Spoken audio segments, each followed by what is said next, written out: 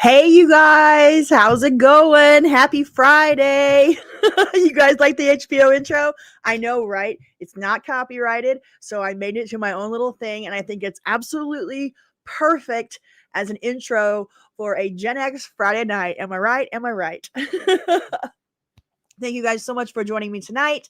For those of you that are new here, my name is Natalie. This is my channel, my so-called Gen X Life. I'm the one that you hear talking in all the videos, but I only show my face pretty much on the live streams. That might change in the future, but right now I like to do my videos faceless and then do my live streams where you can see me. Hello, hello, hello.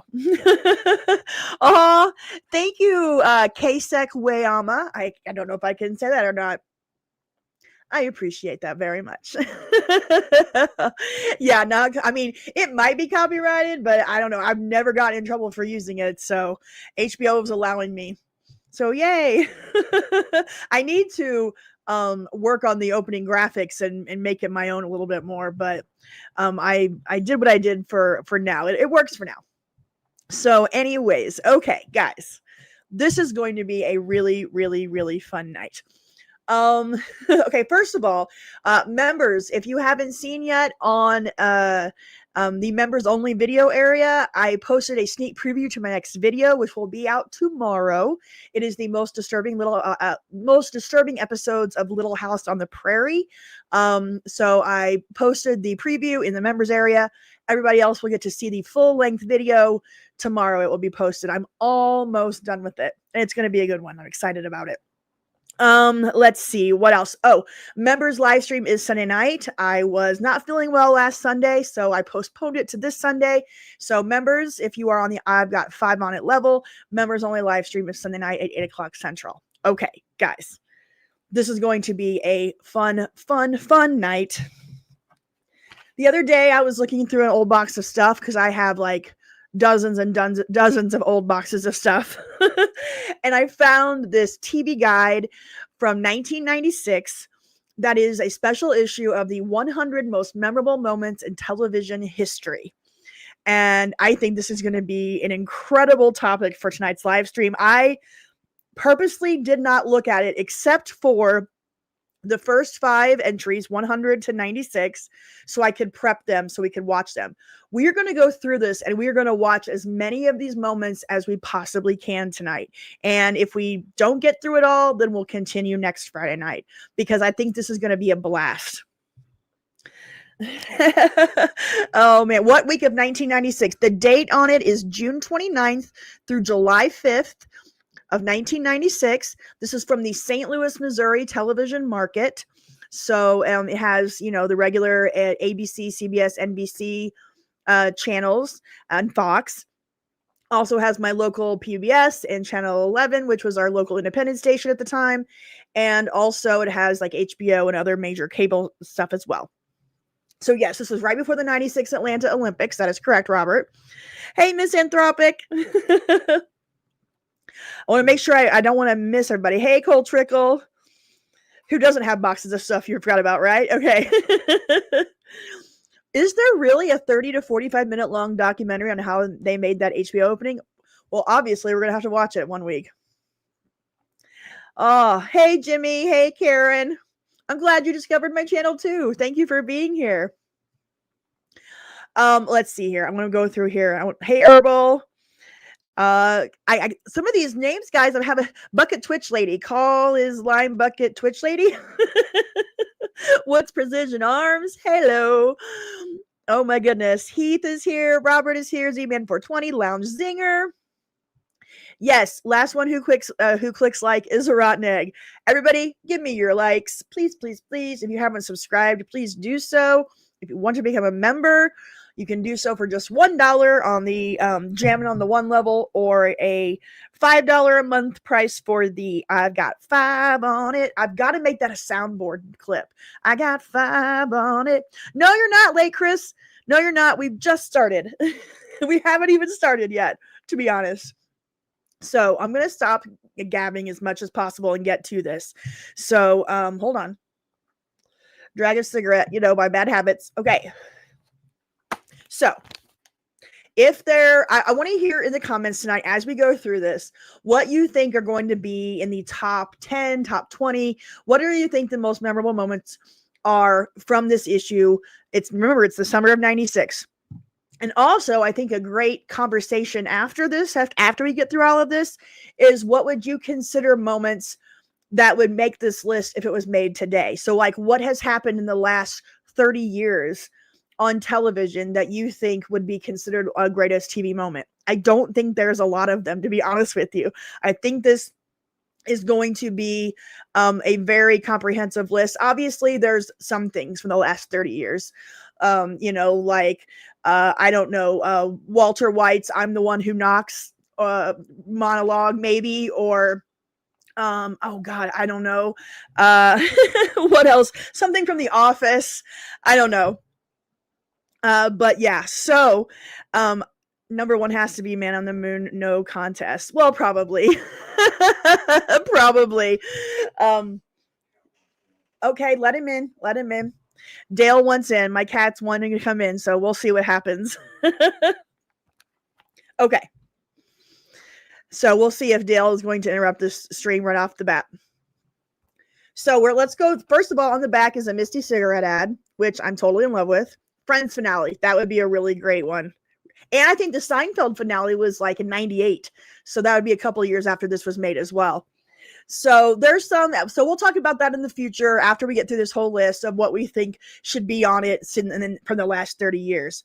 But let's go ahead and get started on the list. Now, I'm going to show you guys some of the wonderful ads. We have an ad for the Pontiac Firebird in the opener here. So we got a nice 2-page ad.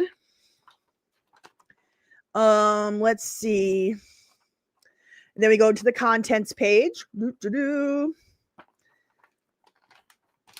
And it says, for their description of the 100 most memorable moments in TV history, it says, our time-tested treasury of TV milestones features all the newsmakers, rule breakers, leave takers, and just plain wiseacres that made instant history and will keep us talking for years to come.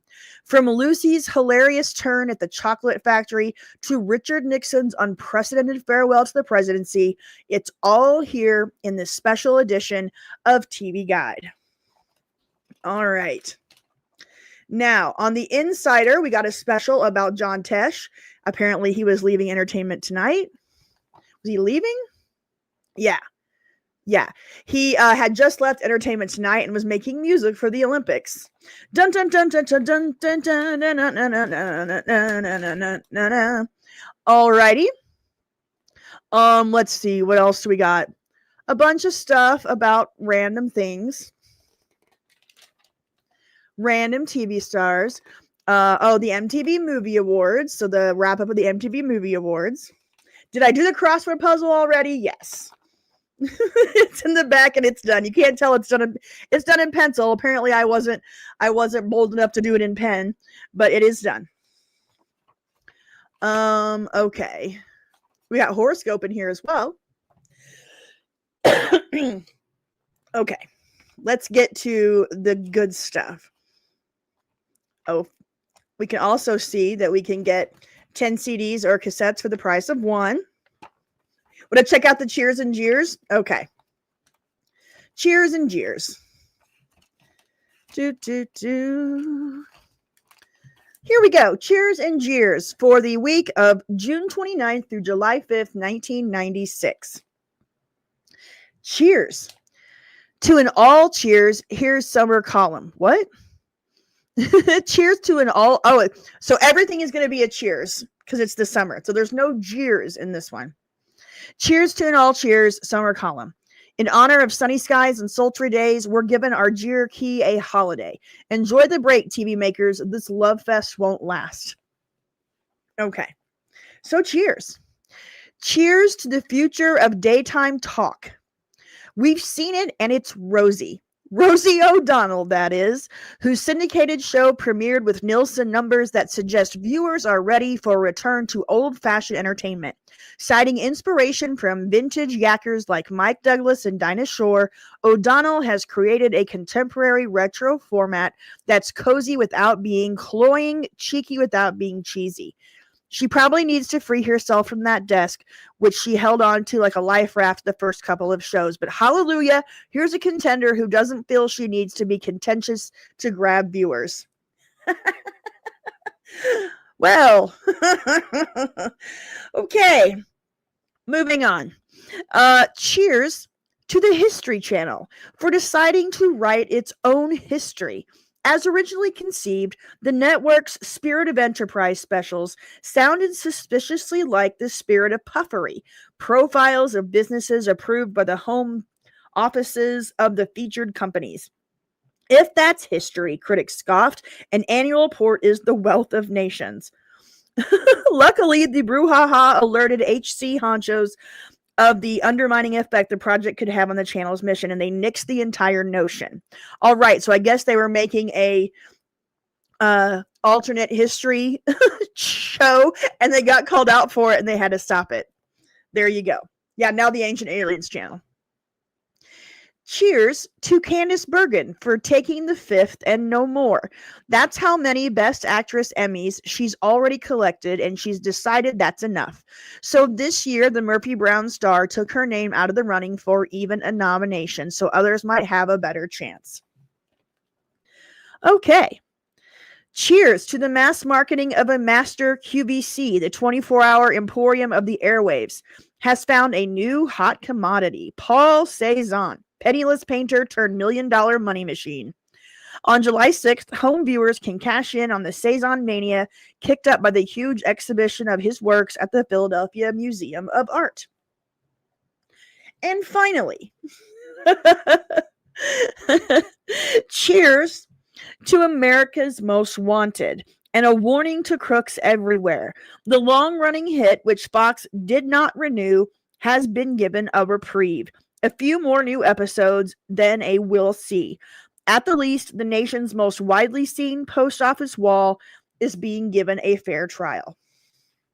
Okay. There are your cheers, cheers, cheers from this from this issue.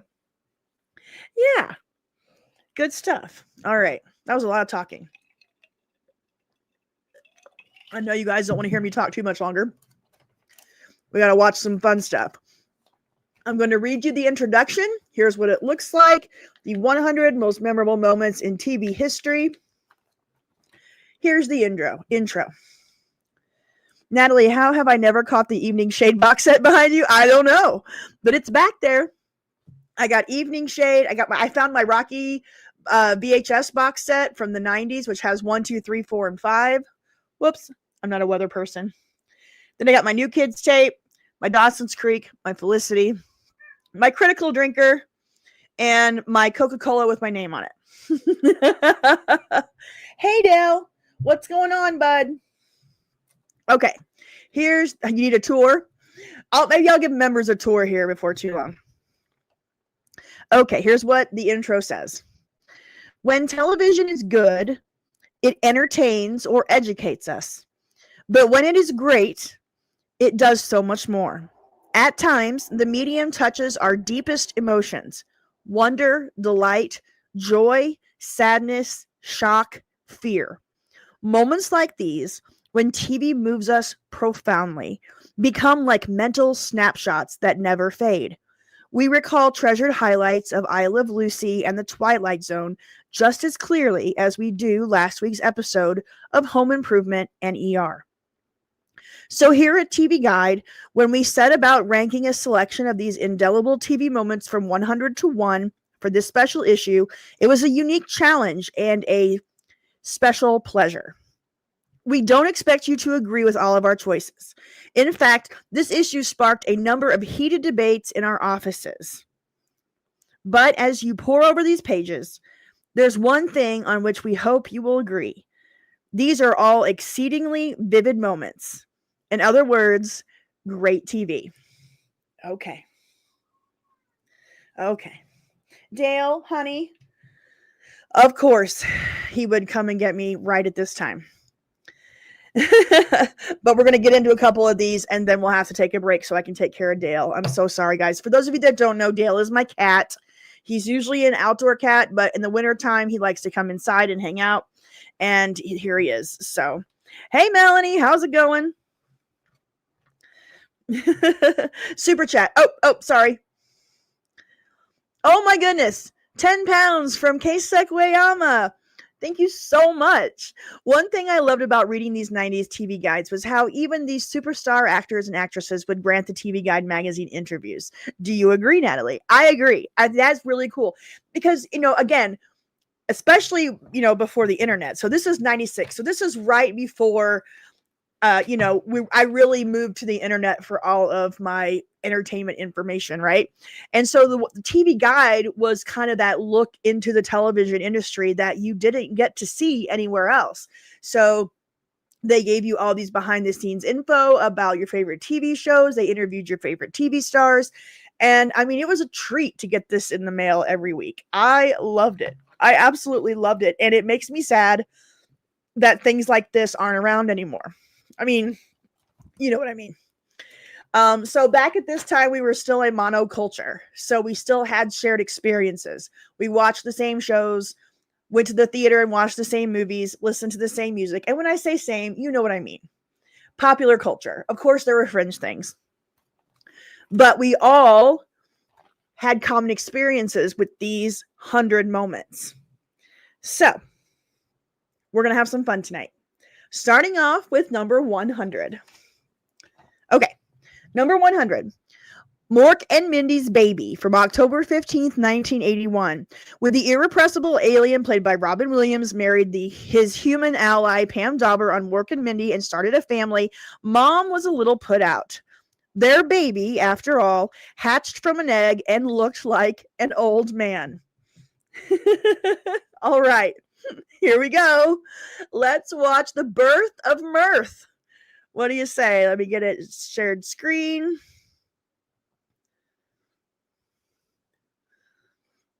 Here we go. The Birth of Mirth. Hey, freaking Jonathan Winters.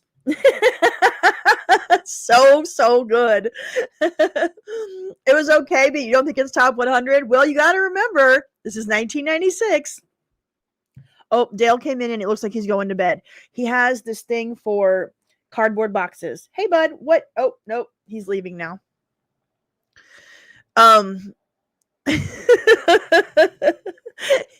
Yeah, talk about a great Hollywood love story, Pam Dauber and Mark Harmon. That is correct. They've been married for about 40 plus years.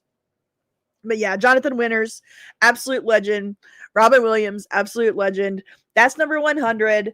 Let's keep going. I'll let you guys talk about whether you love it or hate it in the chat. I'm going to try to keep up as much as I can, but I want to kind of try to cook through this. And so I'm going to be really focused on this, but I will be talking to you. I promise. Okay. All right. Number 99, Miami Vice premiere, September 16th, 1984.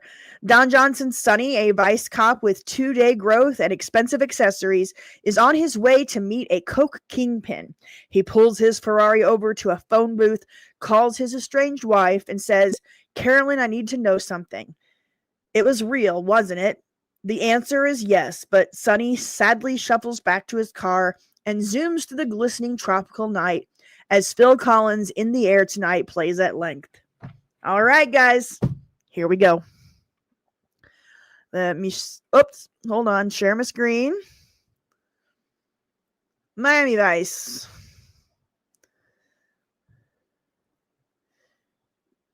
Here we go. I'm gonna have to pause this because it's like the full version of In the Air Tonight. Oh man. Matthew, I'm a huge Hunter and MacGyver fan, but never watched Miami Vice, The A-Team, or Magnum PI. All right, Matthew, I'm going to put you on a mission, on an assignment. You don't have to watch all of Miami Vice, but at least watch the opening. And A-Team, I'm going to need you to watch the whole thing.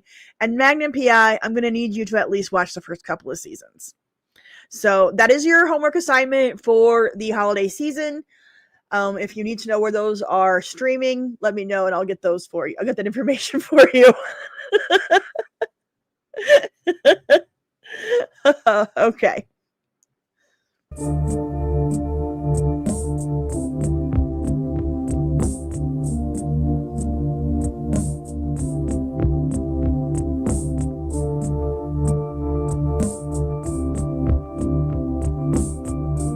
I think what needs to be mentioned here is we take it for granted now because it looks old and retro 80s, but this is kind of like when the 80s started, because in the first couple of years of the 80s, they still looked like the 70s. We still had the brown and yellow and orange,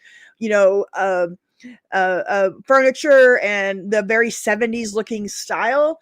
But I feel like Miami Vice was the day the 80s started, because this kind of look to a television show, the clothing, the music, all of it is like, hello, 80s. And this was September of 1984. This whole scene is just in the air tonight as they're driving, and yeah. I'm sorry that we have to pause it.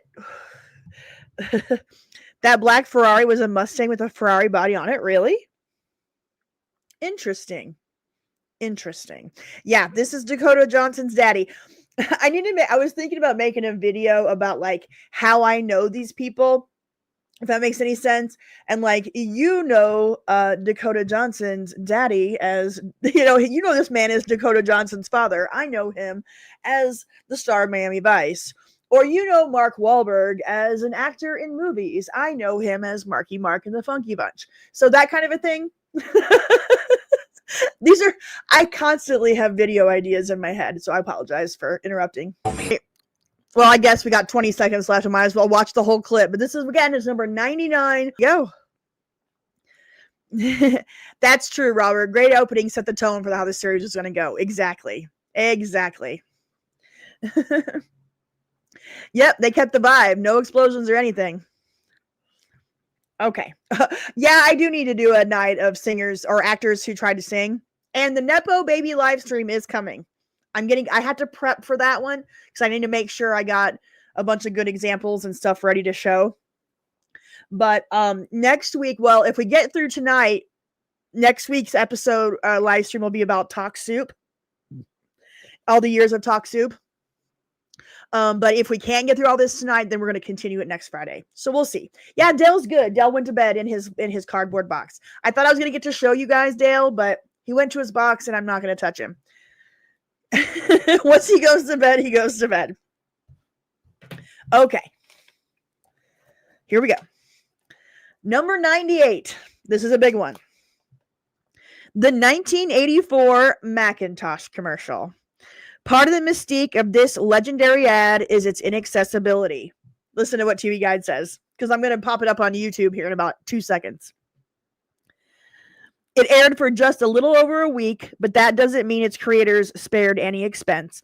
The 60-second commercial presented a grim and haunting vision of a dystopian future, one that borrowed from both George Orwell and The Prisoner. Apparently, it was only aired for just a few days around the Super Bowl in 1984, and then after that, you couldn't find it, you couldn't see it, there's no way to watch it until the internet. So here we go.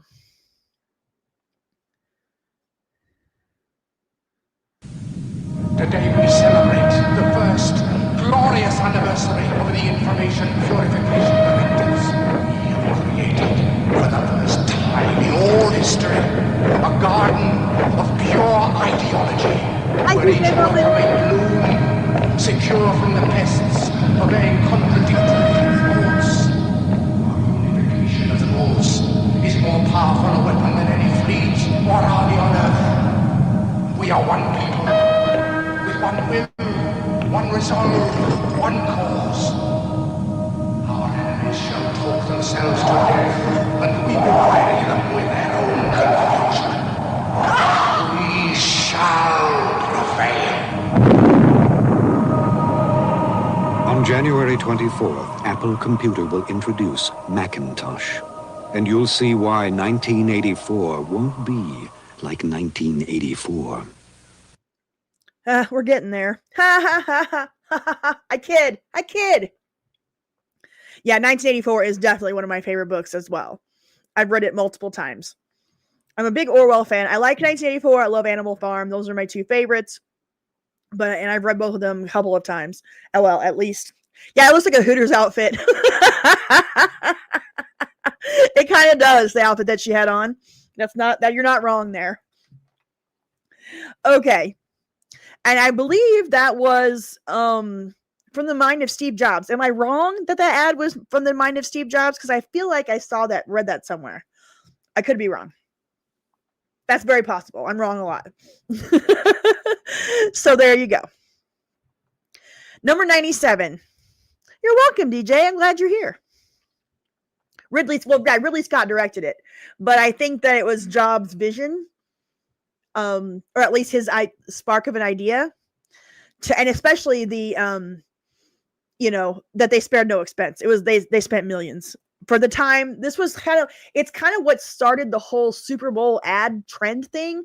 Don't get me wrong, there were big Super Bowl ads here and there before that, but that 1984 ad really started the whole trend of companies introducing new products, having special advertising, and then it launched the whole Super Bowl ad bonanza throughout the late 80s into the 90s and early 2000s. And even now, they still are kind of a thing, but there used to be a joke back in the day that I only watched the Super Bowl for the commercials.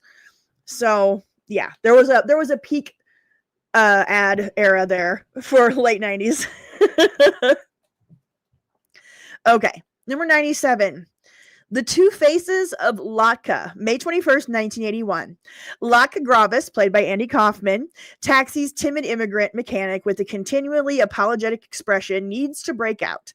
Frustrated by his notable lack of success with the ladies, the squeaky-accented Latka adopts an alter ego, the ultra-suave, self-absorbed, singles-bar lizard known as Vic Ferrari. It is TV's most offbeat transformation. Okay. Do you guys remember this? So let me bring up what Latka usually sounds like.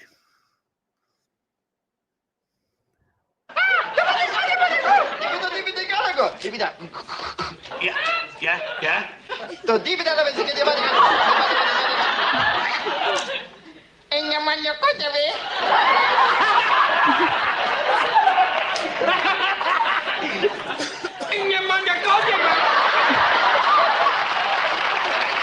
he was very squeaky and very timid, right? Hold on, let me make sure. Latka. Always. And he would always say, I'm having a hard time finding one where he's actually talking. I got Danny DeVito here. Hold on. Oh, no, wait. All right. Sorry, guys. I'll just show you when he transforms into Vic. Oh, why this clip is in black and white. It's the only clip I could find of his introduction. And white. But we're going to see a lot of black and white tonight, I have a feeling. And yes, Andy Kaufman was certifiably insane. Okay. We'll move on. Number 96. Okay, we're going to have some real world stuff in here, just so you know, because most memorable doesn't always mean good.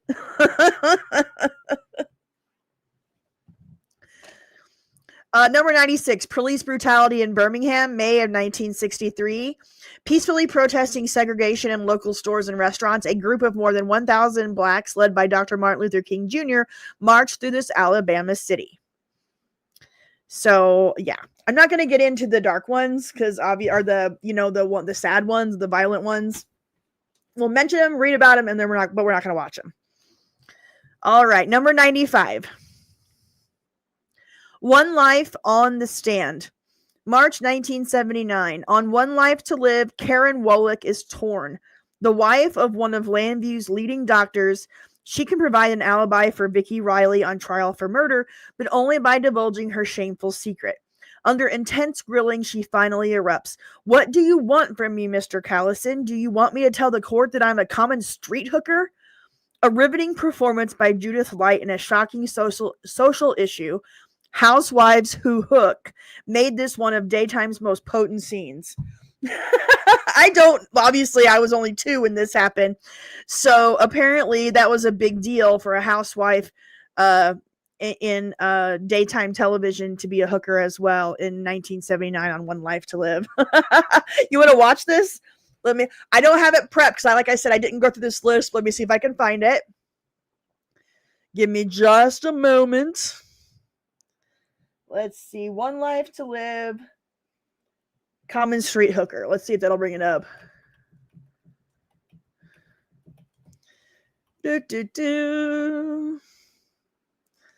11/12. No, March 6, 1979.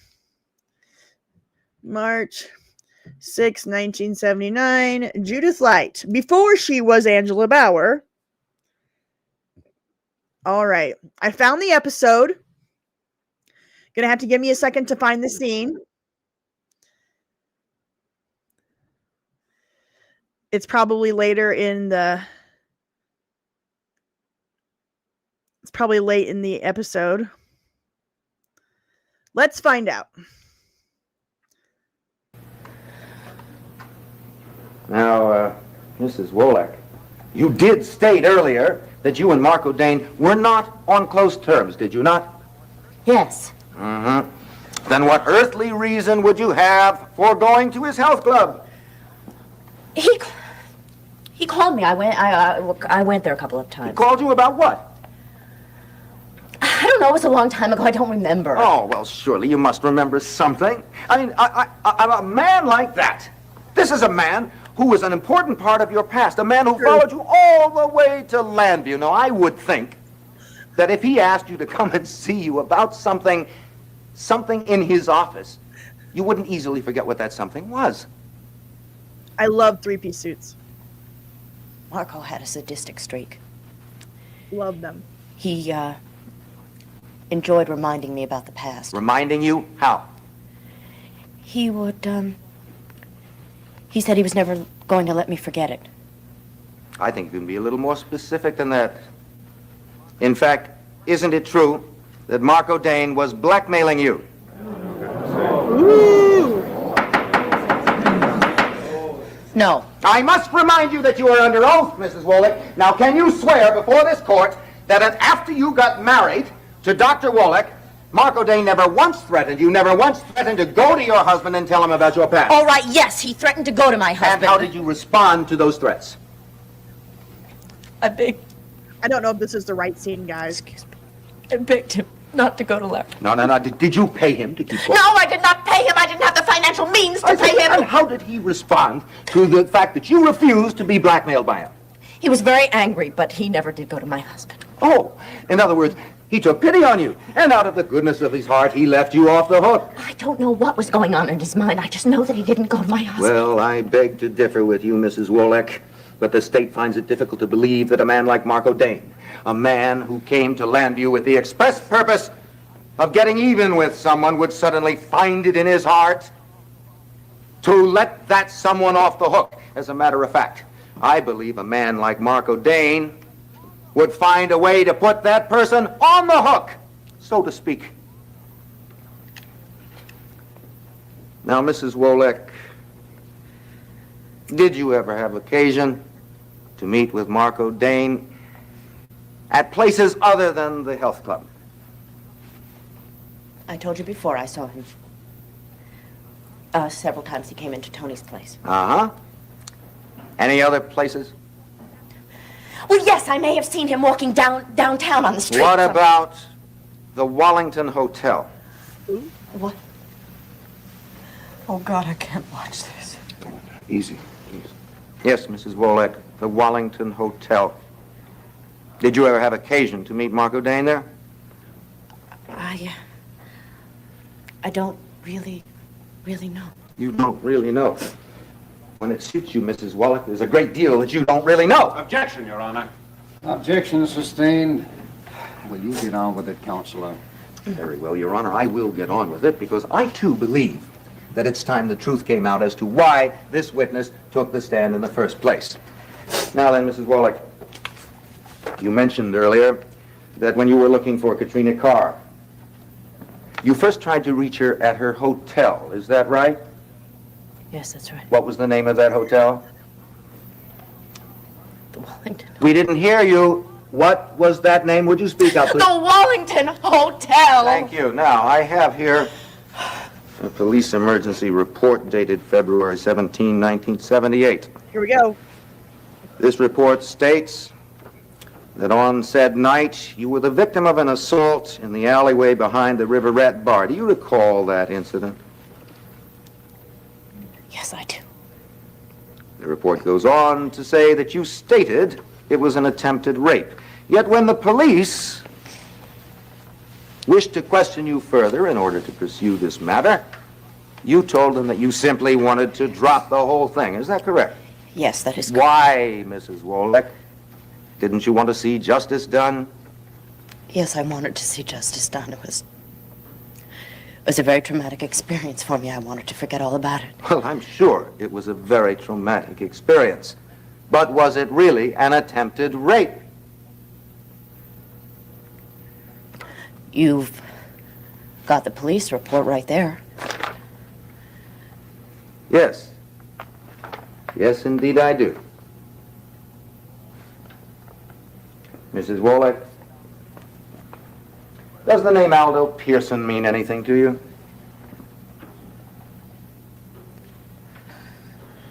You obviously know that it does. And what about the following names?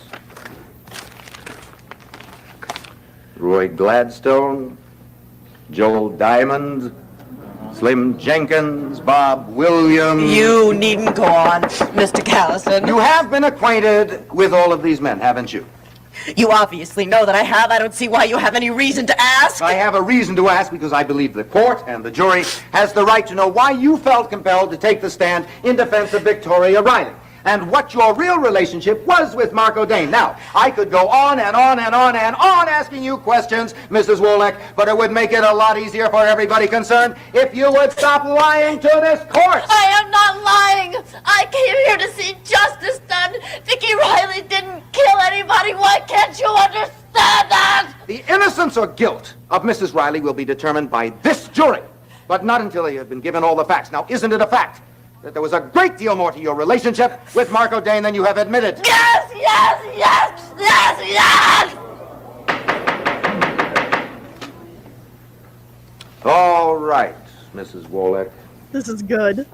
Will you now tell the court what that relationship was and what it had to do with Mrs. Riley, or shall I do it?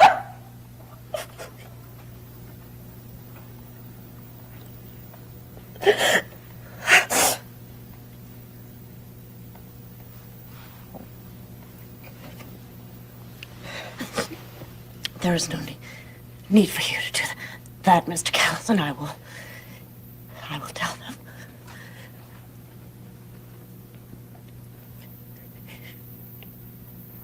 It is true. You are right. Marco Dane was blackmailing me. But not because of what he knew about your past. No, not because of what he knew about my past. He learned that I was. You were what, Mrs. Wolek? I was. Say it, Judith. I was soliciting men. Order. You Order. see, when I came to Landview, I was very lonely There we go. and very. Sorry, that was a video. That wasn't me. Hold on. Sorry. For those of you that don't know, I have 2 videos about the craziest soap opera storylines from the 80s and 90s. If you haven't checked out those videos, they're pretty good stuff. Frightened. And I didn't know what I was doing, and I had made up my mind to stop. But Marco had found out what I was doing. And he threatened to go to my husband and tell him about my past with him in Denver. And he wouldn't let me stop. I begged him. I asked him to please let me stop, but he You have become a valuable... For those of you that are just joining us, we are going over the 100 most memorable moments in TV history according to the TV Guide from 1996. This is number 95, One Life on the Stand. This is a big scene from Judith Light before she was on Who's the Boss. Source, you had become a valuable source of income to him, hadn't you?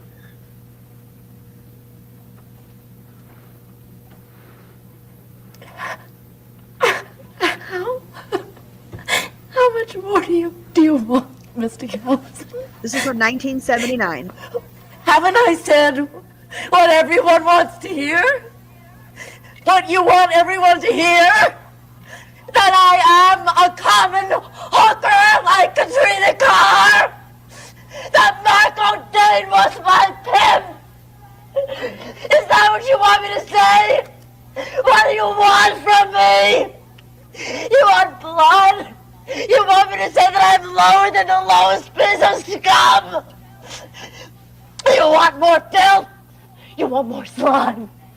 You want more names? I'll give you another name. Talbot Huddleston! He was my first John. He was the first in a string of so many men I don't even remember their names. Damn! I was only about 15 months old when this aired in March of 1979, so I did not get to see it, obviously. Never look at her the same way again. I know, right?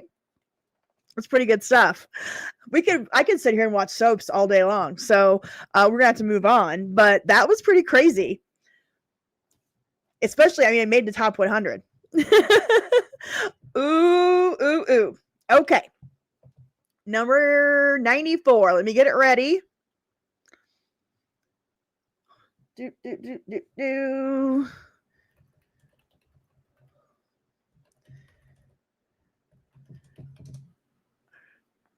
I intentionally didn't look through this because I wanted to be surprised with everybody, but that means that I don't have everything prepped. So I'm going to have to bring it up every time. Here we go. Number 94, the theme music from Mission Impossible, September of 1966. I didn't watch this until after the original Tom Cruise movie came out, the first one in 96, Mission Impossible. So I was not familiar with the series until that movie came out. And then I went back and watched a lot of it when I was in college. But I was so impressed with the first Mission Impossible movie. I thought it was so good. And of course, it went crazy as the years went on. And number 2 kind of sucked. And there were some good ones in there. But yeah, so loved Mission Impossible TV show and the first movie. Engelbert slapped you back. $25. Because you were able to pronounce Nakatash last live stream. Thank you so much. Hey, I have my when I went on that trip, I didn't buy anything. Like I put all my money into, just getting the rooms or whatever. So I didn't buy like trinkets and souvenirs or anything. But on my way home, I I spilled something on myself, and so I got myself a t-shirt at a gas station. And it's the greatest t-shirt ever. It's the softest, most comfy t-shirt ever, and I'm wearing it tonight. It is from Love's. So this is my Nakatash trip souvenir. Thank you so much. Jessica Lee, $10. Thank you. I finally got my memorial tattoo for my dad. I wish I could share it here. It's wonderful. Oh my goodness. Email me at GenXNatalie. GenXNatalie at Gmail. And send it to me and I'll show it. I'll show it next week. That sounds amazing. I can't wait to see it. So definitely email it to me, okay? Thank you, Jessica. Okay. Okay. Number 93. This is going to be a big one for Gen Xers. I'm going to bring it up. Before I tell you what it is, I'm going to have it ready. Let's see, 1994.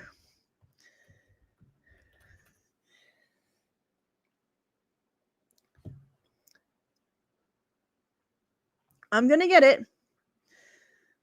Let me get it ready. Gonna pause it. Okay. Any of that capitalized, and it's all lowercase. Gen X Natalie, GenXNatalie at gmail.com. Okay.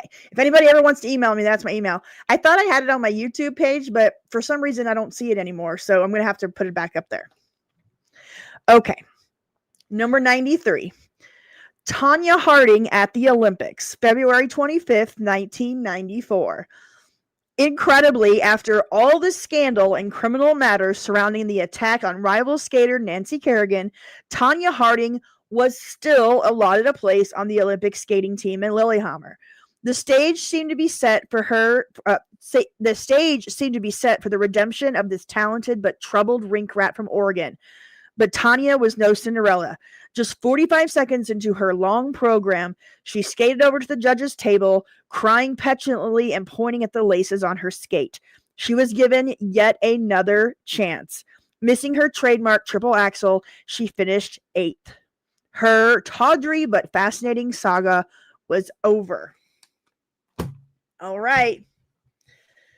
So yeah, this is gonna be her lace excuse. This isn't the attack on Nancy Kerrigan, because obviously that didn't happen live on television. Sadie Pup. Hey buddy. Hold on. Dog's here. Well, nope, she ran off.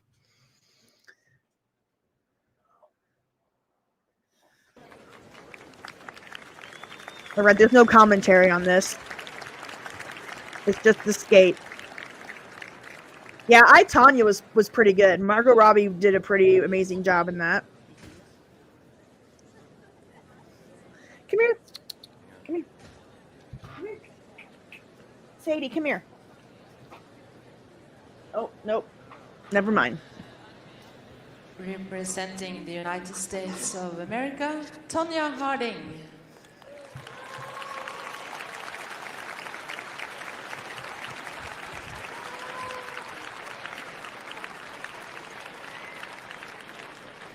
Or not.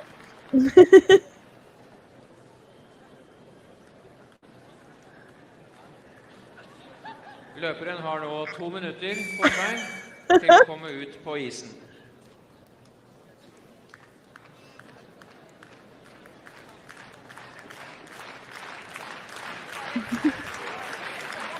She has got 2 minutes until she has to be present on the ice. I forgot that she wasn't out on the ice very quickly.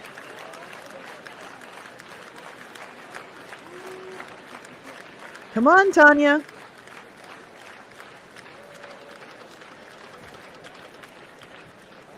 Actually, random dude, this list is before the Carrie Strug moment. This list came out a week before the Olympics started in '96.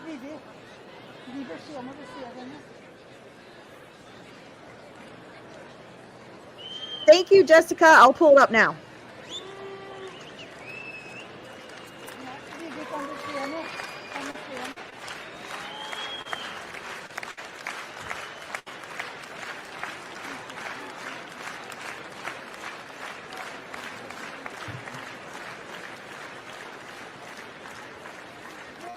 I totally forgot that she made everybody wait. Here she comes.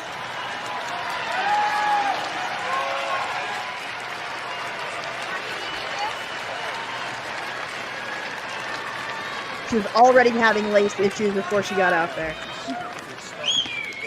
All right. Let's watch.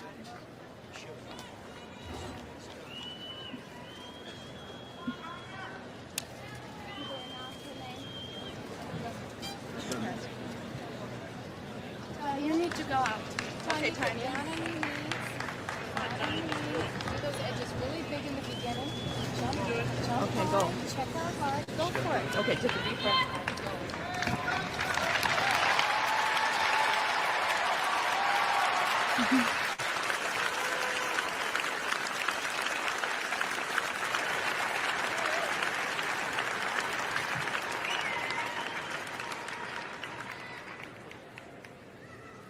I know I should hate her, but I don't. Is that weird?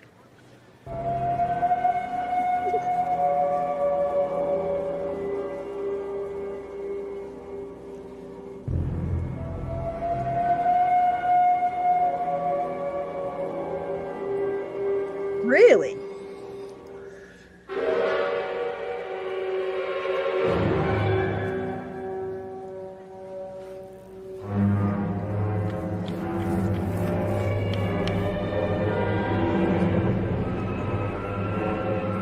You're gonna miss this opening jump, right?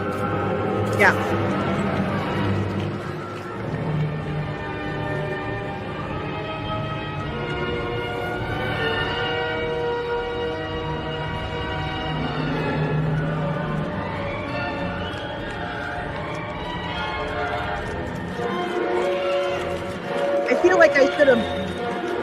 I feel like I should have watched the feed with like the commentators.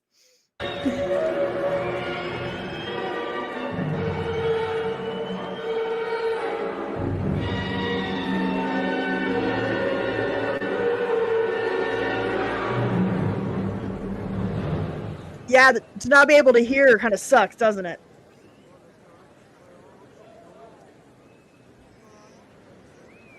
Let me see if I can find one where we can hear her.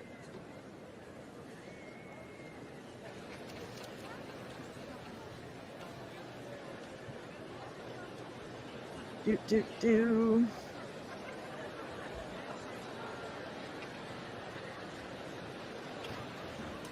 The technical, it doesn't look like there's anyone with the actual, hold on.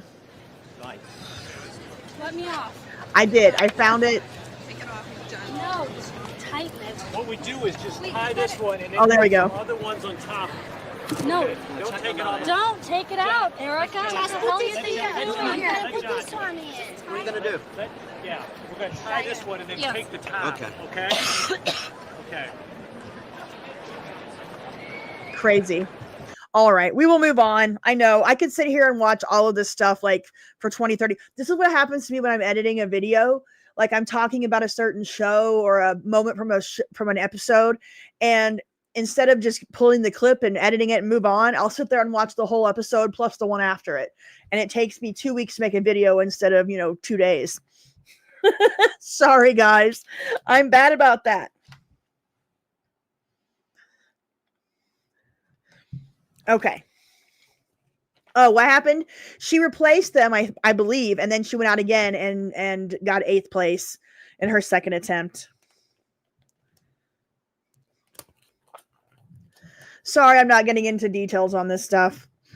We're just going over the moments. Number 92, The Simpsons Conclusion, September 17th, 1995. In part 2 of the mock mystery, Who Shot Mr. Burns? A clear parody of Dallas, see number 13. The Simpsons are watching a TV news broadcast when the prime suspect in the shooting is cleared.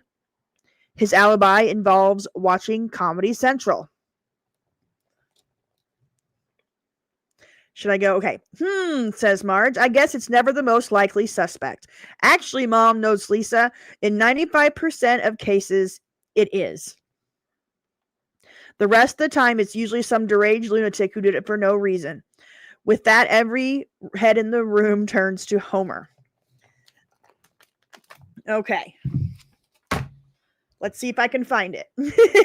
Silly Maggie. Let's see.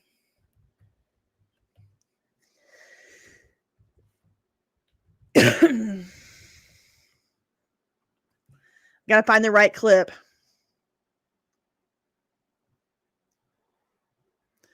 Do.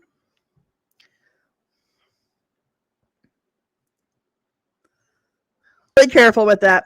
Oh yes, Jessica, the pic came through. I'm going to show it after we do this video, this clip here. The Simpsons in 30 years. Good night, Addicted to Shoes, True Crime and the Truth. Thanks for joining us tonight.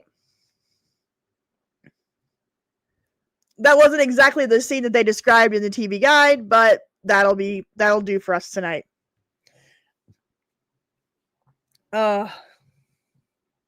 Okay. Number 91. Rhoda's Wedding. October 28th, 1974. For the nuptials of Rhoda Morgenstern, all her friends from Minneapolis come to town.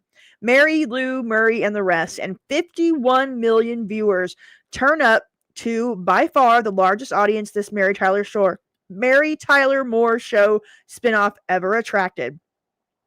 But Phyllis forgets to pick up the bride to take her to the ceremony in the Bronx. So plucky Rhoda, already dressed in her gown and veil, does what any determined New Yorker would do. She runs out in the street and tries to hail a cab. And when that fails, Rhoda hops the subway to her mom's house. Here comes the bride on the D train. I gotta be honest, I didn't watch a lot of Rhoda. Obviously, it was on before I was born. But I haven't watched a lot of it in reruns, obviously. That's a show I should probably put on my list.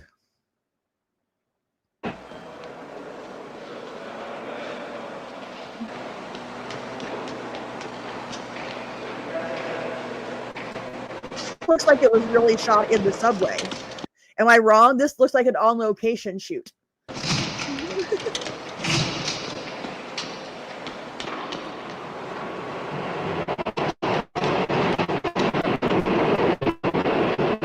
Yeah, this was literally on location.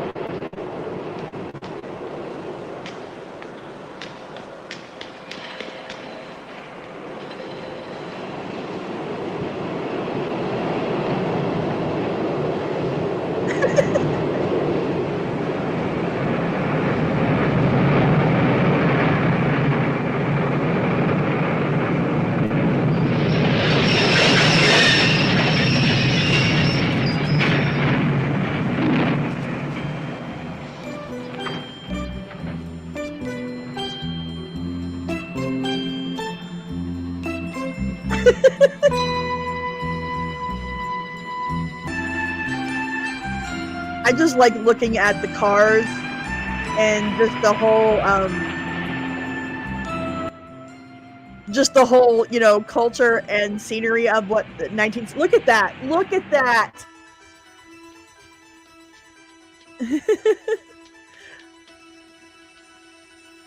I know. That's a good question. I wonder if those regular people are not extras.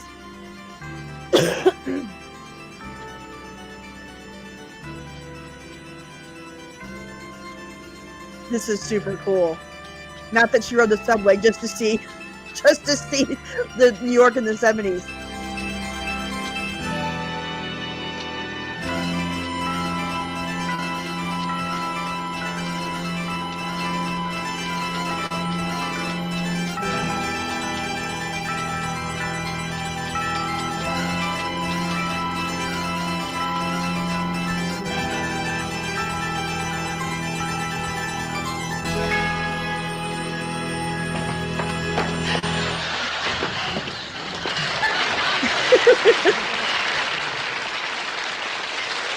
Do you believe I took the subway? The subway, Mary. The subway, it was this Mary. One weirdo tried to write graffiti on me.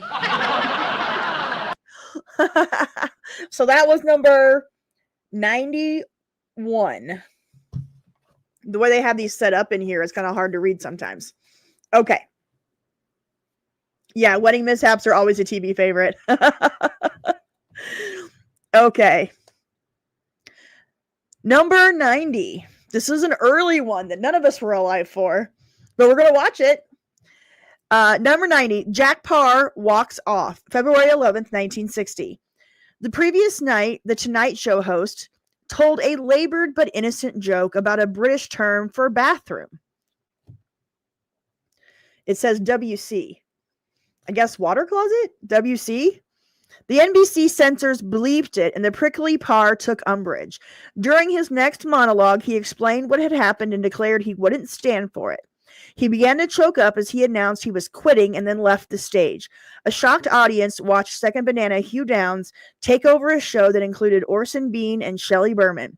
After predicting to the press that the show would crumble without him, a contrite Parr was back 1 month later.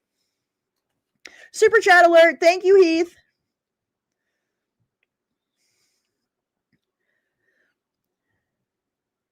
£2 from K-Sekwayama. By the way, did you ever watch the 1985 TV movie Chiller? I have not watched it. I'm familiar with it, but I have not watched it. I probably should have put that on my Halloween video, but I will put it on my list.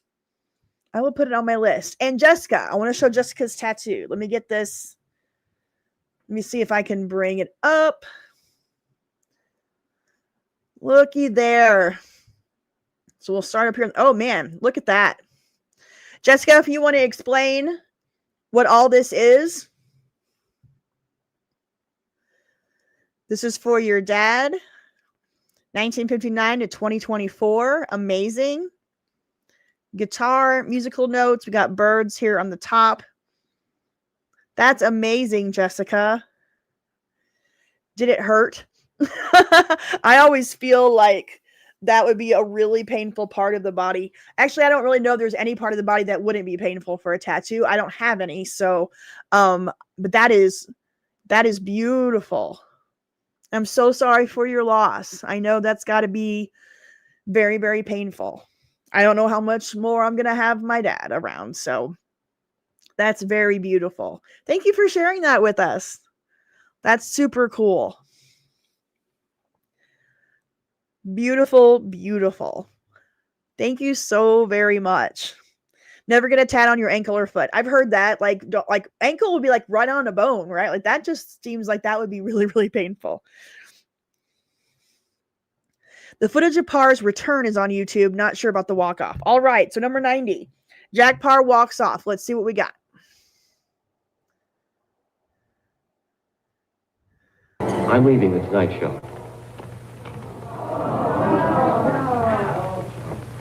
There must be...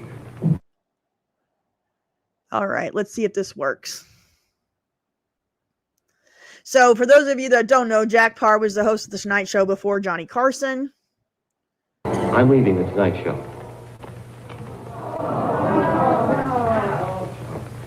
There must be a better way of making a living than this. You have been peachy to me always. Well, that wasn't a very good clip. I want to see more. I want to see more. During the taping of the Jack Parr program earlier this evening, Jack Parr walked off the show in protest against the deletion of one of his stories from last night's show. In the exercise of its proper responsibility to the public, NBC deleted this material last night because it considered it to be in bad taste. It is NBC's hope that Jack Parr will reconsider his action and return to the program. Again. We won't watch the whole monologue. I just want to see the lead up and watch him walk off. Let me show that one hunk that's caused all this comment in the press, because there's so many guys, in a way, out to zing me, that this is the way to stop it. Show what we did. And they thought about it and said, pass it off with a joke. Decision about what I'm going to do. And only one person knows about this. It's Hugh Downs. My wife doesn't know it, but I'll be home in time and I'll tell her. I'm leaving the Tonight Show. There must be a better way of making a living than this. There's a way of entertaining people without being constantly involved in some form of controversy, which is on me all the time. It's rough on my wife and child, and I don't need it. I like the National Broadcasting Company. They've been swell to me, and I've been pretty wonderful to them. I took over a show with 60 stations. There's now 158. The show is sold out. It's the highest, I think, money producer for this network, and I believe I was let down by this network at a time when I could have used their help. You have been peachy to me always. Jack, you know what I said to you? Yes.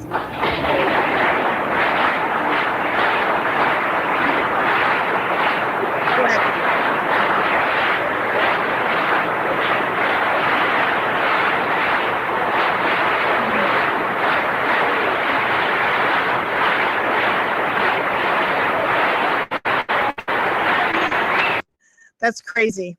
That's crazy that this clip is what 1960, 40, 65 years ago. That's crazy. And I love that we can just pull it up. Like when they put together this list in 1996, how difficult it was to find all of these moments because you couldn't just, pull them up on YouTube. So I think it's pretty amazing that we're able to do that tonight. Okay. Up next. This is not really a moment as much as it is just a vibe, I guess. Number 89, the Fonz's entrance. He was the showstopper on Happy Days, sauntering into Arnold's drive-in with his sculpted hair, black leather jacket, white t-shirt, and blue jeans.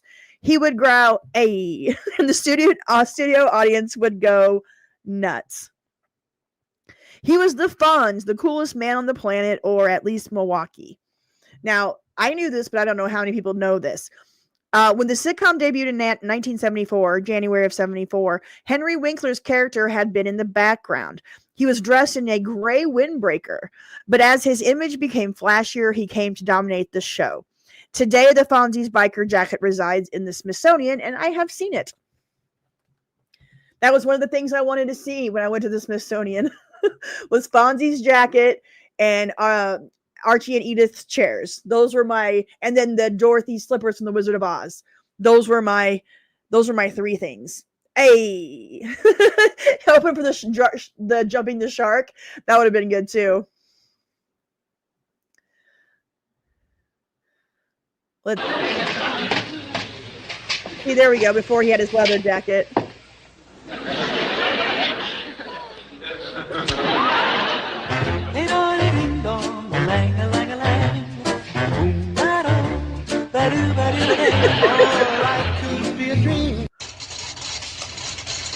We got to get him in his leather jacket. Are you sure you want that? Right, Richie? I'll tell you, that's great, because,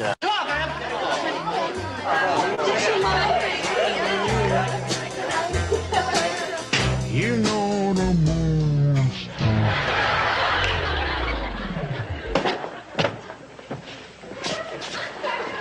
Hey, observe. Whoa. Okay, I'm going to go ahead and show the jump the shark moment. However, there's a good chance that it's going to be on this list somewhere. But we're still going to watch it now because it's amazing. And obviously, we're going to have a jump the shark night on the stream at some point. I just got to prep. Those are kind of nights that I really have to prep for.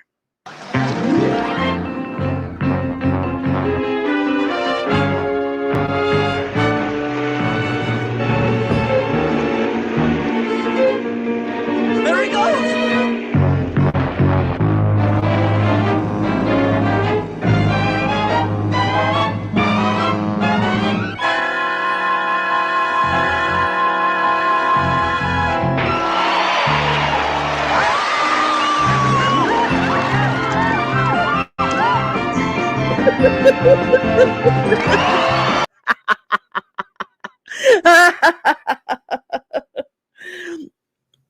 So good. When you do something that literally launches a trope, you've got to love that. It looks like the ski was on backwards. Really amazing. Now I want to look and see. Hold on. It kind of does. I don't know. It looks like that left. Well, I'm not sure.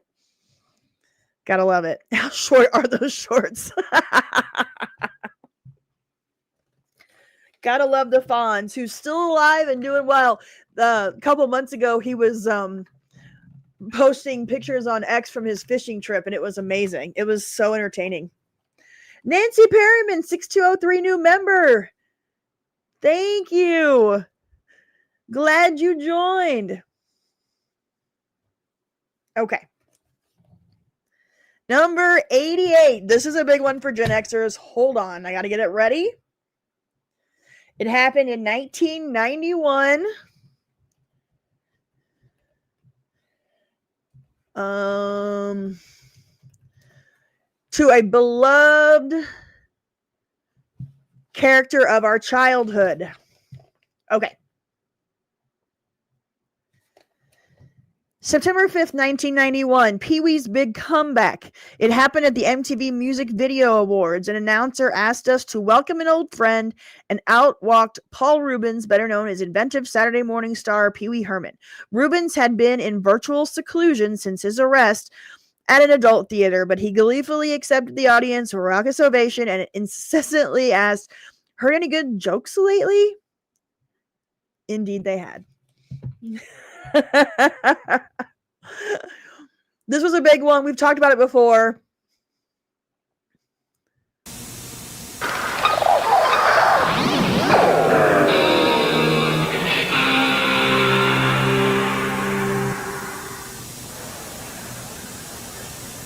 Ladies and gentlemen, MTV is proud to introduce someone who has been a friend for a long time.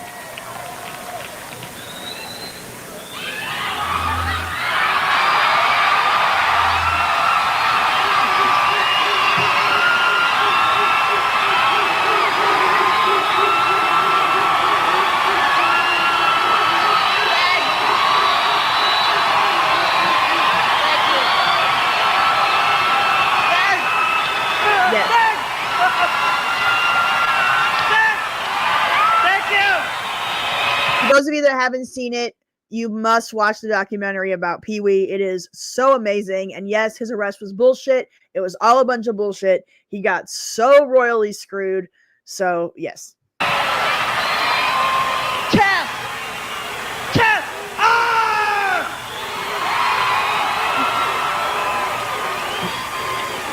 Thank you very much.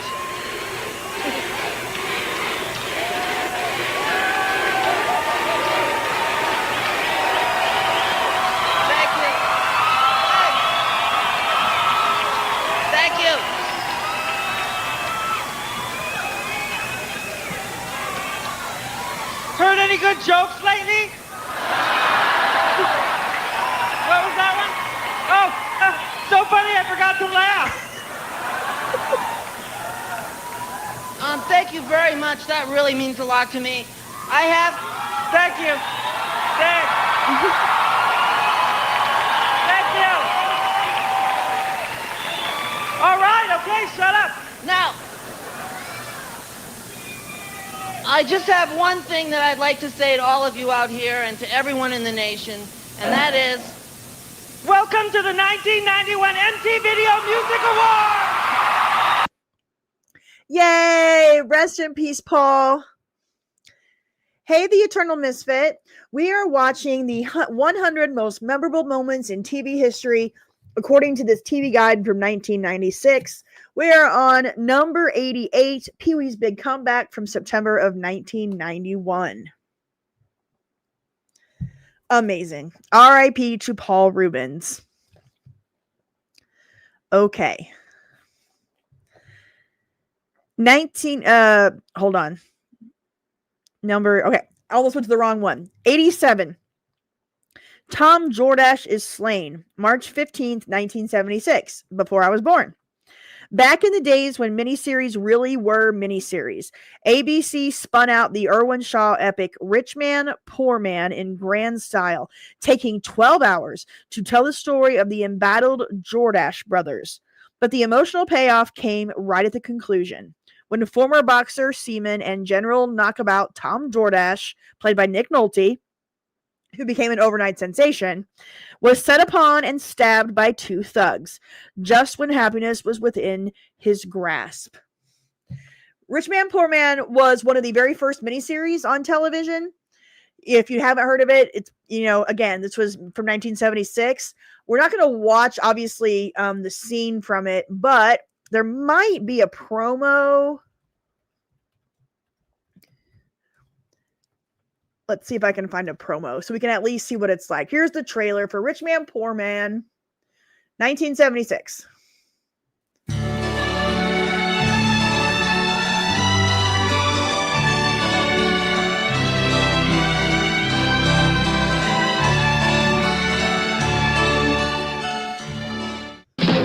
Rich Man, Poor Man.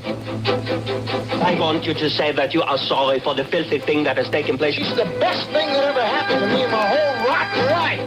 I expect an honest day's work. Do that, and you've got a job. How was it? The daiquiris I can take or leave. The bed part, I liked better than anything that ever happened to me. Let's go. Your old man got you up. This is the last time I ever want to see or hear from you. Still gonna pay you back, Pa. Even if I have to jam it down your throat!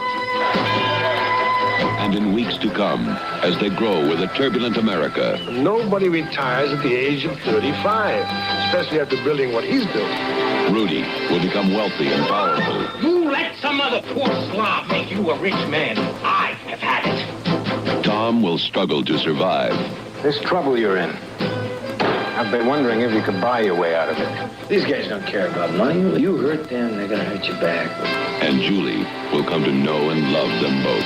Hey, Miss Starlight. I need your help. With special guest stars Edward Asner, Linda Day George, Bill Bixby, Ray Milland, Steve Allen, Van Johnson, Kim Darby, George Maharis, and Dorothy McGuire. Their lives. I'll take you to bed. You won't be the first. If I play my cards right, you won't be the last either. Their loves. Rudy's as different from me as two people can possibly get. The biggest motion picture in the history of television. Rich Man, Poor Man. So there you have it, and there you are.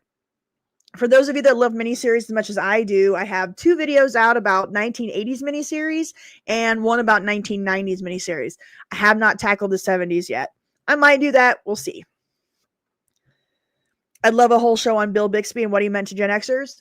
Done. I will put that on the list. Bill Bixby is one of my favorite actors of all time. The Incredible Hulk is such an important show to me in my childhood. I freaking love Bill Bixby. So, I will put that on my list.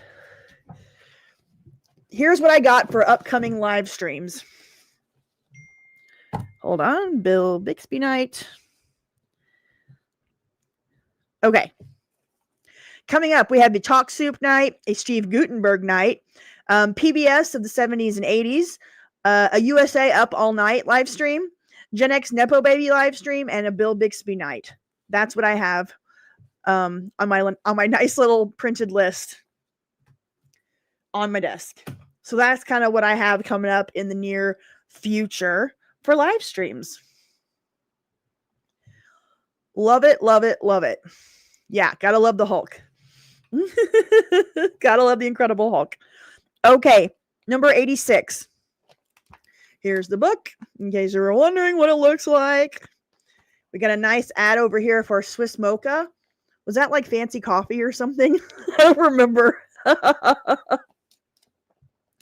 Okay, number 86 from October of 1958. Cookie combs his hair. Cookie or Kookie? I'm not sure how they said it. Actor Ed Burns played a homicidal thug named Smiley in the movie pilot of the detective show 77 Sunset Strip, but his James Dean flair and wavy hair caught on with audiences immediately, so the producers rechristened him Cookie and brought him back as a regular.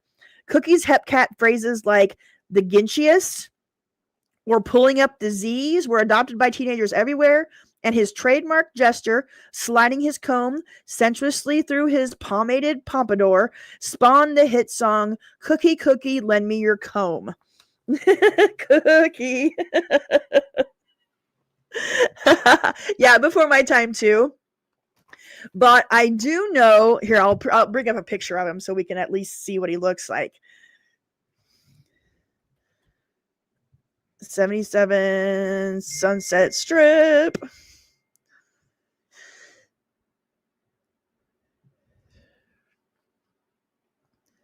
So there he is, Ed Burns. Now, here's a fun little fact.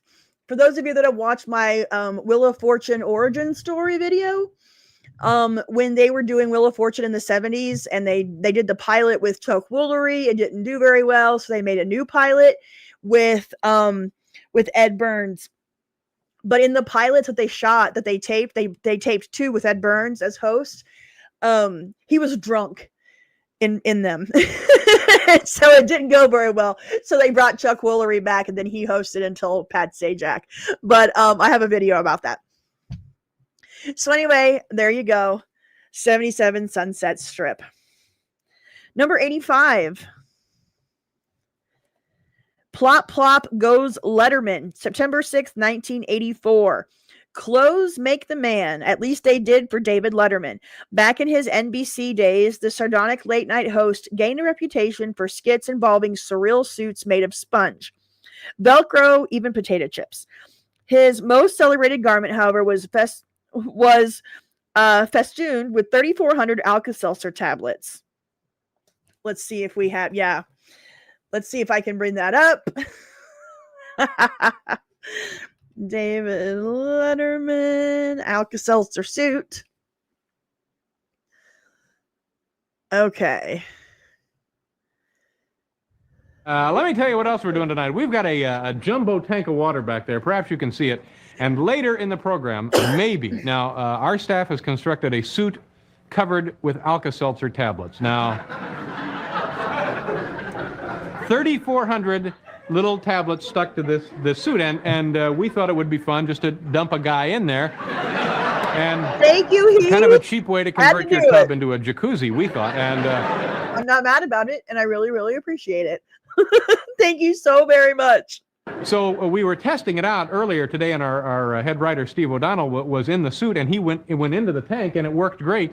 And but what you don't realize, the carbon dioxide, is it carbon dioxide? Carbon dioxide coming off the tablets somehow overwhelms or eats up or destroys or taints or ruins the oxygen. So you can't breathe. Well, I love it. Steve is in the tank and everybody's going, all right. And pretty soon he goes, you know. Yes, we are friends now. It's official. So they hauled him out, and he's okay. You know, he's just fine. But the problem is now to do it for you tonight, and we haven't decided, by the way, if we're going to do it tonight.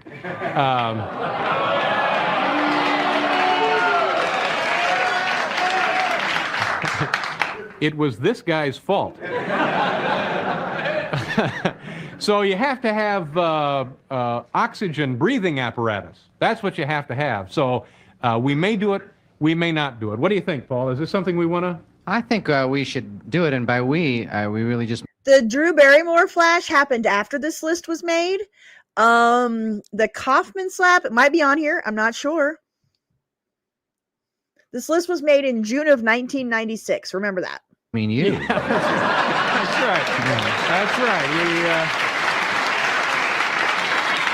But when we thought of the idea, it seemed like a lot of fun, and it turns out it is fun right up until the time it kills you. So now I know a lot of you are going to do it at home.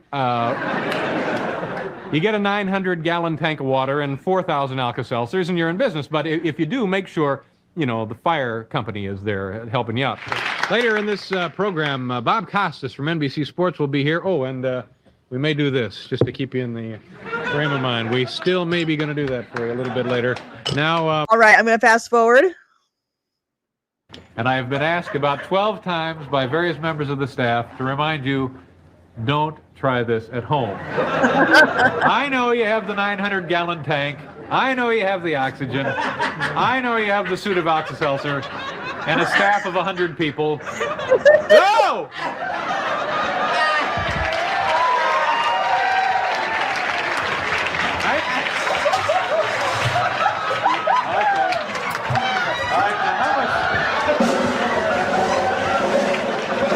And of course you have the hoist, but please don't try this at home. How much time do we have? 45 seconds. Boy, if I die, this is the worst possible way to go, isn't it? Okay, I put it on and do what? Okay, it's breathing. Do release my feet? Or release your feet? What the hell? Release your feet. How much time? 30 seconds. Okay, here we go. Thank you very much. If this doesn't work out, Paul, I'd like you to take over. I love you, man. The mask isn't tight enough. Is that a problem? All right. No. Okay, let's go.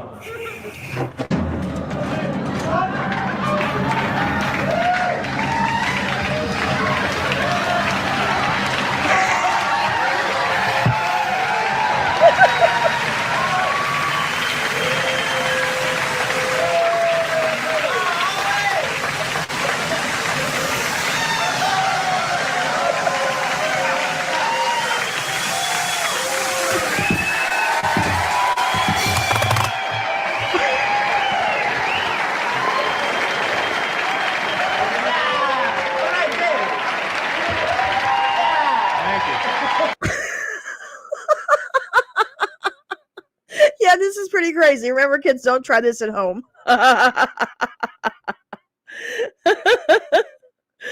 Oh my God, Letterman. I did watch a lot of Letterman when I was in high school and college. I liked Letterman. I liked Arsenio. I liked Letterman. I really loved Conan when he first started. I watched Carson, of course. But yeah, just someone had to glue all those Alka-Seltzer tablets. Yeah, it was very anticlimactic. But apparently it was memorable, and that is the key to this list is memorable. Up next, guys, number 84, the Alexis and Crystal Cat fight on Dynasty. Punch. Hold on. This is good. TV punch. Here we go. Watch her. Totally missed her face.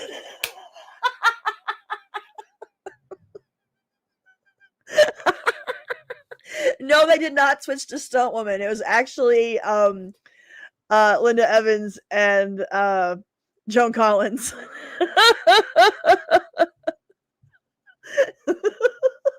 Totally. Literally could have sat and ate lunch waiting for that punch to land. Gotta watch it one more time because it's so funny.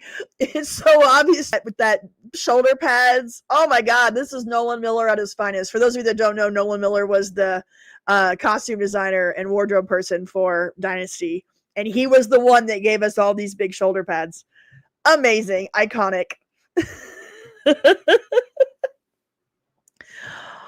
Jessica Lee, $10. Guess who has to work at 6 a.m. tomorrow morning? This girl. So I have to sleep. Good night, Nat. Thanks for sharing my tat. Good night, chat. Thanks for being the cool kids who let me sit at the table. I love that so much, Jessica. Thank you so very much. Have a great night. Hope you get some sleep.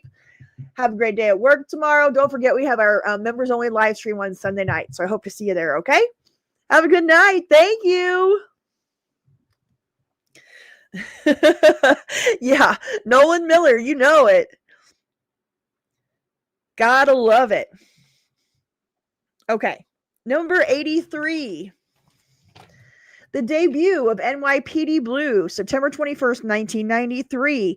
Almost a quarter of ABC's 225 affiliates refused to air the first episode of Stephen Bochco's daring drama. Their viewers missed an extraordinary hour of television during which the relationship between detectives John Kelly, played by David Caruso, and Andy Sipowicz, played by Dennis Franz, was delineated with unusual rawness and poignance. Yes, butts on television. That's basically what it was. We're not going to show it. Nobody wants to see Dennis Franz's ass, so we'll move on. Number 82, POWs returned from Vietnam, March 19, 1973. Shortly after the Paris ceasefire agreement was signed, North Vietnam began releasing American prisoners of war. The most touching reunion scene on TV took place at California's Travis Air Force Base as Lieutenant Colonel Robert Sturm stepped onto the tarmac. His oldest daughter, Lori, 15, beamed as she rushed at her father with arms outstretched. There you go. That was number 82, POW's return from Vietnam. Number 81, the U.S. hockey victory over the USSR at the 1980 Olympic Games. We all know the line. I'll go ahead and bring it up. We're not going to watch the whole game. Oh, man. There's a really good movie called Miracle as well. This is the Miracle on Ice, kids. At the show. Now,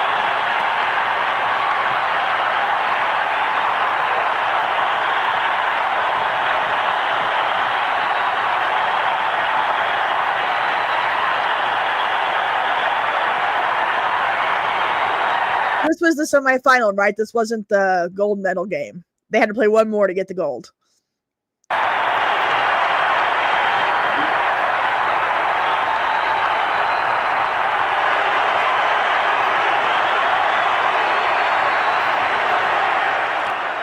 amazing. I didn't even think about that, but yeah, it would have been on tape delay. That's crazy.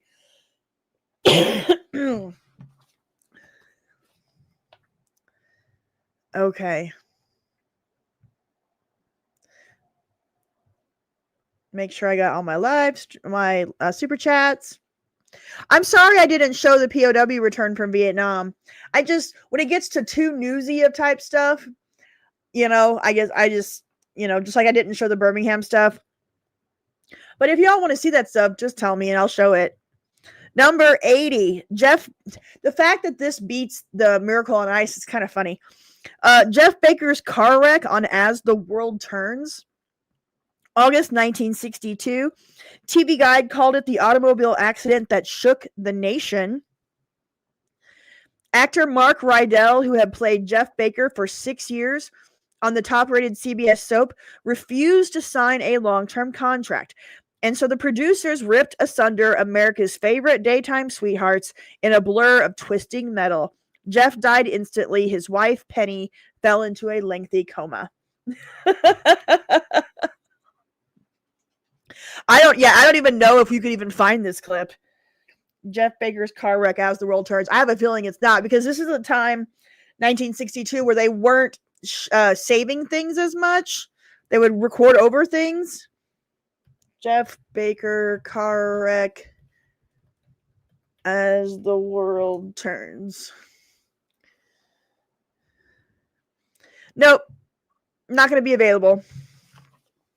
That's okay. All right. Sadie Pup wants to go to the bathroom.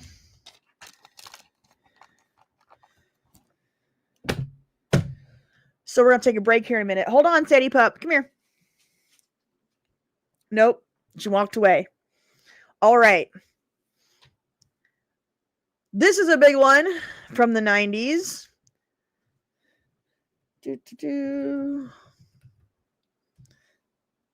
Let me bring it up.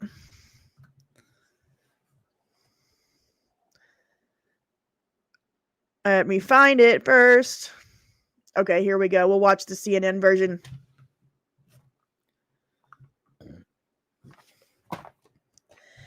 Number 79, The Fire in Waco, April 19th, 1993.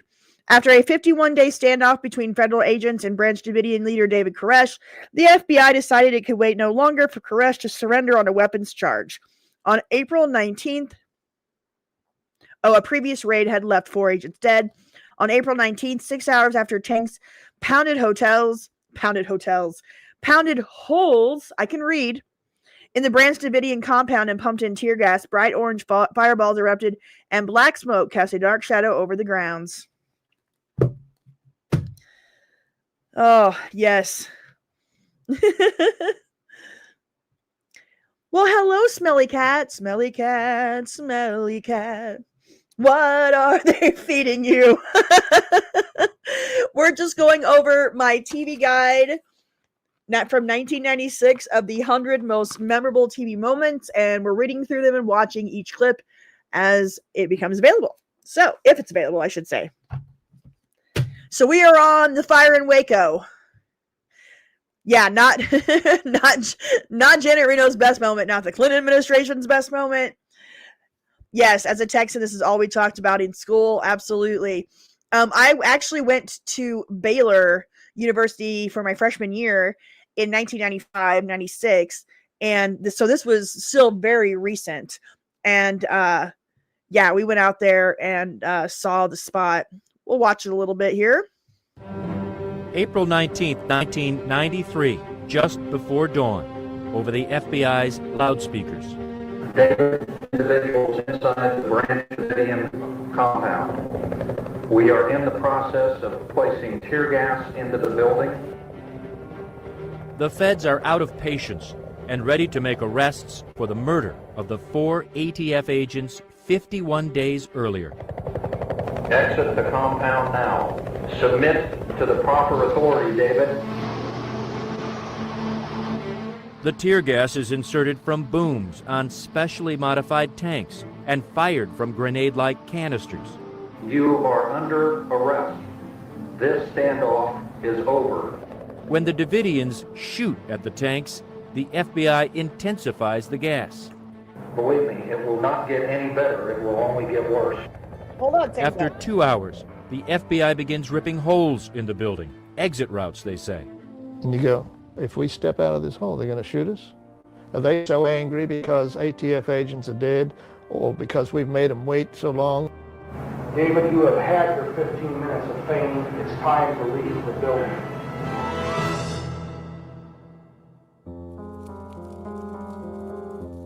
An hour later, there's smoke and fire.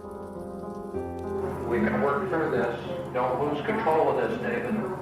Don't lose control of this. Flying above the complex, an infrared camera records the fire as a bright plume. David, don't do this to your people. Within This was such a massive clusterfuck. Jesus Christ. minutes, there's a second Even after I said I'm not going to watch the serious newsy ones, and here I am. I'm sorry. fire. Then a third.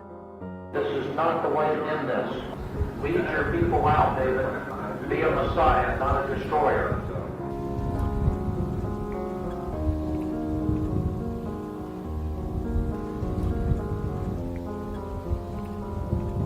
After 45 minutes, the building is engulfed. Only 9 people would make it out. Only 9? I came out, basically driven out. Oh, terrible. Terrible, terrible. So very sad. Number 78. The final episode of MASH. So how are you getting out of here, Colonel? Oh, I've got my transportation over yonder. There's a Jeep meeting me at the orphanage. I'll take one last ride on Sophie. Then at the Padre's request, I'm giving her to the orphans. They can use her for farming and maybe take her for a ride now and then.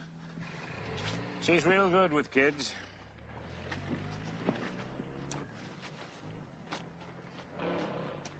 Well, boys, it would be hard to call what we've been through fun, but I'm sure glad we went through it together. You boys always managed to give me a good laugh right when I needed it most. We all know that MASH, the TV series, lasted longer than the actual Korean War. I'm going to fast forward a little bit. Because I guarantee you that CBS or whoever owns this, is it CBS? Whoever owns this, I guarantee you still got a hard copyright on this baby.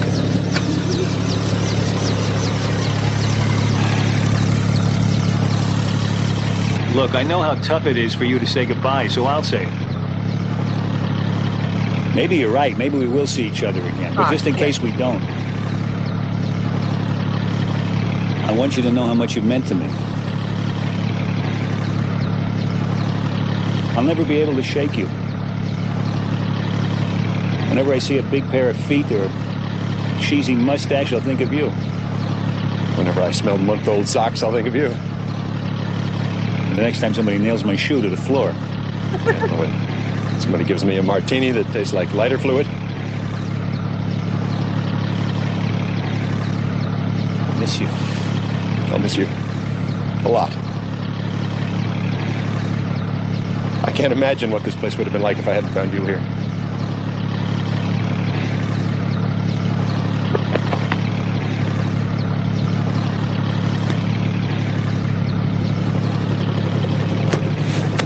You know, even though this was a comedy, men that go through war, people, men, women that all soldiers. That's a thing that nobody understands. I can't even imagine. I can't even imagine.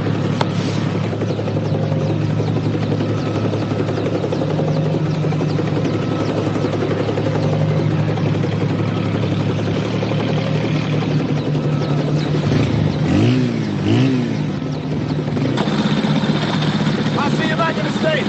I promise. Just in case, I left you a note. What?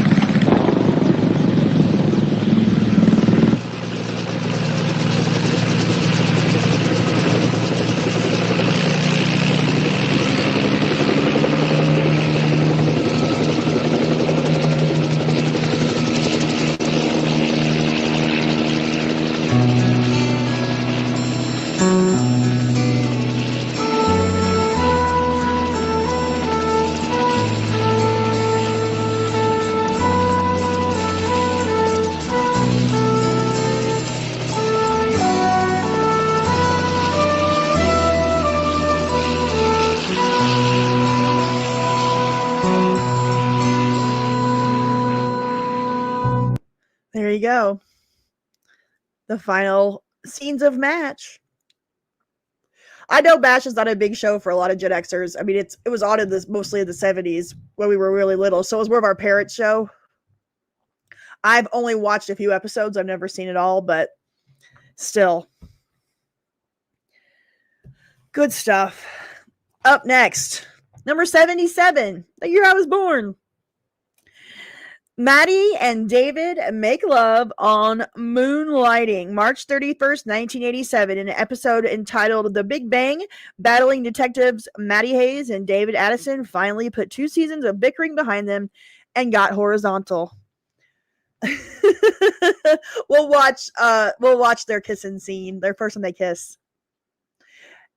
Anytime's a good time for Bruce Willis. Am I right?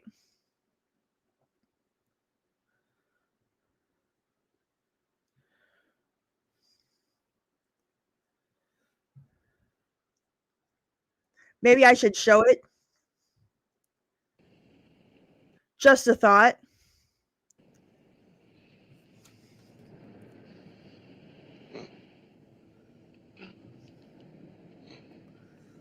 Will I ever hear from you again? What's that mean? I mean, are you gonna write? Are you gonna call? Manny, I'm not going away to camp. I'm going underground. You don't write or call when you're underground. The audio's not really good on this clip. At least not while you're down here. Years later, when you come up from underground, then you write. Big book, comes a big movie. But you don't write while you're down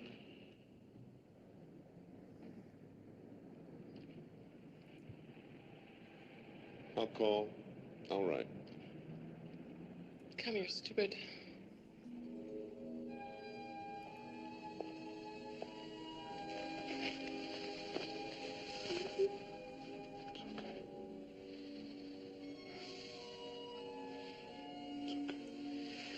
Well, that kind of happens when anytime you have a will they, won't they actually get together. It's hard not to. Hey, I didn't mean it. Come here. Hey, I was only kidding. Come here.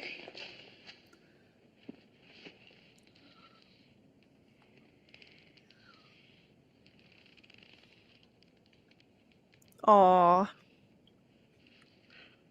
David and Maddie. What was that? What was what? That. Would you hear what we just did? What was that? I don't know. I didn't do it. You tell me. What was that? What do you mean you tell me? It wasn't me, it was you. I didn't do it. You did it. I did not do it. Well, I did not do it. Well, if you did not do it and I did not do it, I guess it didn't happen.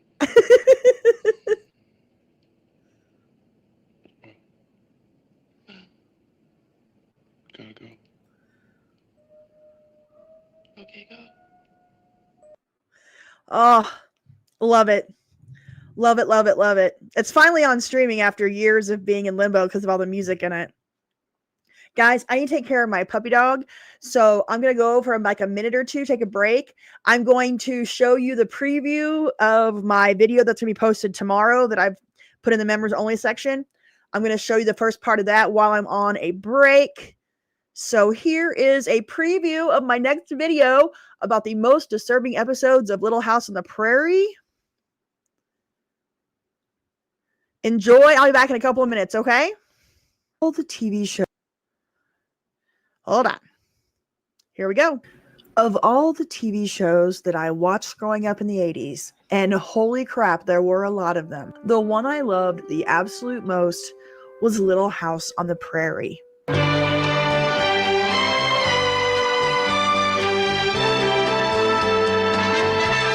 I have seen all 9 seasons, every single episode, all 209 of them, plus the pilot movie and the 3 final TV movies. I've seen it all at least 30 times. At least. I own the entire series on DVD. I've read every book. I've been to the real-life home of Laura Ingalls Wilder twice. So I guess you could say I'm a fan. And not just of Little House on the Prairie, but of Michael Landon too. He was my TV paw, and I devoured every TV show he starred in. but Little House was his masterpiece. He created the series, adapted Laura's story for television, wrote and directed a majority of the episodes. Really, if it wasn't for Landon, there would have never been a Little House on the Prairie TV show. He's the biggest reason this sweet and wholesome story of a pioneer family in late 19th century America is still so very loved today. But guys, if I'm being honest, some of those Little House on the Prairie episodes, which mostly came from the mind of Landon, were absolutely nuts. And we need to talk about it. Hi, my name is Natalie, and this is my channel, My So-Called Gen X Life, where I talk about all things 70s, 80s, and 90s. And today, I'm diving into the most disturbing episodes of Little House on the Prairie. Before I get into my top 10, I'm going to do a quick rundown of the episodes that didn't make the cut, but still deserve an honorable mention. And also, for what it's worth, all 9 seasons of Little House on the Prairie are available on Peacock and Amazon Prime Video. Okay, here we go.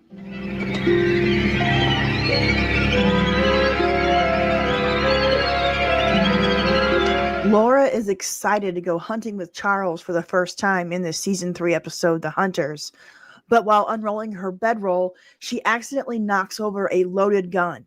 It goes off and shoots Charles in the abdomen. Laura goes to find help, but the only person she comes across is an elderly blind man. It will take a miracle to save Charles. Don't let her see me die. Don't let her see me die. In the season 3 episode titled Blizzard, the sweet and kind school teacher, Miss Beadle, dismisses her students early on Christmas Eve as soft snow flurries begin to fly. But this is a huge mistake. She lets them go unaware that the children will soon be caught walking home in a deadly, howling blizzard. Where are the children? I sent them home early. When did they leave? Quite a while ago. They finished their work. They were so excited about Christmas. Where are the children? All of the children. All but Nellie and Willie. Left early. Maybe they're out in this? In the season 1 episode, Child of Pain, the Walnut Grove community intervenes after a badly beaten young boy named Graham Stewart is found unconscious on the floor of his cabin, the victim of his father's drunken rage. While Graham recovers at the Ingalls farm, his dad, John Stewart, reluctantly agrees to let Charles Ingalls help dry him out, and in the process begins to face the root of the anger that drives him to drink and hurt the son who loves him. How you gonna get in my way, Ingalls? I want my boy. You're not gonna have him. He's in bad shape. He's still unconscious. Come on, get out. Will you listen to me? I went out to your place an hour ago and I found your son lying unconscious behind a table. Now, are you gonna tell me he did that to himself? In the season 3 episode titled The Monster of Walnut Grove, Mary and Laura are out in town for a night of window soaping on a spooky Halloween Eve. And when they pass the Olsons' house, Laura hears a loud argument between Nels and Harriet. She peers in the window just in time to witness Mr. Olson swing his sword and cut off Mrs. Olson's head.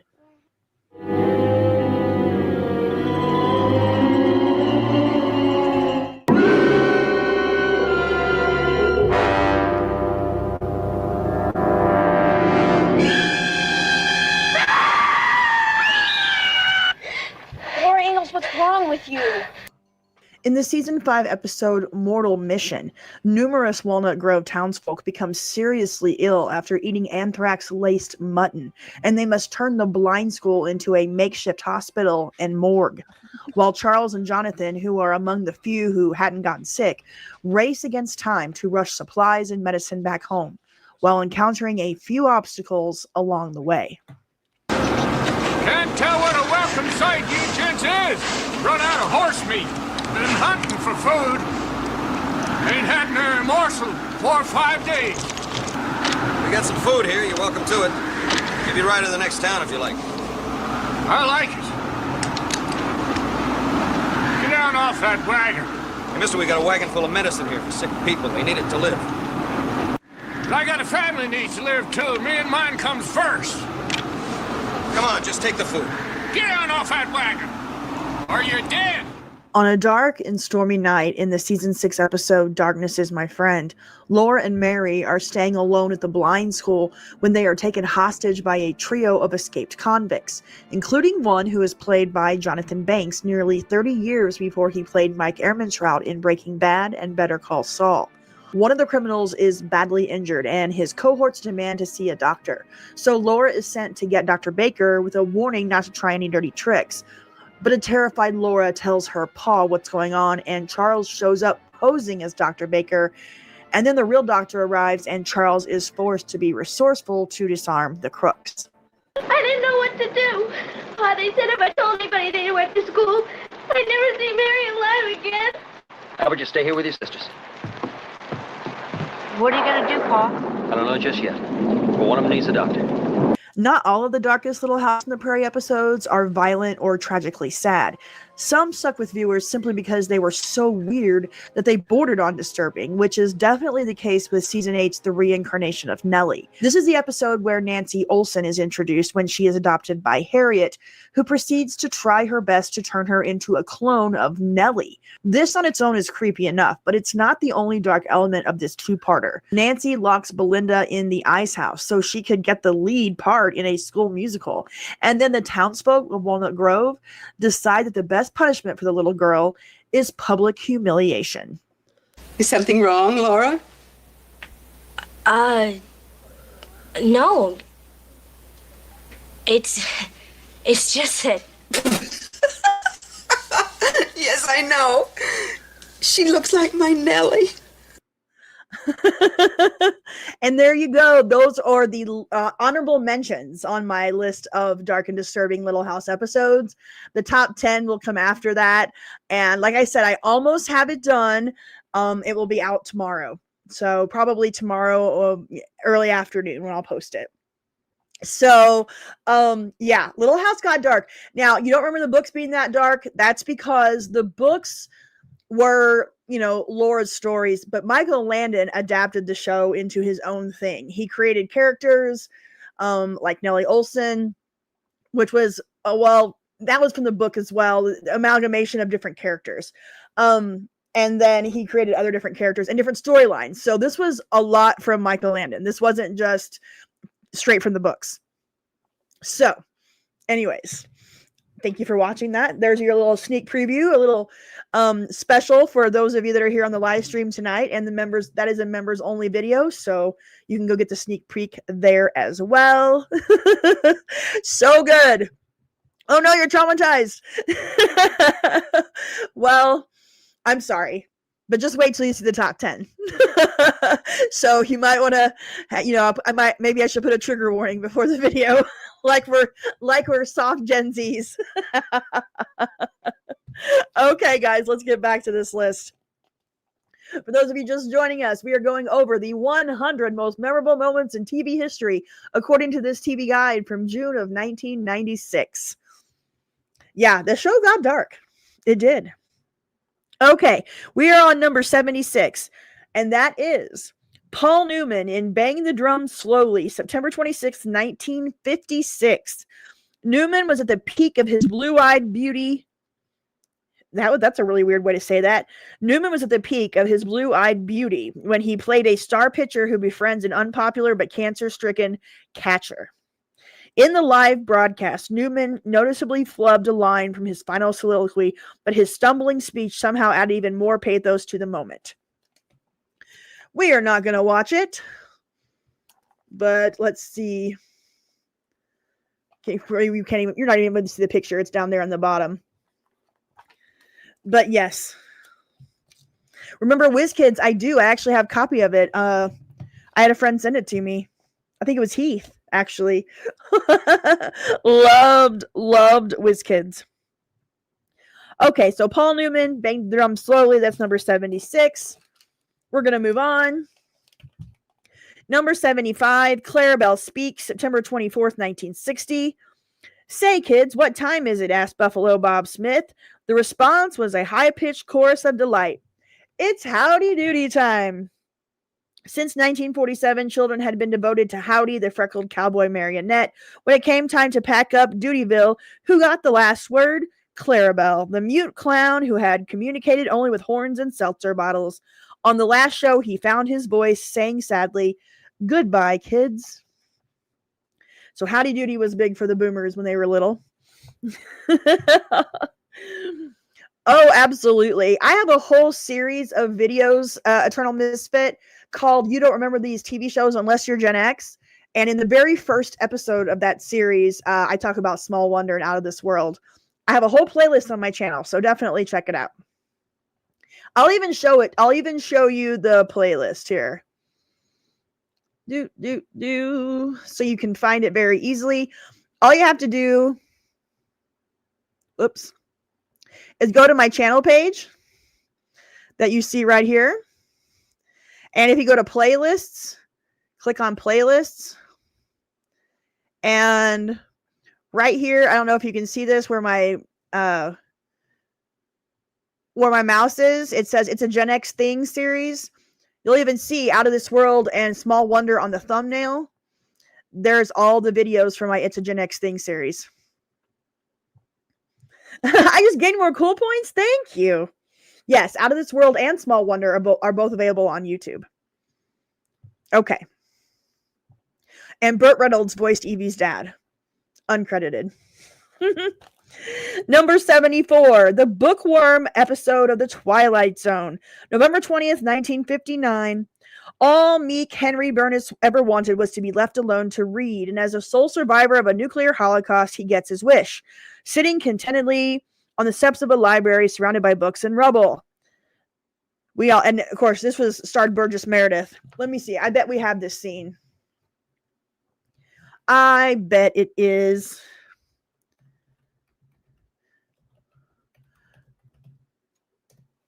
On here. Yep. Here we go. So he can read. And what happens? I think we all know. If there was just something to do.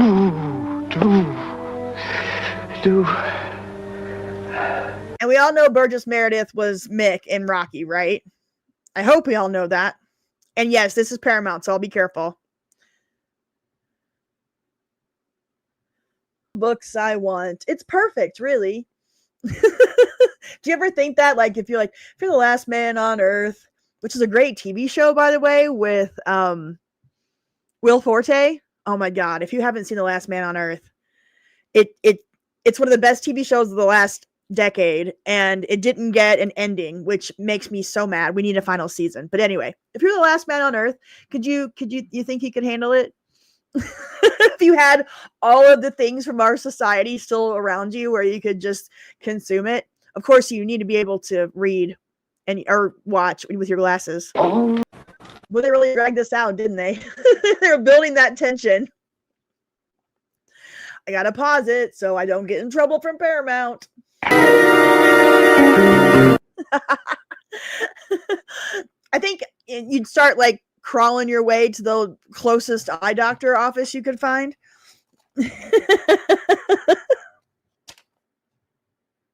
That was number 74 on the list of 100 most memorable moments from TV history, according to the TV Guide. Number 73, Ruby shoots Oswald. November 24th, 1963. Still known from the assassination of President Kennedy 2 days before, the nation tuned in to see JFK's presumed assassin, Lee Harvey Oswald, being transferred from one Dallas jail to another. Bodies jostled in the crowded jailhouse basement, and then a shout, "Here he is!" rose above the hubbub as the slight Oswald was led in. This happened live on television, so that's why it's on here. Do you guys want to watch it? This list was compiled in 1996. Yeah, the first murder on live TV. Let's see if it's on YouTube. I don't know if it will be or not. Yep, here it is. Yeah, presumed assassin. It's not supposed to be a TV show, Nelson. It's just moments. Greatest TV memorable. Not greatest or worst or best. It's the 100 most memorable moments on television.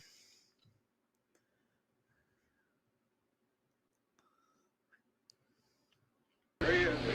Here he comes. Now the prisoner wearing a license plate is changed from his t-shirt. Let me have it. I want it. Being let out by Captain Fritz. There is the prisoner. There he is. There is Lee. He's been shot. He's been shot. Lee Oswald has been shot. It almost looks like a TV show. I don't think anybody mourns for Lee Harvey Oswald, but do we really think that he was in on this by himself, guys? I mean, come on. Let's be honest. Let's be honest. Patsy. Okay.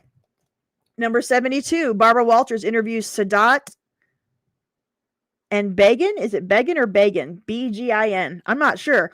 November 20th, 1977. This was 9 days before I was born. This just in. Buckwheat has been shot. Now I want to watch the Buckwheat ones from Saturday Night Live. So number 72 is Barbara Walters' interview with Anwar Sadat. Who else but Barbara Walters could have convinced Egypt's Anwar Sadat and Israel's Menachem Begin to sit down for a televised tete-a-tete? We're not going to watch that. But it was a big deal back then in 1977 when I was still in my mama's belly. Number 71. Dan Jansen skates to victory. February 18th, 1994. Sometimes good guys do finish first. Speed skater Dan Jansen had known nothing but Olympic disappointment. Favored in the previous 2 Winter Games, he failed to earn a medal. In 1988, he had been distraught over the death of his sister. Then in Lillehammer, having slipped again in his favorite event, the 500-meter, he faced his last chance but came through, winning the 1,000-meter gold. Do you guys even remember this? I don't remember. Boring. Thank you, Nelson. I appreciate it. Appreciate your feedback. Did the Blue Blockers freestyle rap guy make the list? Not in 1996. Dan Jansen skates to victory. We'll move on. That's number 71. Number 70. Halting the tanks. June 5th, 1989. After 6 weeks of pro-democracy demonstrations by students and workers, the Chinese government ordered the army to retake Tiananmen Square. As a convoy of tanks rolled into the city, a lone man carrying groceries stepped in front of the lead tank, stopping the column. This intrepid act, seen worldwide, was a potent symbol of individual will. No, Bud Dwyer is not on this list. You're awful. You're terrible. That wasn't airing live on television. I don't think they ever posted it or showed it or played it or whatever. So yeah, Tiananmen Square. Y'all remember that? It's a newsy one, so I'm trying to stay away from those, even though I just showed the Ruby Oswald thing. Tiananmen Square. Let's see if it's on here.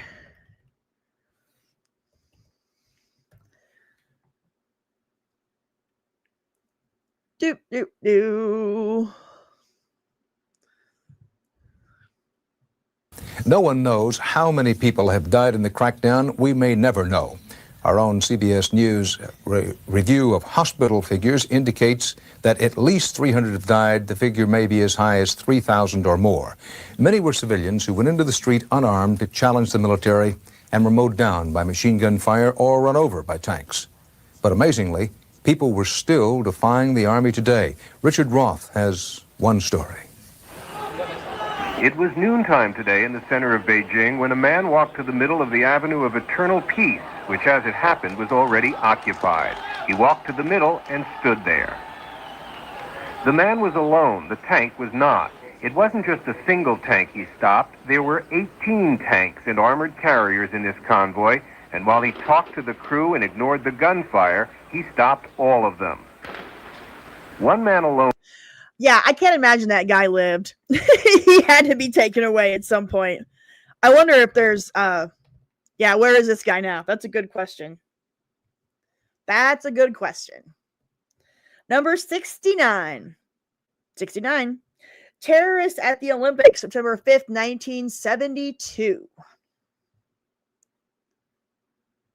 The latest word we get from the airport is that, quote, all hell is broken loose out there, that there is still shooting going on, that there's a report of a burning helicopter. And the worst words I ever heard in my ear was what he said, Jim, we've finally gotten clearance to put it on the air. When I was a kid, my father used to say, our greatest hopes and our worst fears are seldom realized. Our worst fears have been realized tonight. They've now said that there were 11 hostages. 2 were killed in their rooms yesterday morning. 9 were killed at the airport tonight. They're all gone. Do you guys, obviously I was not alive for that, but that was, there's a lot of Olympic stuff on this list, but I think that goes to show that what a big deal the Olympics on television was in the 70s, 80s, and early 90s. Like, it was a big global television event. So there's going to be a lot of Olympic stuff on here. Remember, the world was completely different back in 1996, everybody. This was before we used the internet for all this kind of stuff. So, big deal. Number 68. Star Trek City on the Edge of Forever. April 6, 1967. In the original series' most provocative episode, Captain Kirk and Mr. Spock pursued Dr. McCoy through a time portal to Depression-era New York, where Kirk falls for a social worker played by a radiant Joan Collins. But Kirk faces a torturous dilemma. If she does not die young, her subsequent activities will result in the Nazis winning World War II. So as a truck barrels towards the woman, Kirk restrains McCoy from saving her. Do you know what you've just done, Jim? Asked the horrified doctor. He knows, doctor, says Spock, his Vulcan reserves cracking. He knows. Yeah, we can't watch this episode, but that's something that we might want to put on the Discord. That was, yeah. I always get nervous doing anything about Star Trek on this channel. I mentioned Star Trek once in one video. I don't know much about it. And boy, the Trekkies came at me in the comments. So I get nervous. You want to show the, I don't know. Let me see. The City on the Edge of Forever. I'll bring it up. Oop. Whoops. Oops. Star Trek.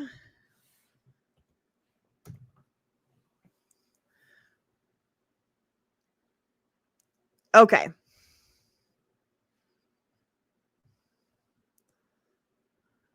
Is this the right scene? Because I honestly don't know. Oh, Trekkers, they don't like Trekkie term anymore? I had no idea. I saw the documentary Trekkies 20 years ago when it came out or whatever, and it was so good. This is the right. There we go. That was the number 68 most memorable episode or most memorable moment of television history according to the TV Guide. You can't believe this made TV Guide's list.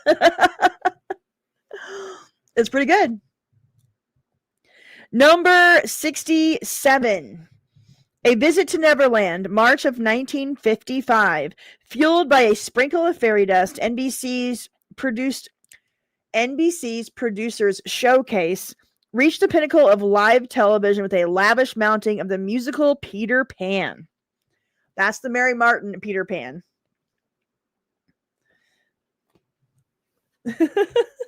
I don't know if you guys want to see something that old. Mary Martin. Do you know who Mary Martin's son is?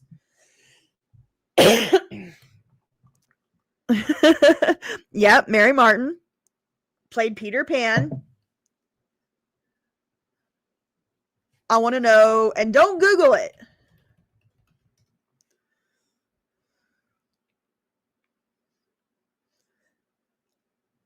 You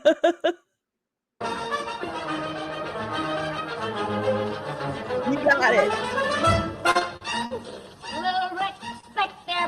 J.R. Ewing, the man himself, is Mary Martin's son. Repeat after me. grow up. I won't grow up. I don't want to go to school. I don't want to go to school. Just to learn to be a parrot. Just to learn to be a parrot. And recite a silly rule. And recite a silly rule. If growing up means it would be beneath my dignity to climb a tree, I'll never grow up. Never grow up. Never grow up. Not me. There you go. Number 6. That was number 67. These are interesting, what they're picking here. Like, I would have loved to have been in this office when they were picking this list.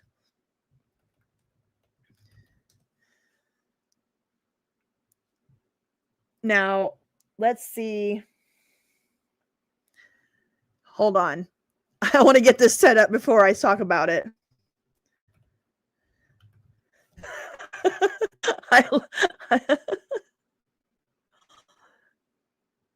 This is something that Oprah Winfrey regrets now. Number 66. Oprah's Little Red Wagon. November 15th, 1988. We were both doing the suggestions. I know, right? It would be crazy. Yeah, a lot of boomers in charge in 96. That is correct. This is definitely a boomer-based list. Yes, Oprah should regret many things. On November 15th, 1988, it was the most notorious engagement in the daytime Queen's Battle of the Bulge. On a show about dieting, talk show titan Oprah Winfrey threw off an overcoat and dramatically revealed her newly trimmed size 10 body. Then, using a toy wagon, she wheeled out a remarkable visual aid, a huge slab of animal fat wrapped in plastic. This is what 67 pounds of fat looks like. Yep, the stupid red wagon. Hey, we don't have to like it. It's just memorable, my friends.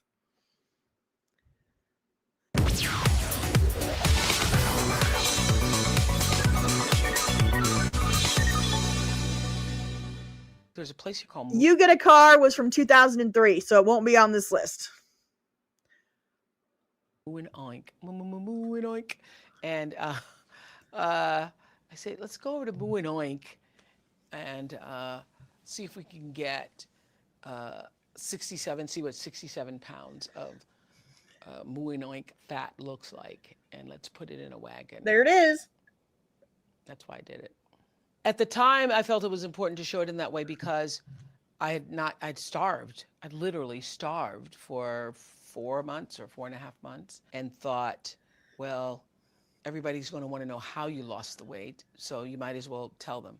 A lot of you already know that what I did was I fasted without cheating for a solid 6 weeks. And Mary Kay, who's a producer on the staff here, got married, and I said to them when I first started this liquid protein supervised, medically supervised fast, I said to them when I went in with the counselor that 6 weeks into this, I know I'm going to eat something because I'm given the wedding and paying for the food, so I intend to eat it. And so I did. I cheated, but it was controlled cheating halfway into the diet. But up until 6 weeks, I ate absolutely nothing. I want you to know that whatever... Maybe I should try this when I hit up for my 100,000 subscribers. Do some weight loss and have a wagon of fat. I've got to come up with something for if and when I hit 100,000. Got to come up with something good. You don't remember this? Really? It was a big deal back in the 80s. Damn Oprah. Ugh. Okay, number 65. Hill Street Blue, January 15th, 1981. Captain Frillo locks up the bad guys and feisty public defender Joyce Davenport springs them. By the second commercial in Hill Street Blue's dazzling debut, she has called him a fascist and promised to bring him up on charges. So when she's at home at episode's end, kissing her lover's chest, and we see it's Frillo, we realize this is a couple that will create some sparks. That was a really interesting, weird way of saying that the debut of Hill Street Blues is number 65. Dun, dun, dun. Yeah, we can listen to the theme song. That's a good idea. That's a good idea. Because it's a good one.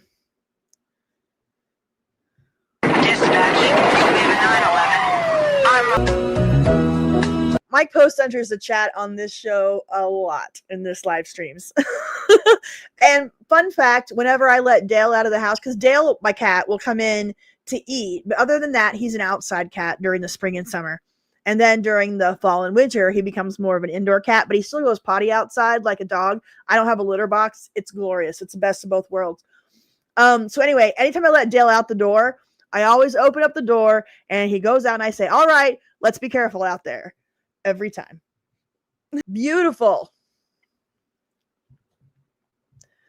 That was good. That was really good. Hold on just a second.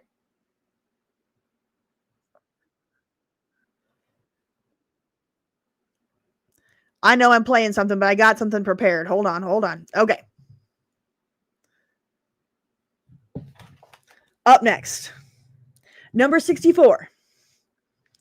Edith is sexually assaulted. That's not what it says here, but I'm not going to say the word that it says here because I don't want to get this live stream taken down. October 16th, 1977. That was about 6 weeks before I made my debut in this world. All in the Family had a unique ability to raise serious topics within a sitcom format.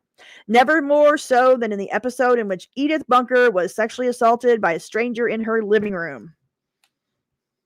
All right, yeah, very serious episode. I'm not going to show you the actual episode. What I'm going to show you is a clip from one of my videos about very special episodes. So this is from my video. Hold on.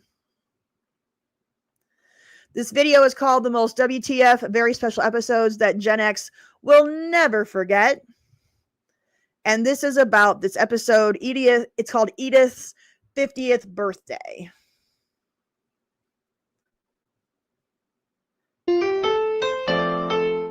All in the Family was a groundbreaking 1970s sitcom from Norman Lear, and it was one of the first to bring us a very special episode, even though the show's primary audience was adults. In Season 8, a two-part episode titled Edith's 50th Birthday aired in October of 1977, and it depicted a man who posed as a police detective attempting to assault Edith on her 50th birthday.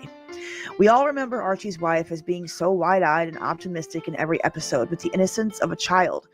So this episode is extremely difficult to watch. The story begins as Edith's family is next door at Gloria's preparing for a surprise birthday party, and Edith is at home alone when the man shows up at the Bunkers and tells Edith that he is investigating sexual assaults in the neighborhood.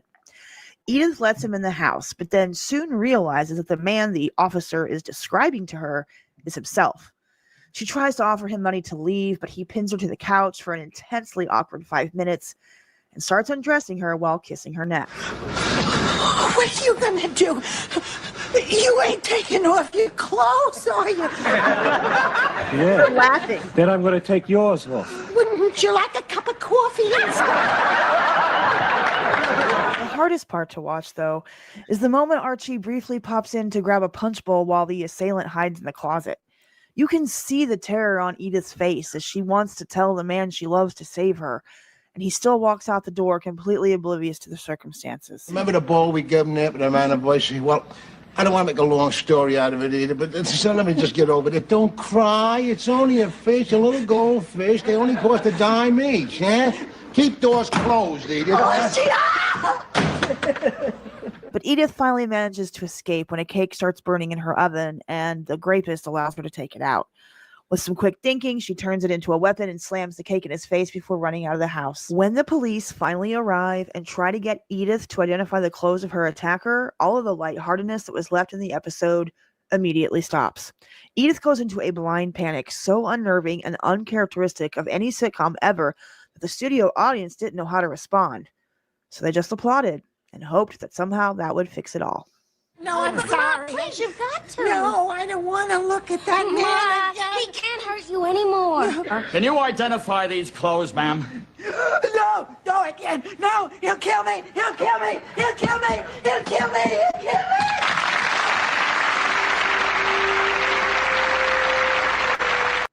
And there you go. Edith. I can't keep saying Edith. Edith's 50th birthday. Remember, Edith was 50 in that episode.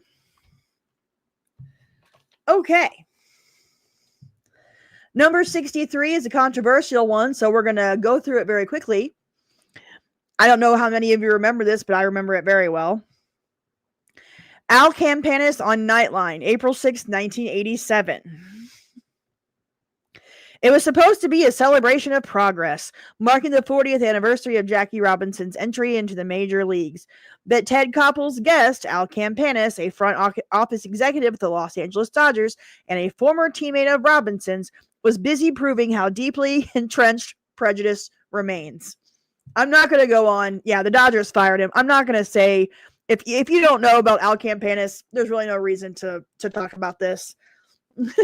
But the Dodgers did fire him, and he made an ass of himself on Nightline on live television. He was awkward. Yeah, it was awkward. If you don't know about it, you can look it up and see it for yourself. Number 62, the Oscar Streaker. April 2nd, 1974, David Nevin was terribly nervous about co-hosting the Academy Awards. And that's ironic since he would go down as the show's most unflappable master of ceremonies. Oh yeah, Jimmy the Greek would be another one. You're right. Do you guys remember the story of the Oscar Streaker? I wonder, obviously you can't see it.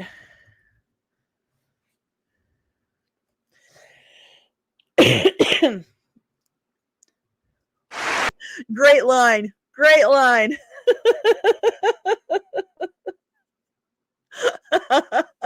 You gotta love it. Oh, man.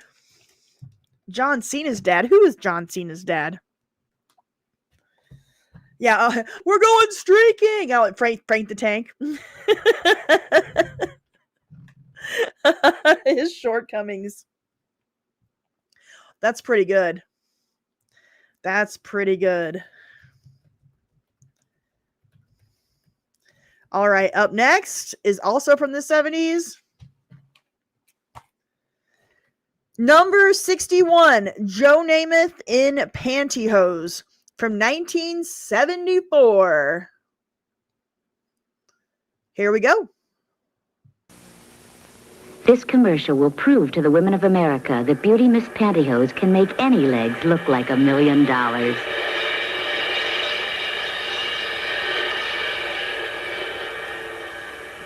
I don't wear pantyhose, but if Beauty Mist can make my legs look good, imagine what they'll do for yours.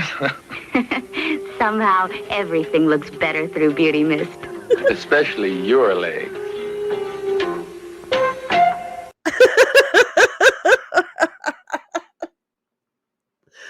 Yep, this was a big deal. And I love, this list is very interesting. It just shows you how different the world was in 1996 and what they valued as memorable moments. But I mean, it all tracks. A lot of this stuff I remember. Obviously, a lot of this stuff was before my time, but I knew about it after, later on. Okay, number 60. Darren's Dastardly Doppelganger. September 1969. It certainly looked like the Stevens cozy home as the 6th season of Bewitched opened. But who is that guy talking with such familiar irritation to Samantha, and why was she calling him Darren?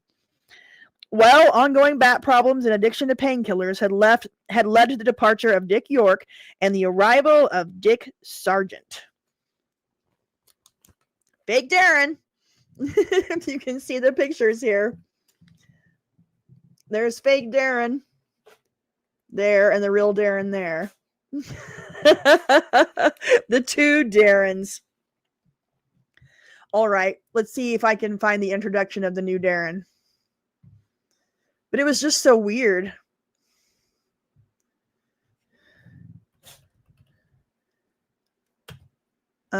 I loved Bewitched. I don't know about y'all.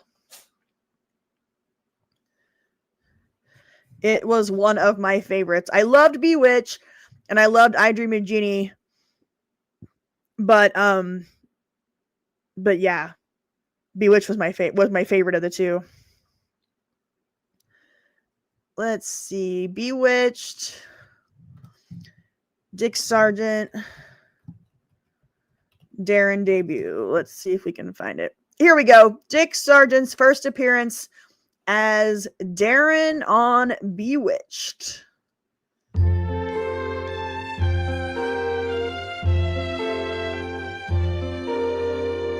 Who is this man? James or Susan? James or Susan? Darren, we have to settle on a name. Sam, how many times have I told you never talk in the middle of somebody's backswing? Sorry. Okay. Now, what was it you asked me? Said we have to settle on a name.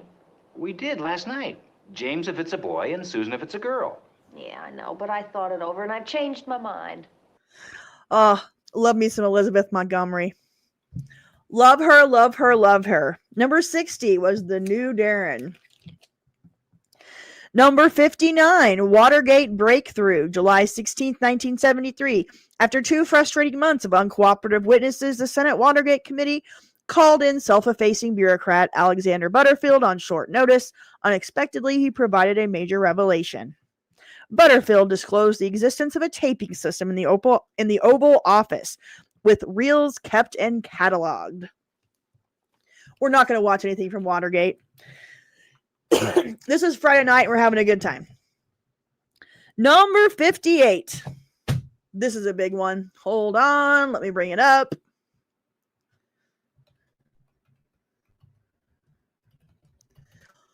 This is incredibly memorable. This happened on September 29th, 1983.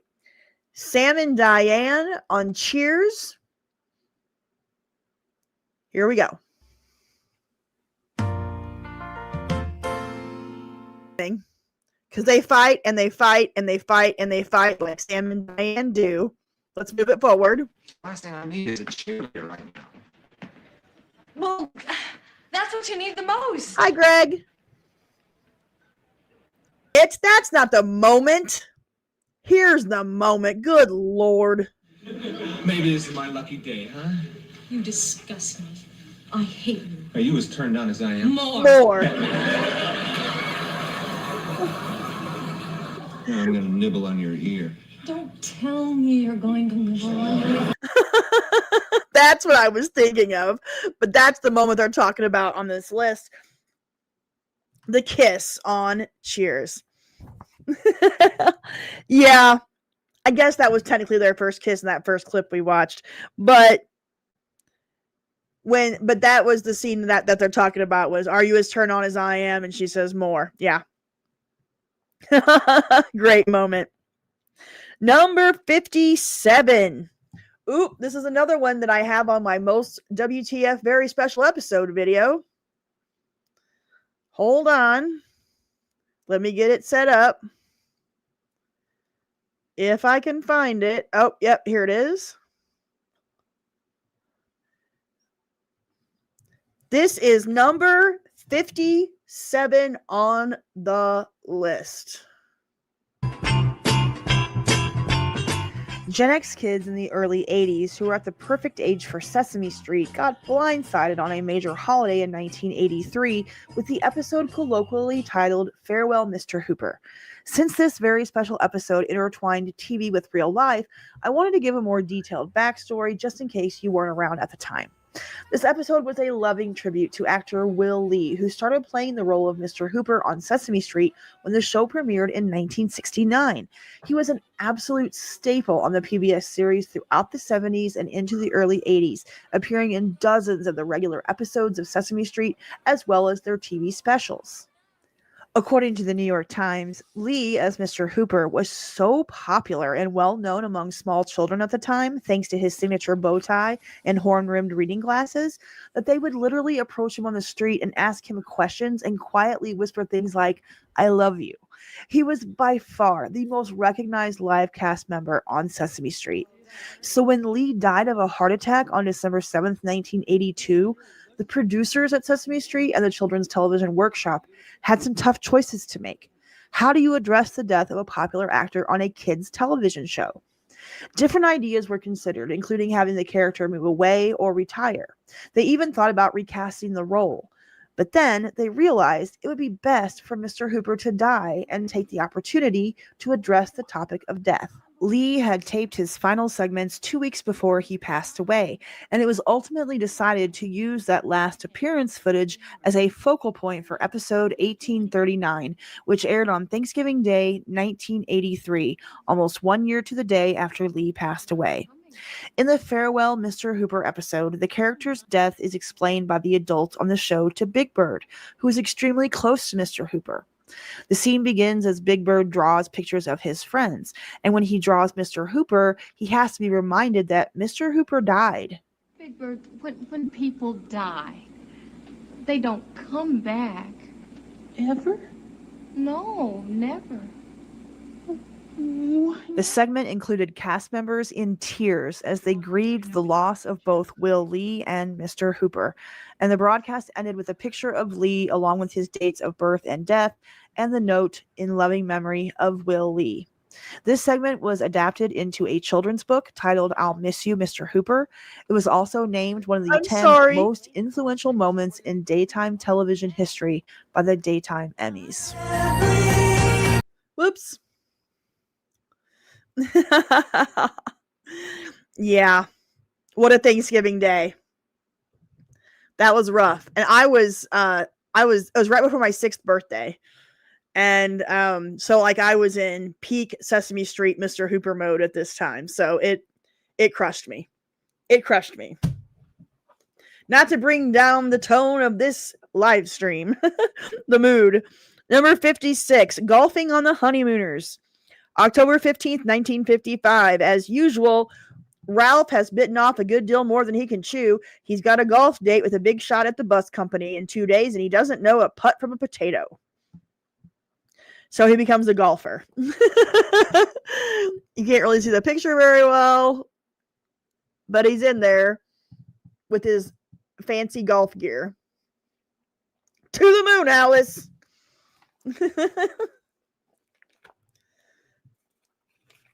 Hello, ball. Exactly. That's it.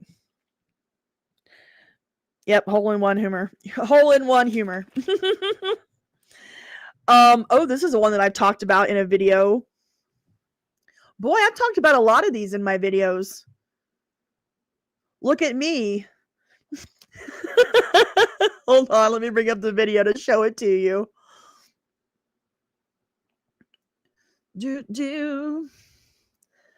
Let's see. Let's go to my videos.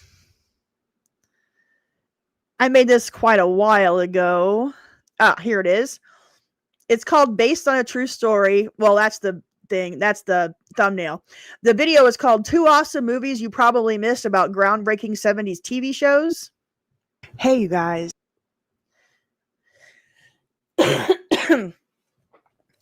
Because I'm bright. Thank you. Anyway, number 55 is The Loud's Divorce from March 8th, 1973. The PBS documentary An American Family turned out to be a surprisingly involving portrait of the Loud family of Santa Monica, California. This was the very first reality show, or yeah, I mean, it was totally done cinema verite, which is the name of the movie about this TV show. It was cameras just watched this family, followed them for months, and the mom and the dad and the family end up getting a divorce while the show is being taped. It's crazy. Now, the movie, like I said, is called Cinema Verite, but the real Pat Loud is there. Yeah, it's a really great show. If you've never watched An American Family, I highly recommend it. They had no idea what they were getting into when they decided to let cameras follow them for a few months. Yeah, the son came out as gay. Lance Loud, he was the first like openly gay person on television ever, as far as I know. And then the divorce happened. So all of that happened in these 10 episodes of this American Family reality show in 1973. It's crazy. So if you want to watch this video, 2 awesome movies you probably missed about groundbreaking 70s TV shows, this is it. This is a bit, and it's about American Family. Well, the movie's called Cinema Verite, starring James Gandolfini and Diane. Oh, what's her name? The really pretty one from The Outsiders. Diane Lane. Good God. Diane Lane plays Pat Loud. James Gandolfini plays the director of the TV show. And then thank you, Lane. And then the other TV show that the movie that I talk about in this video is The Gong Show and Chuck Barris. And the movie is oh my God, like I need to stop smoking weed before I start this live stream because I can't think of Confessions of a Dangerous Mind. Good Lord. I can't think of the 2 movies I talked about. Confessions of a Dangerous Mind based on Chuck Barris and The Gong Show. Thank you, Robert. Thank you, Eddie. So, there you have it, and there you are. Number 54. Never stop smoking weed. I won't, Gemini. Matter of fact, I'm going to light up here in a minute. Number 54. Another sports one. Don't do drugs, people. Weed is not a drug, damn it. Number 54. Ali defeats Foreman, October 29th, 1974. Awesome, invincible. That's how writers describe domineering heavyweight boxing champ George Foreman. Muhammad Ali, then 32, was given no chance when he faced Foreman in a steamy soccer stadium in Kinshasa, Zaire at 4 a.m. For 8 rounds, Ali employed his passive rope-a-dope technique, leaning back and letting Foreman pound away at Ali's arms and elbows. Then Ali turned the tables, unleashing a quick and devastating flurry. Foreman buckled and ever so slowly toppled to the canvas. This is the Rumble in the Jungle? Weed should not be illegal, and it's not. At least not where I live. Go to the store and get anything that you want. Ali defeats Foreman. All right. That was good. That was good. Yeah, that was real boxing. I miss boxing from back in the 70s and 80s. Like, as a sports person, that was real boxing. I can't watch it now. I don't find it enjoyable. Number 53. Guys, I remember this so well. It's my favorite episode of Seinfeld. Oh my God, guys. Let's watch some highlights of the contest. Seriously, he's at his parents' house, finds a Glamour magazine. Freaking George Costanza. God. Yeah, they never actually say the word, but everybody knows what they're talking about. Great point. Great point, Robert. Redhead, this is hilarious. My mom never watched Seinfeld, so I talked her into watching it one week, and it was this episode. She was mad at me for days. Yes, I also give props to George's answering machine as well. Glamour? All right, so this is when they decide on the contest, right? All right, here comes my favorite scene of the show, of the episode. I am never doing that again. What? You mean... Did I get taken down?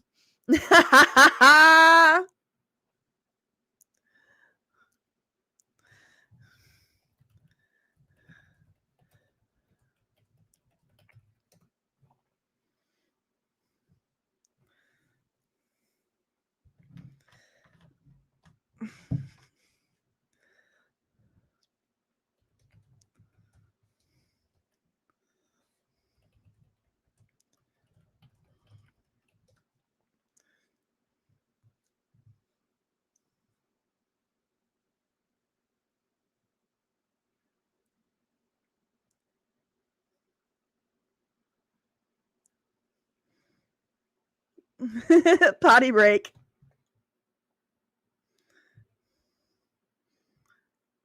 I'll be back. I'll be back.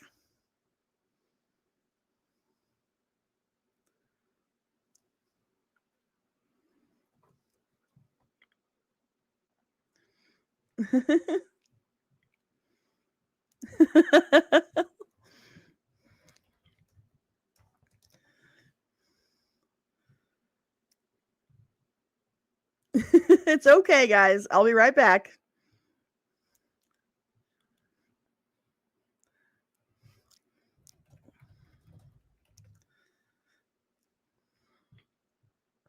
Hello, hello, hello, hello.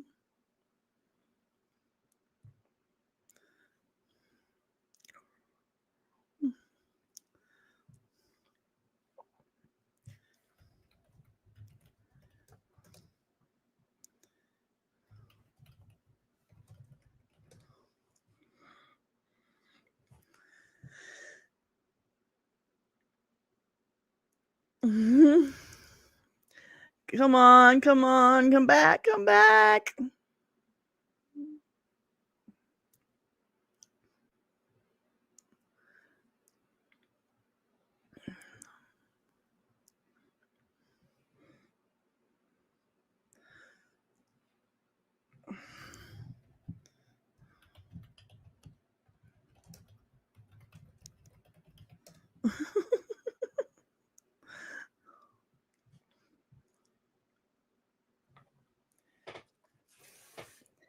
Hello, guys. Thank you for sticking with me. I only lost 4 people, so that's good.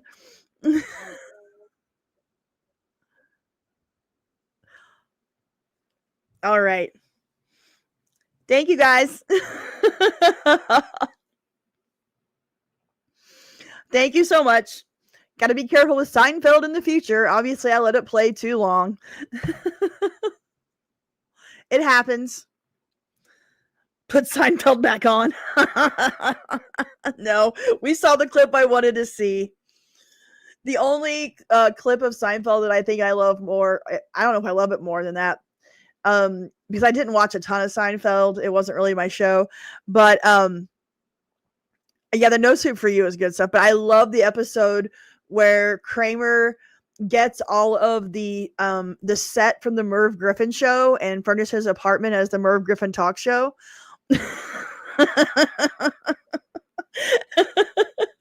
It's so ridiculous.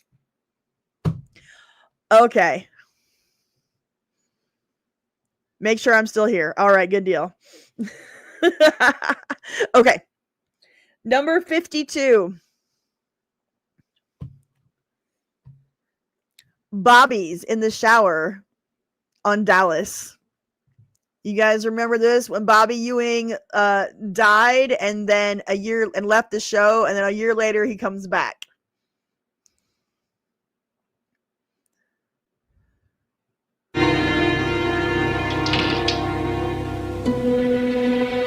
Just remember, guys, it's all a dream.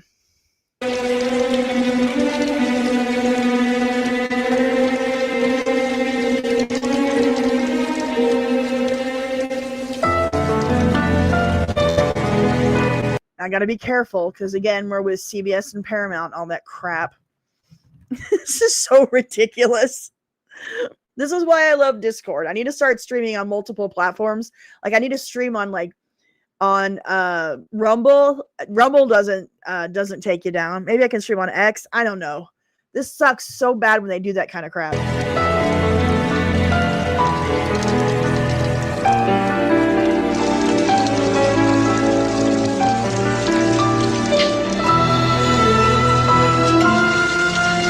Morning. What?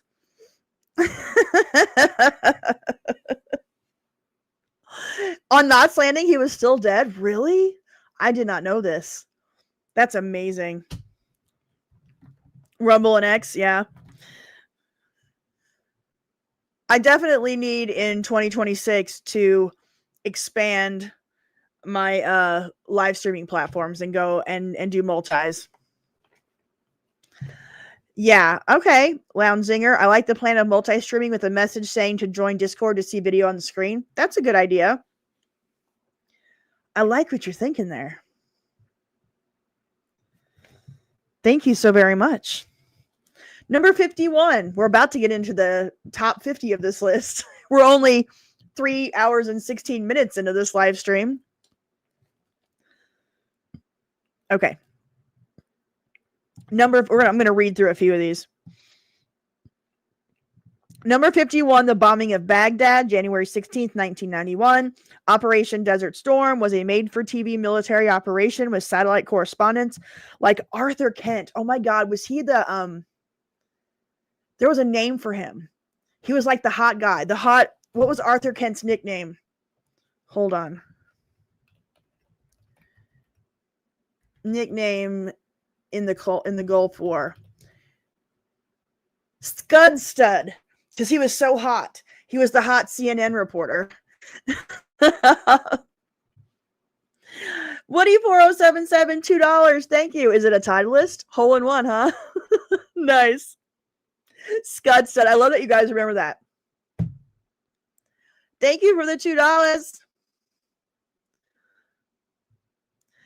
Philip Scammell, $1.99. We're ready to ride the AI. Oh, thank you so much. I'm so sorry.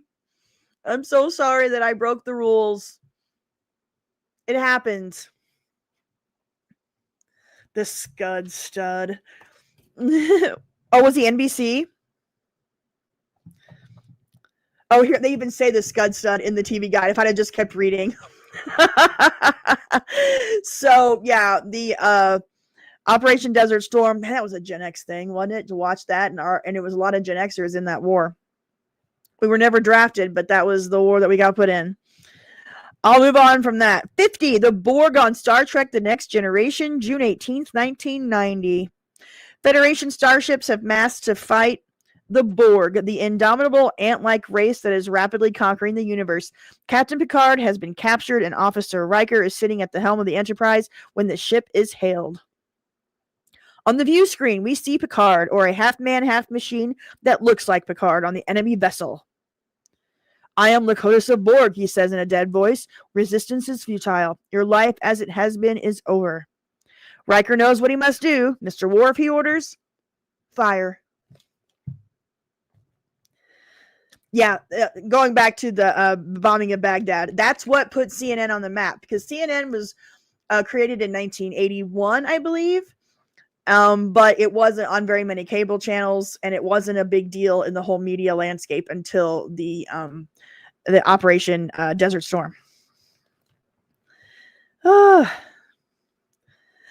Okay, you guys know the Lakotas of Borg.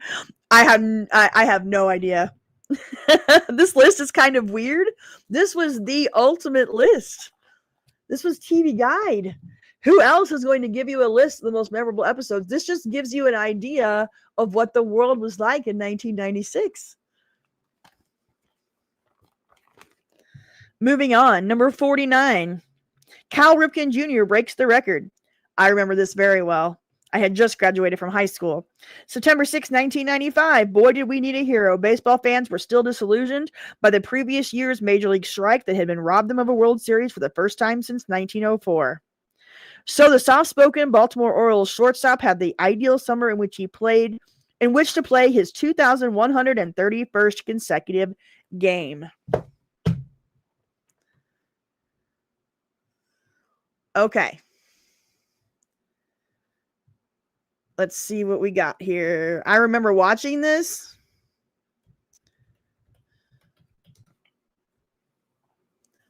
We won't watch it all, obviously, but we're going to watch him the moment that I remember. Palmeiro, Bonilla, and Ripken have hit the mound for Baltimore. Salmon for California. 4 solo home runs. We're 1 out away from the unveiling of 2-1-3-1 on the warehouse past the right field stands. So they had to, in order to make it an official game, they had to play through the top of the 5th, right? Yeah, because they has to be 4.5 innings to be a game. Or is it? Yeah. So they had to get through to make it an official game, and then it would be official that he played in 2,131 consecutive games, which broke the record of Lou Gehrig.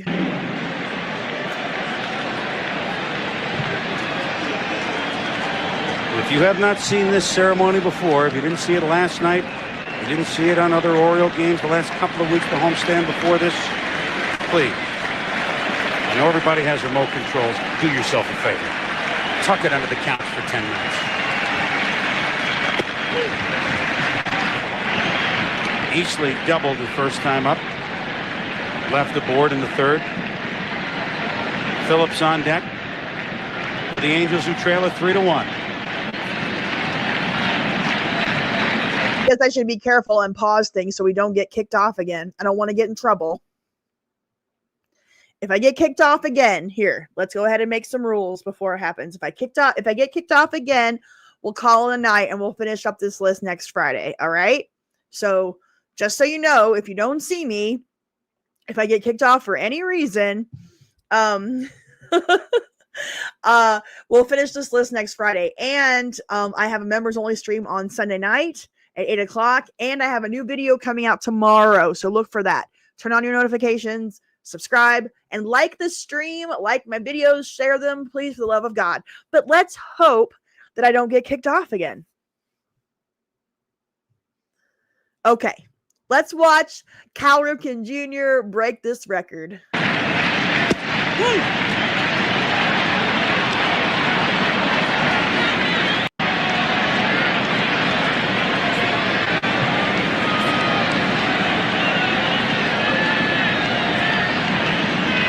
What's the topic for the member stream? I'm not sure yet. You've seen it working. I've been working so hard on my video lately that I haven't had a chance to prep for Sunday. But I'll come up with something good, I promise. In for a strike.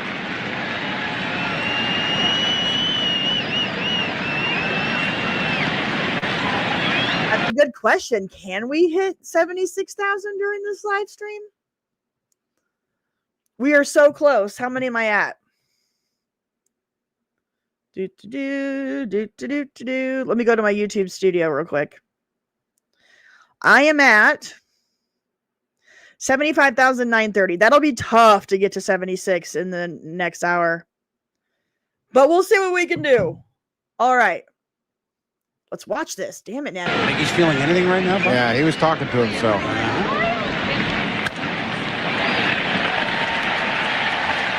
What began on May 30th, 1982, and continues September 6th, 1995. This game with the Angels trailing is now in the books. I forgot about that. And let it be said that number 8, Cal Ripken Jr., has reached the unreachable star. Thank you, Will Rushing, guys.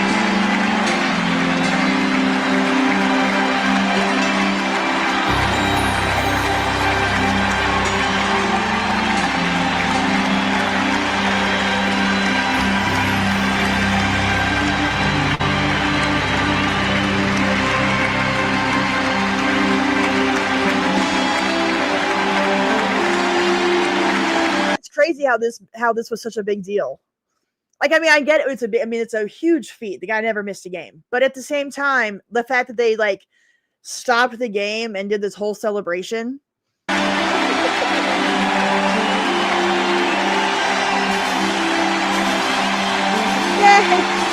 You found the emojis. That's amazing. Yeah, you have to push the little dots beside your name, I think is how you get them. Yeah, I'm gonna change up the emojis soon.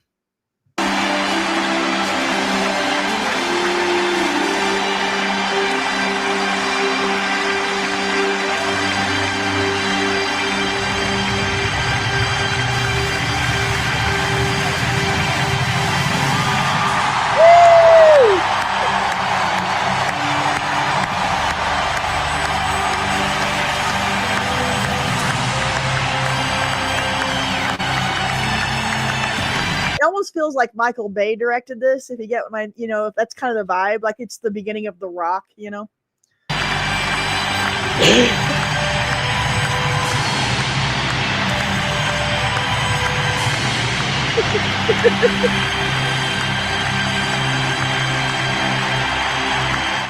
Huzzah, Cal Ripken. Number 48. Hertz puts us in the driver's seat. 1961. A riderless convertible rolls along the road. Then, as if from the clouds, a smiling man in a suit and tidy snap brim hat floats down and lands snugly behind the wheel. Cue the jingle. Let Hertz put you in the driver's seat. Apparently, that was a big deal to the fine people at the TV Guide back in 1996. Yay, sports ball accomplishments. That's right. Yeah, baseball was huge. I mean, I was a huge Cardinals fan from like 1985 to 2015. I don't think I missed a game. Either I listened to it on the radio, I watched it on television, or I went. Like, I was a massive Cardinal fan for years. I even used, in the 80s, I would keep score every night because back then you couldn't even, they didn't have the games on TV very much. So I listened to the radio every night. That's how I went to bed. And I listened to Jack Buck and Mike Shannon call the Cardinal games every night. And I would keep score. Like, not just box score, like the traditional way with the 1s through 9s and the, the little scorecards. I can keep score that way. So yes, I can keep score like I'm supposed to.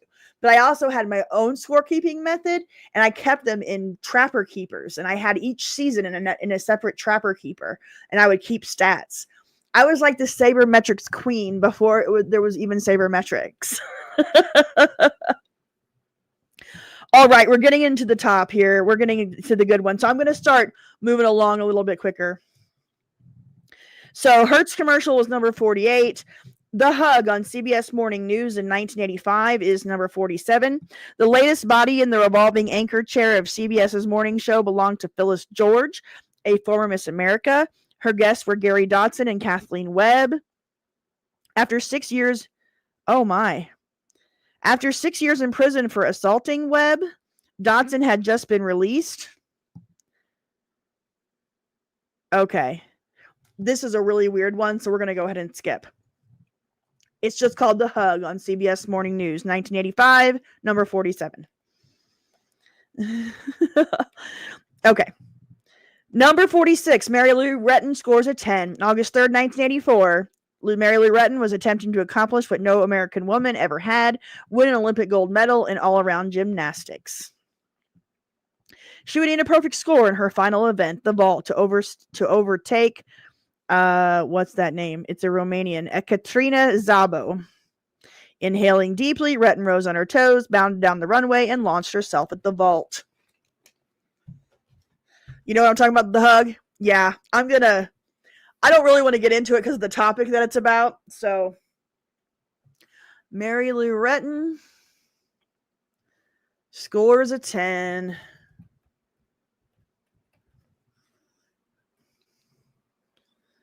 No. There's the vaults. That's all right. We've done a lot of sports tonight. Do you guys want to watch it? The vault to win an Olympic gold medal in all around 10. Let me make sure I get the right one. Yeah, this is it. There is the green light. The distance she gets on this particular vault is about 22 feet.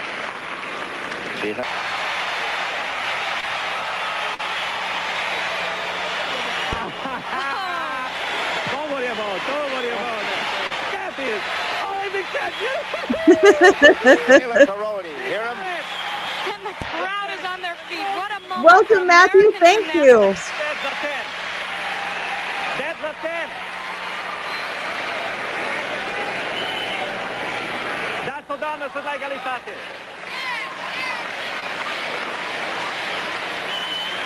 I think So that was her first one. Now we're going to watch her second one. just made fear for their life. That's right. They will tear the roof apart.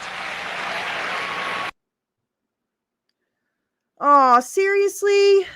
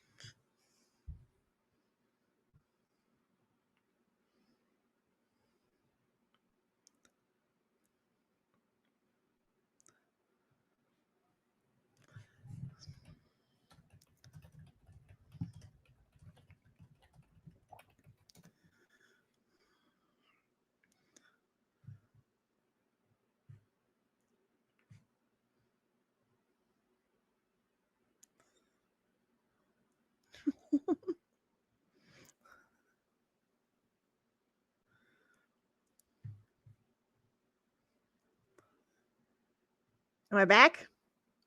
Yay! Sweet Jesus. Like I just got hit on a 1984 Olympic clip. I mean, come on.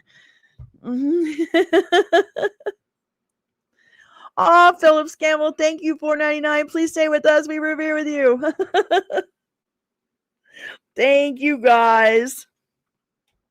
Now I'm going to get really nervous about the top ones on this list because everything is going to be so popular. Leave me alone. Boy, I lost like 30 viewers with that one. That sucks.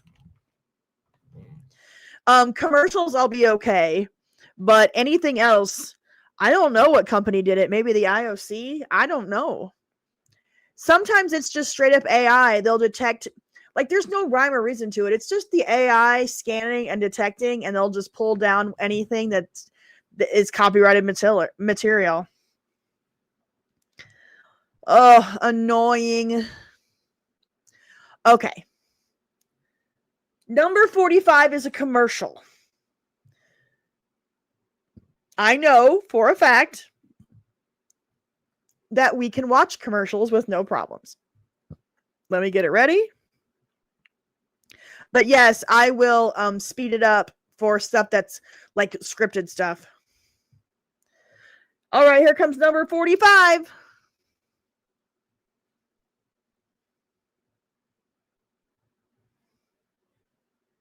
Is a big bun. It's a very big bun.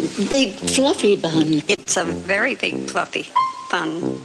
Where's the beef? Some hamburger places give you a lot less beef on a lot of bun. Where's the beef? At Wendy's, we serve a hamburger we modestly call a single. And Wendy's single has more beef than the Whopper or Big Mac. At Wendy's, you get more beef and less bun. Hey, where's the beef?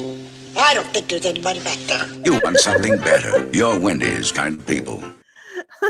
Clara Peller. And it's so funny because, like, it's amazing. We all remember this. Like, talk about a commercial that everybody in the world remembers. If you were around back then, good grief. Number 44, Your Money or Your Life, January 1956. The star of the Jack Benny program is given that simple, seemingly obvious option by a hold-up man. But Benny, whose comic persona was built around his notorious stinginess, has no response. Okay, yeah, this is the Money or Your Life, and he's thinking it over. All right. Number 43, Jackie Kennedy at the White House, February 14th, 1962.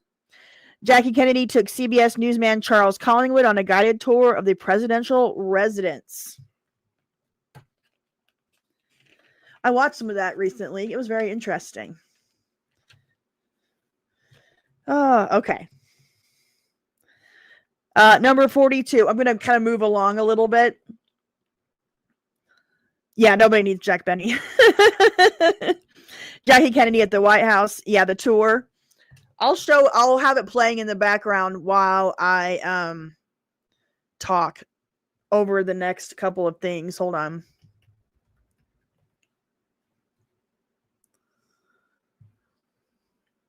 From the archives. Me mute it.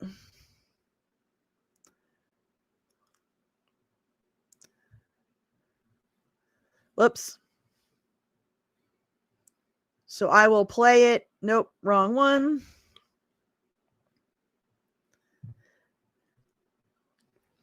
So they were doing some construction and some Jackie giving a tour. And like I said, it's sped up, so hopefully they won't hate us. Number 42, Monday Night Football, October 1972. Down on the field, the Raiders are blowing out the Oilers. The camera flashes up to the stands, where a disgruntled Oilers fan slumps, surrounded by a sea of empty seats. As Howard Cosell begins to pontificate, right there is a very vivid picturization. The fan makes an obscene gesture on live TV. Dandy Don Meredith quickly quips, "He's saying they're number one in the nation," and everyone in the booth cracks up. The incident reflected the chemistry that made the show such a captivating TV institution. So I guess a fan flipped the bird on Monday Night Football. Number 41, Went with the Wind. This is one of my favorite Carol Burnett sketches, if not my all-time favorites Carol Burnett sketch, but again, I get nervous. Carol Burnett, Went with the Wind. I'm going to speed it up. Give me a sec.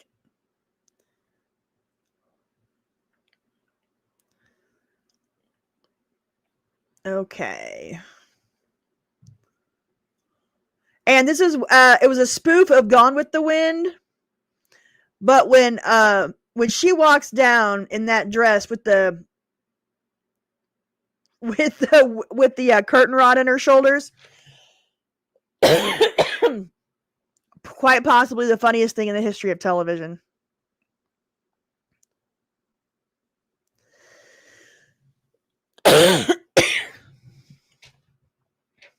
Shout owns the rights to this one? Really?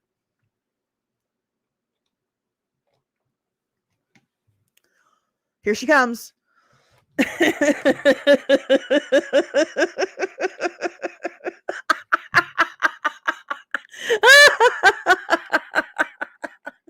This show was absolutely legendary.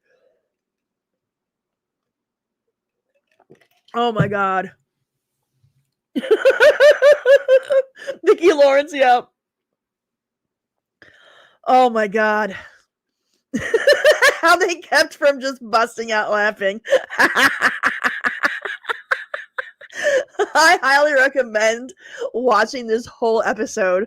It is hilarious. Yes, Tim Conway, amazing. Absolutely amazing.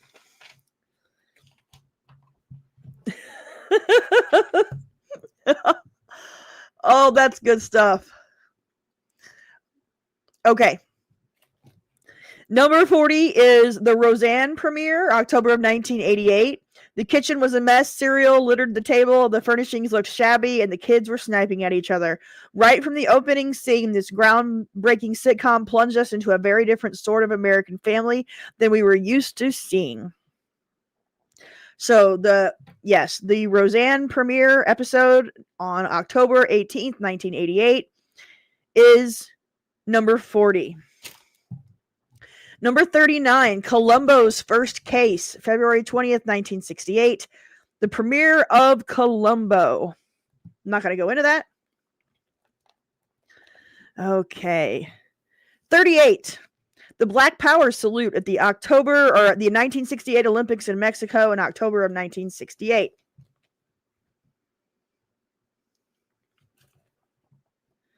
Number 38. Number 37. Shatner at the Star Trek convention, December 20th, 1986. Yeah, the best moment of Roseanne is when John Goodman grabbed his jacket, and I talked about that in my video about very special episodes. So, number 37 is Shatner at the Star Trek convention on the Saturday Night Live sketch. Yeah, the SNL one. It's pretty great. You want more Shatner, do you? I don't know. I get nervous about SNL.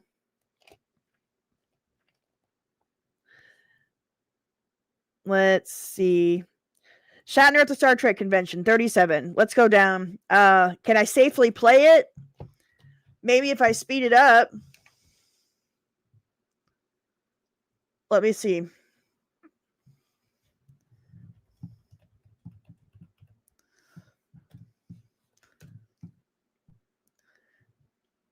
I hate that I have to worry about this. But things have been going so well for my channel lately, and I don't want to mess shit up. I just got off probation, guys. And probation literally almost killed my channel. Oh my God, I wasn't getting any views or any new subscribers for 90 days. It was bad. It was so bad. And you opened up your safe? What was the combination?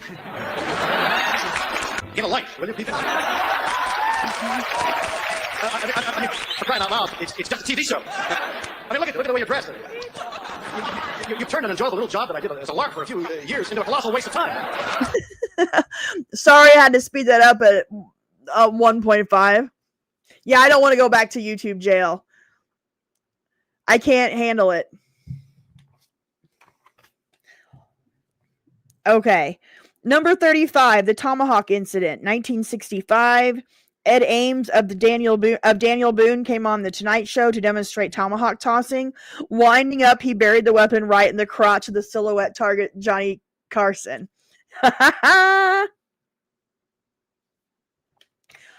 I know what they're talking about. It's silly. Oh, I missed number 36. My bad. The way they have it on the page kind of skips around. Number 36. We've watched this before, so I'm not on the live stream, so I'm going to go ahead and skip over it because of copyright. Yeah. Do you guys want to see the Tomahawk Incident? Yeah? Okay. All right.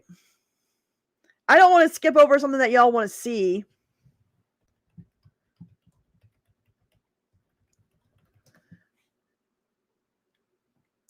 Hold on.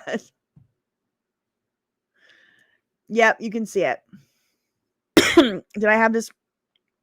Oh, the playback's at normal. Dang it. Plan that.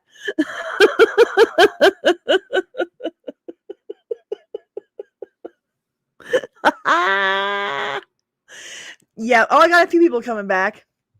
I was up over 100 at one time on my live stream. Now I'm down to 71.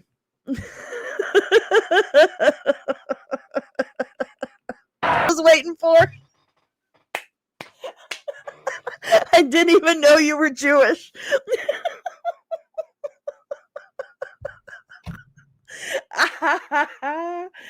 Oh my God, brilliant. Absolutely brilliant.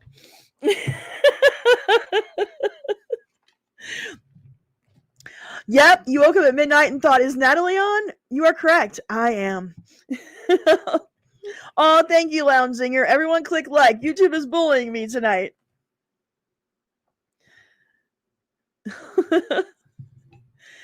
I did. You're right. I did tell everyone that, but I wasn't expecting it to happen like 10 seconds after I said it. So I did. I lied, and you're right. I'm sorry. Number 36, which I skipped accidentally, which I played on the live before, so we're going to go ahead and move past it because there's music and CBS involved. Michael Jackson performs Billie Jean, May 16th, 1983, at the Motown 25th anniversary special where he does the moonwalk.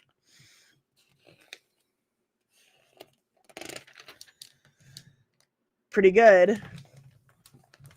Or do you guys really want to see it? Because I can show it. I don't want to be a Debbie Downer. Yeah, we can't watch that. We've watched it on the live stream before and gotten through okay, but we all are familiar with it. I've done a lot of Michael Jackson stuff on this channel. This is a big one.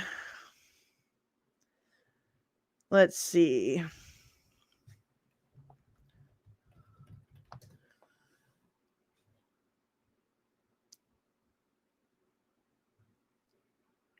This is from Mary Tyler Moore. Number 33 is Chuckles the Clown. I think if you're familiar, Bud Dwyer, Engelbert, get out of here with your nonsense.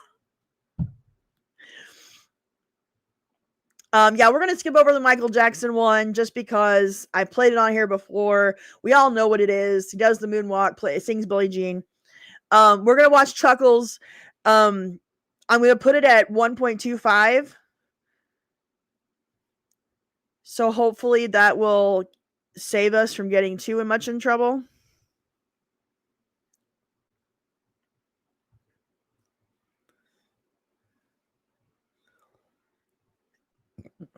I wonder which ones are the other clowns. You'll know soon. They're all going to jump out of a little hearse. This is a funeral. A man has died. We came here to show respect, not to laugh. I'm sorry, Mary. Okay, y'all in the Bud Dwyer comments, right? Remember, these are memorable TV moments. The Bud Dwyer thing was not live on television. That did not happen on TV. Just because it was on camera doesn't mean that they put it on television. You guys are killing it. Killing me with this. Right, no more jokes. Chuckles the Clown brought pleasure to millions. The characters he created will be remembered by children and adults alike. Peter Peanut, Mr. Fee-Fi-Fo, Billy Banana, and my particular favorite, Aunt Yoo-Hoo. Oh, Mary. Yeah, if anyone hasn't seen Chuckles' funeral, enjoy. Don't go over a minute, okay? I'll be careful. I'll do my best. He tries to be all serious. But I mean, how could you not? How could you not bust out in this? That they provided. There was always some deeper meaning to whatever Chuckles did. What did Chuckles ask in return? Not much. In his own words, a little song. I was making sure I'm on here. I don't want to get in trouble. We'll watch a few more seconds. A little seltzer, Doctor.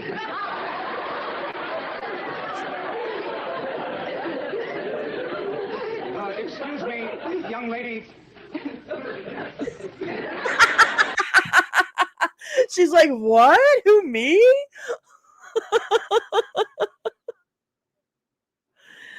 All right, we watched a minute. So I'm gonna go ahead and stop there. But yeah, if you haven't seen the Chuckles episode of Mary Tyler Moore Show, it's a good one. Number 32, Nixon waves farewell, August 9th, 1974. This is when he gets ready to get on the helicopter and he does his victory signs. So we'll go past Nixon. The premiere episode of The Cosby Show is number 31. This is a really good one. Theo explains to his father that he isn't interested in having a career. Dad, he implores, can't you just accept me and love me because I'm your son? That's the dumbest thing I ever heard. That was good. That was good. Number 30, Clarence Thomas's rebuttal. The confirmation hearings of the Supreme Court Justice from October 11th, 1991. Yeah, we're skipping over Cosby. I don't need to watch that right now. Number 29, Bonanza debuts September 12th, 1959. Gotta love Bonanza. Number 28 would be Roots, the miniseries. Number 27. This is another sports one, but I really want to watch this. Okay, hold on. Let's get to number 27. It's only 43 seconds long. This is number 27 on the list. Little roller up along first. Behind the bag. It gets through Buckner. Here comes Knight and the Mets win it. I forgot I had it at fast speed. Hold on, I'm gonna slow it down to normal. I want to see it again.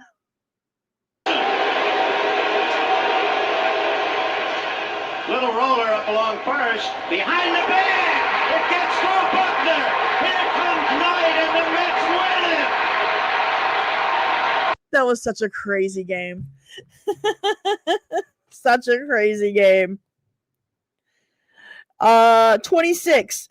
The birth of Air Jordan, April 20th, 1986.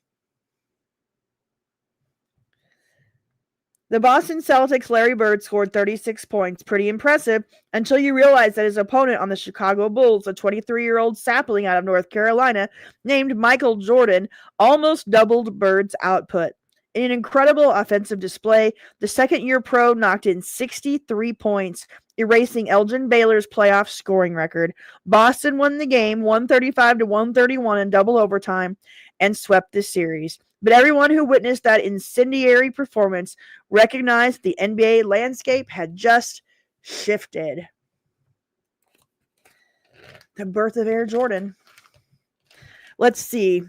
That's the 1986 playoffs. Let me see if I can find it. Was it 63 points? We'll get it.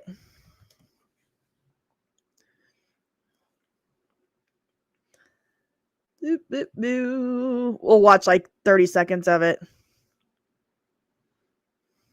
Thank you, Nick. Michael just got a nice round of applause here. The question is, can one man beat the Lakers, or do you need a more diversified attack today?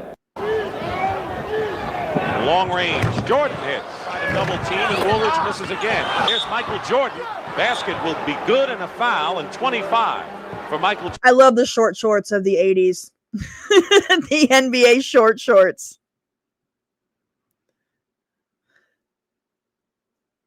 We'll watch the last few seconds here, because this is like 10 minutes long, and obviously we're not going to watch all of that.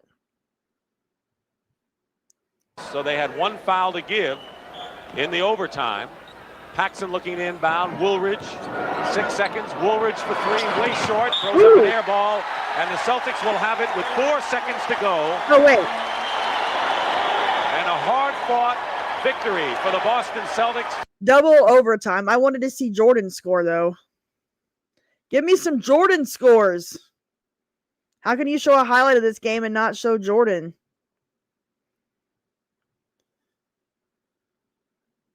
Off the bench, Parrish blocks, and they're going to call goaltending against Robert Parrish and credit Michael Jordan. So it looks already. So he gets credited. Okay, hold on. Jordan found his way in once again and has his second basket. I tell you what, I could watch this game in its entirety. It's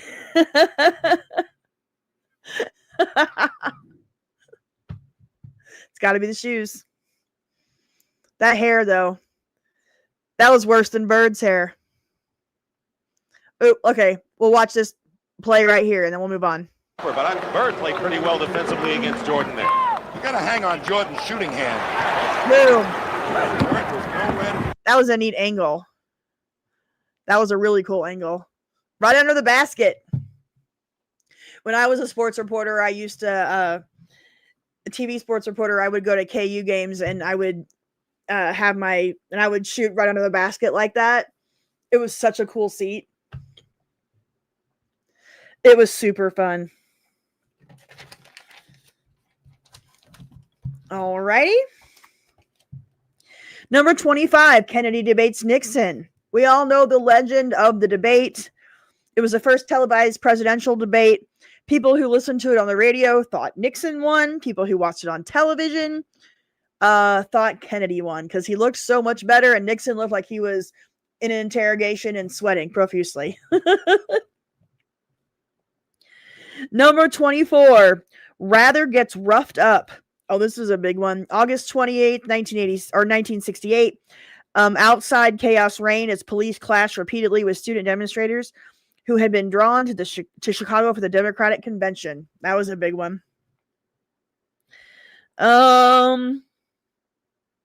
Rather gets roughed up. So that was number 24. Number 23, The Andy Griffith Show opening credits.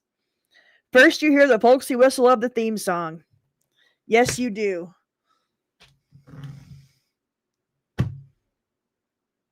I love The Andy Griffith Show.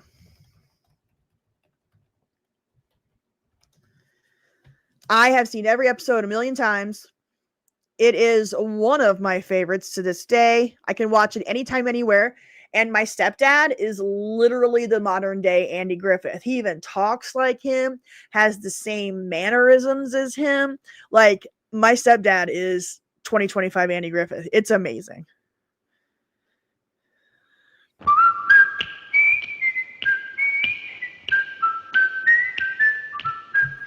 The Andy Griffith Show, starring Andy Griffith, with Ronnie Howard.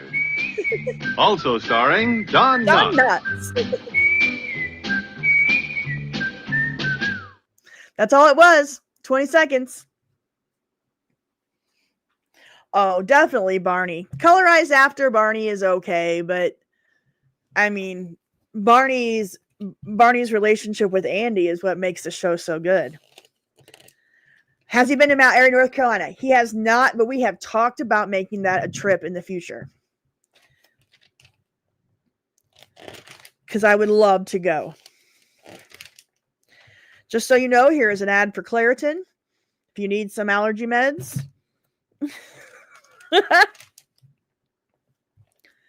Number 22, Requiem for a Heavyweight. October 11th, 1956.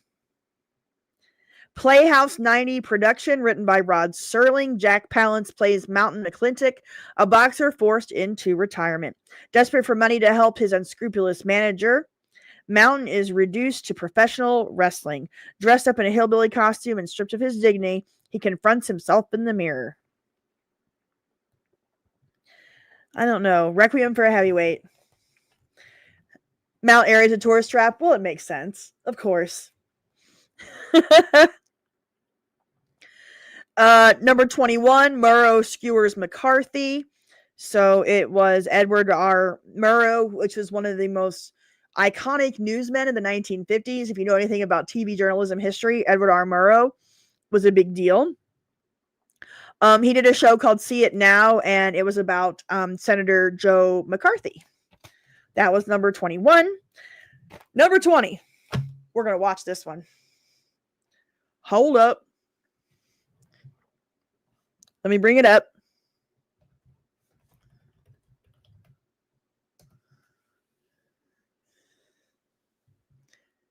Number 20. Guys, we're in the top 20 now. So we're going to be into some big stuff as to what our boomer parents thought was a big deal on TV. And again, guys, I know this seems a little weird in 2025, but these were big deals back then.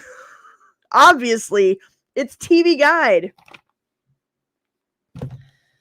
Number 20.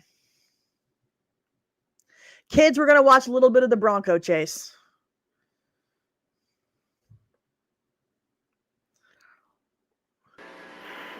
Everybody loves you. Don't do this. I know you're thinking. Oh. Man, just throw it out the window. Everybody order a pizza. We're going to watch Bronco. We're going to watch OJ and the Bronco for the next couple of hours. And nobody's going to get hurt. I'm the only one that deserves. No, you don't deserve that. Get hurt. You do not deserve to get hurt. You do not deserve to get hurt. Jeez. Chris Baker, author, $5. Thank you. I still remember this day in 1991. Irvin Johnson told the world he had HIV and retired. At the time, we didn't know how long he would live, right? That was a good one. That was a really good one. Thank you for that, Chris. Yeah, I'm actually kind of surprised it's not on this list, considering some of the things that are. Thank you so much.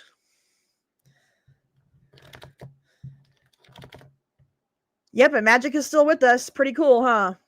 Don't do this. All I did was love Nicole. All I did was love her. But during that chase, something we never got a chance to hear was Tom Lang talking to O.J. Simpson during that ride. That tape has now been released. The civil jury got a transcript of it. Tom, you... Oh, Larry King. Yep, they had entered the NBA files for this chase. It was on every network. It was the biggest night of the year for pizza delivery.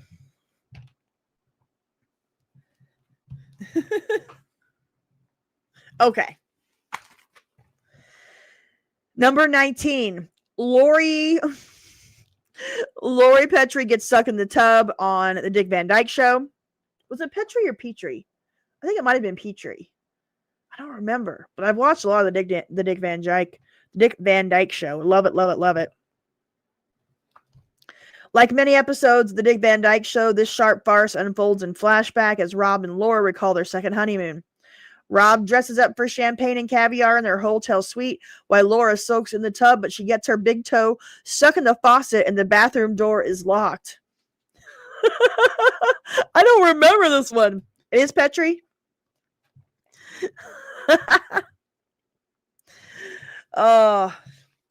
The car chase. Yeah, the ESPN 30 for 30. That was like I think it won an Oscar, that whole documentary. That was the one. It was just like June 16th, 1994. It showed you everything that was happening. Or no, the one about OJ, like his complete life. That was interesting too. June 12th, 1994. Okay. Was it June 12th? I was thinking it was the 16th. 17th. June 17th, 1994. Well, Sadie, are you up again, honey? All right. So Lori gets stuck in the tub. That was number 19. Number 18, Hank Aaron hits number 715.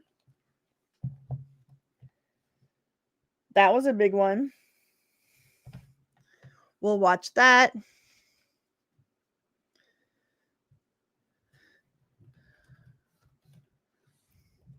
Because it will only take a minute. And we get to hear Vin Scully.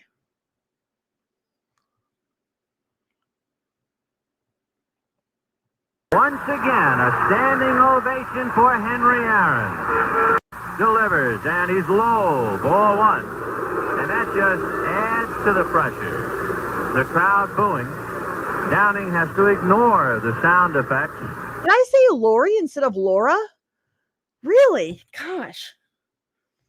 It's getting late. I've been streaming for 4 hours. I'll say weird things sometimes. And stay a professional and pitch his game. Like the fans just run out the field and like, congratulations, Hank. Good job.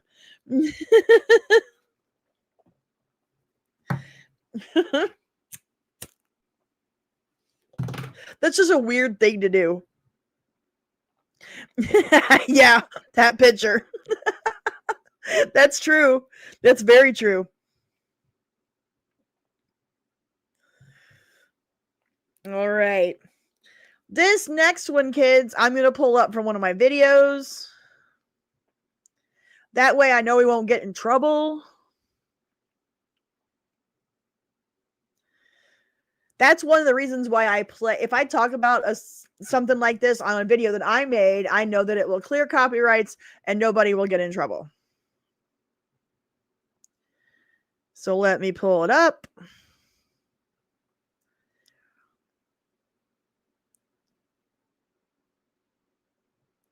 Let me get it ready.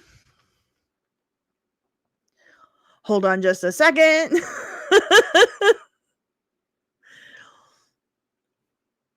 All right.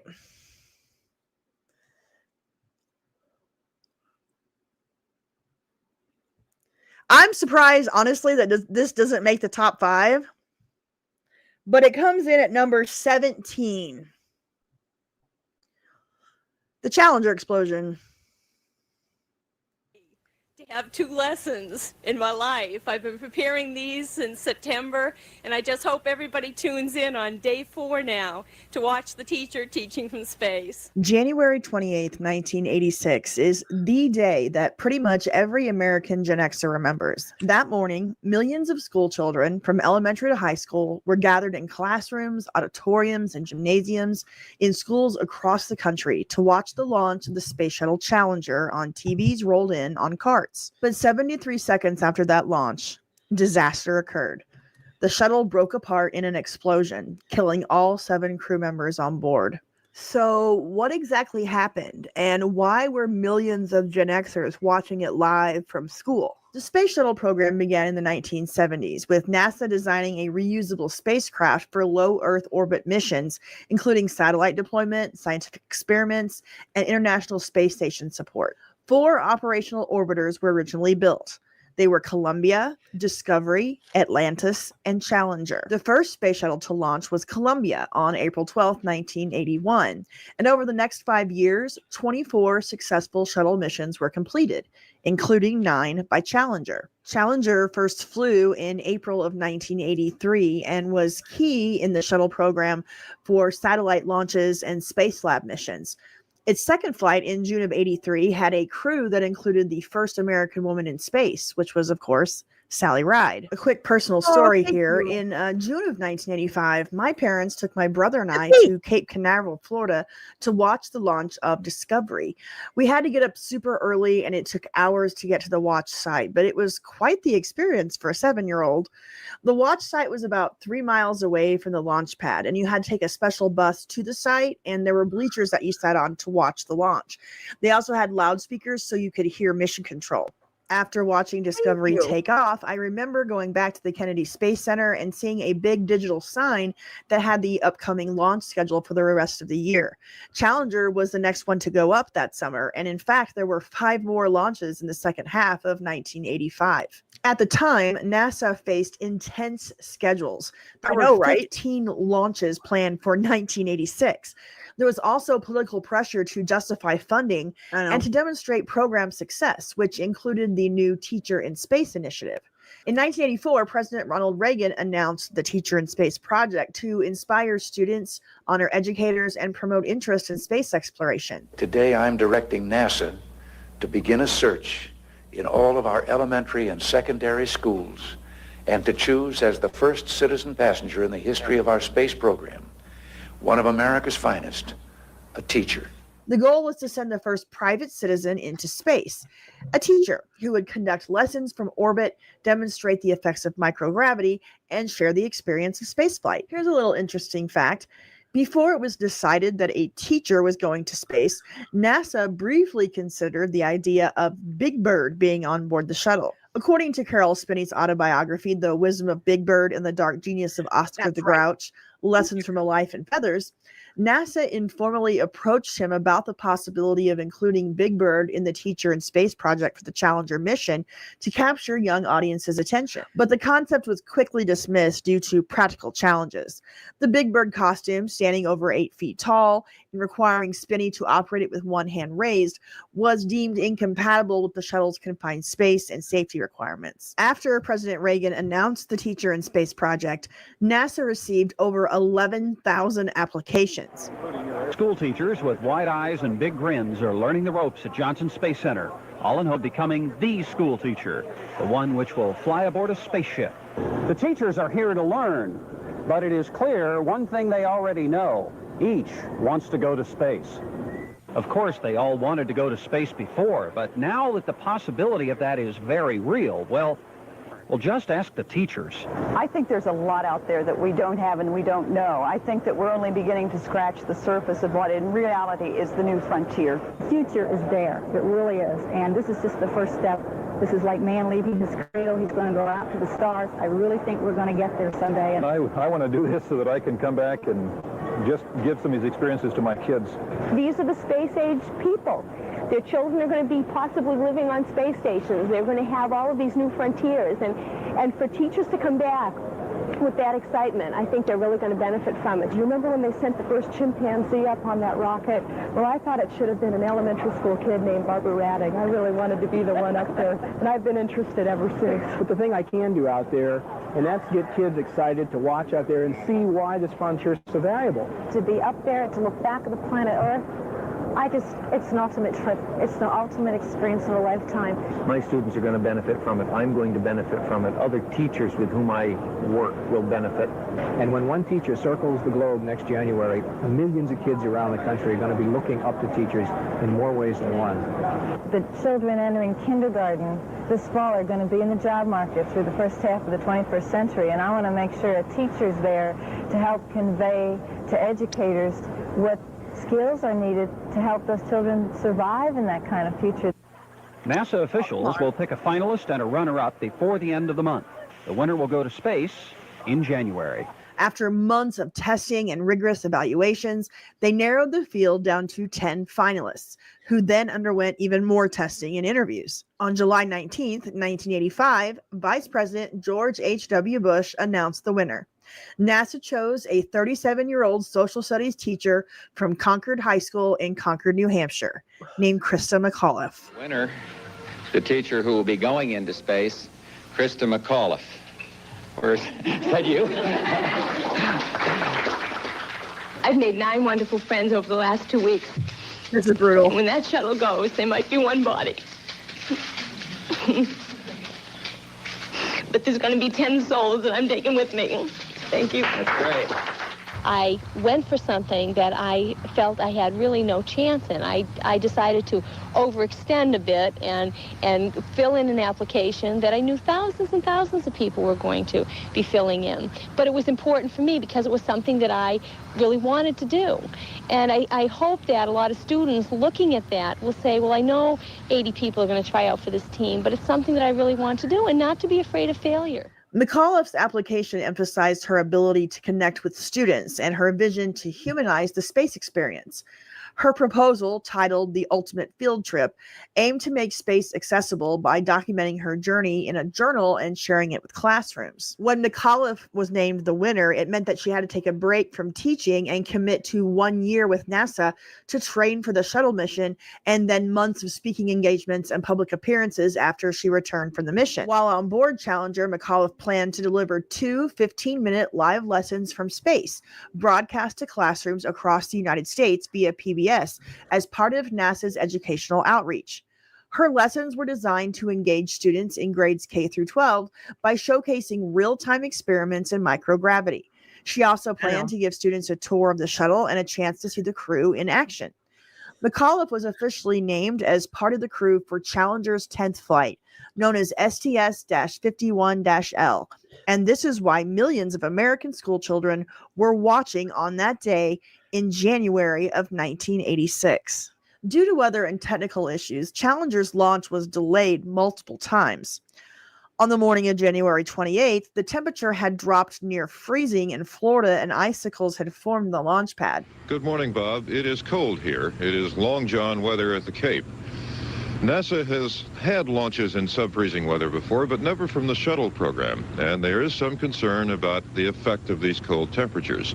Primarily, they're looking at a buildup of ice on the outside of the external fuel tank, which is loaded with hydrogen and oxygen at very low temperatures. Meanwhile, the crew is going through the routine of having breakfast just before they take them out to the pad. This will be the second countdown for what's going to be known as the teacher flight, because it will feature lessons to be taught a little bit later by Krista McAuliffe, the school teacher from New Hampshire. The original plan for that day was to try to launch at 9:30 a.m. Eastern Time, but once again it was delayed. This time, though, it was just for a couple of hours. After the weather warmed up and the technical issues were seemingly fixed, the countdown finally reached 0 and Challenger launched at 11:38 a.m. Eastern Time. Here we go. 7, 6.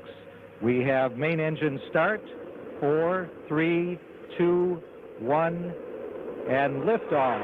Liftoff of the 25th Space Shuttle mission, and it has cleared the tower. I was in my 3rd grade classroom with my teacher and fellow students watching on a 19-inch CRT television that had been rolled in. And since I considered myself to be a shuttle expert, having seen one launch in person, 8-year-old me was giving everyone in my class a space lesson, Punky Brewster style, as the shuttle left the launch pad. 73 seconds after that launch, I saw something that I hadn't seen the previous summer when my family and I watched Discovery. Challenger, go at throttle up. Challenger, go at throttle up.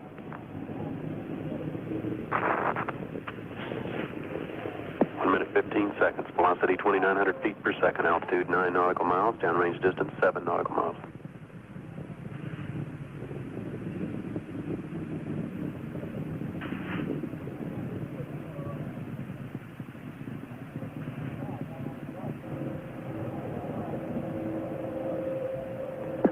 Flight controllers here looking very carefully at the situation. Obviously a major malfunction. Seeing that giant fireball and the 2 lines of smoke, I just knew something wasn't right. We all sat there in silence. The teachers didn't say a word. And then we heard Mission Control confirm that the shuttle had exploded. We have no downlink.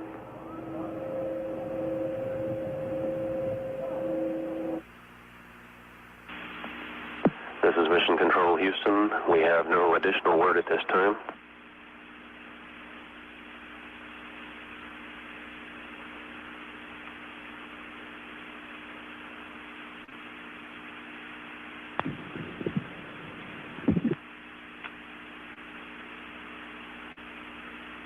Reports from the flight dynamics officer indicate that the vehicle apparently exploded and that impact in the water.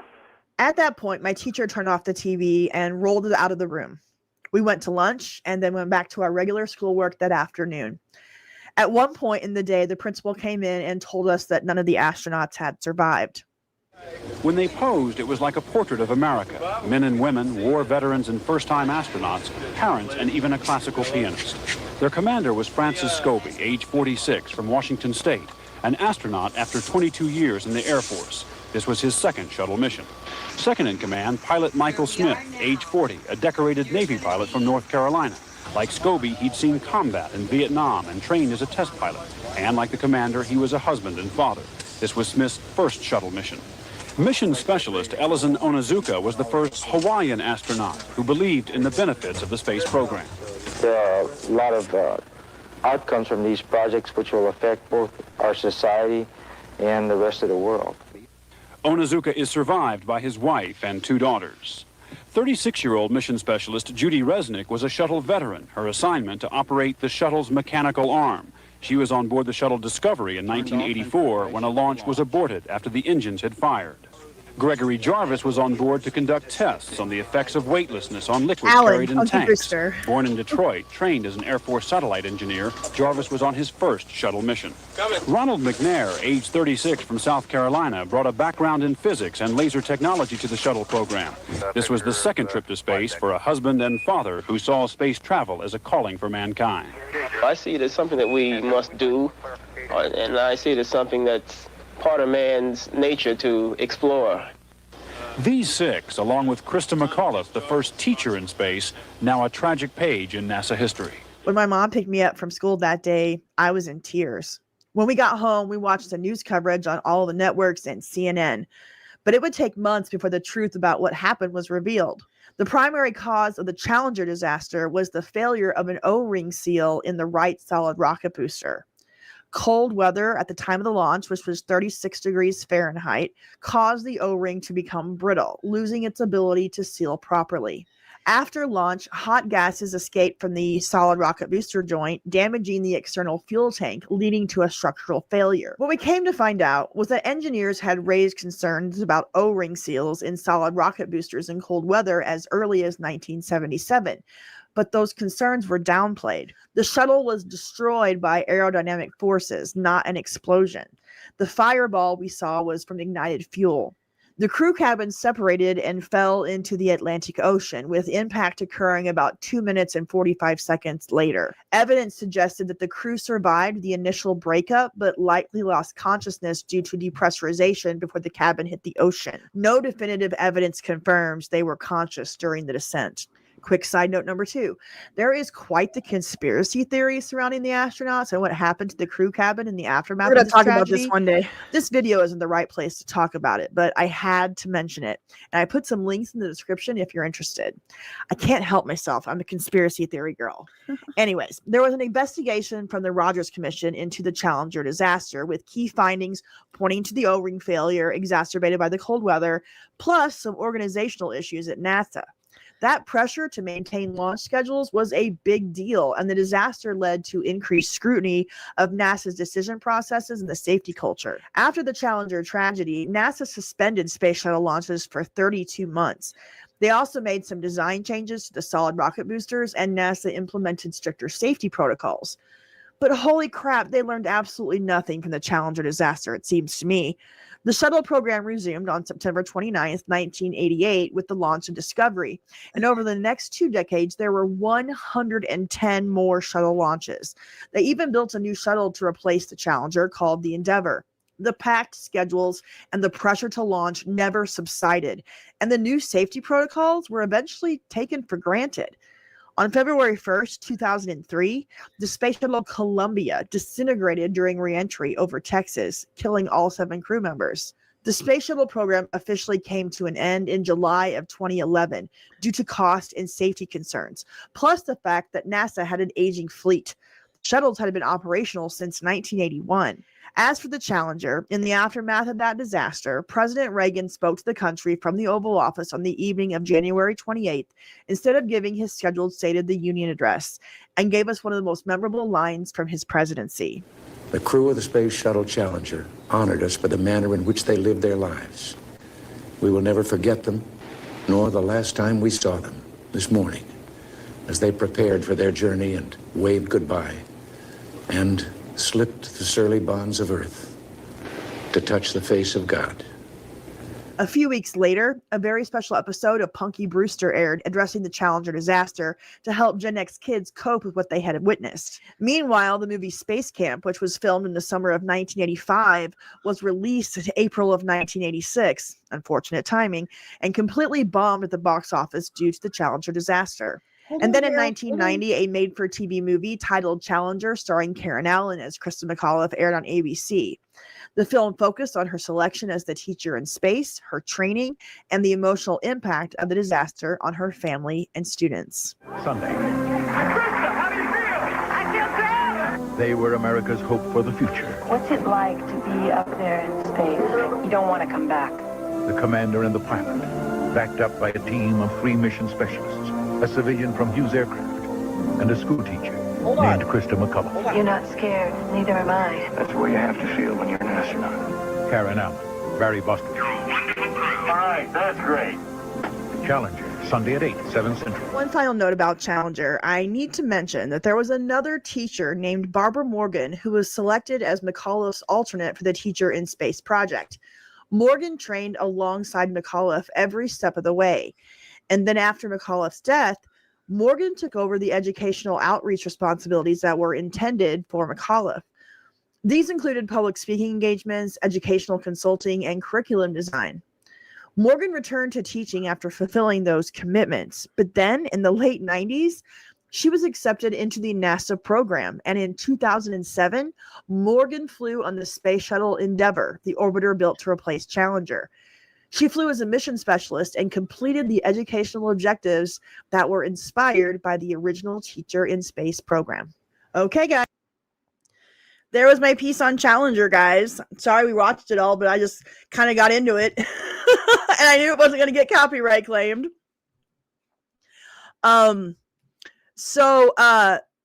January 2026, this upcoming January 28th, is the 40th anniversary of Challenger.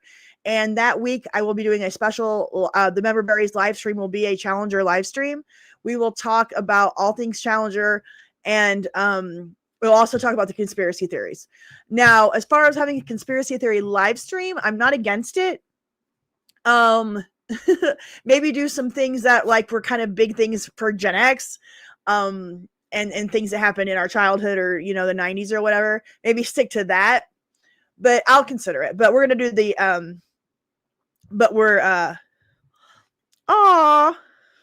thank you, Heath. I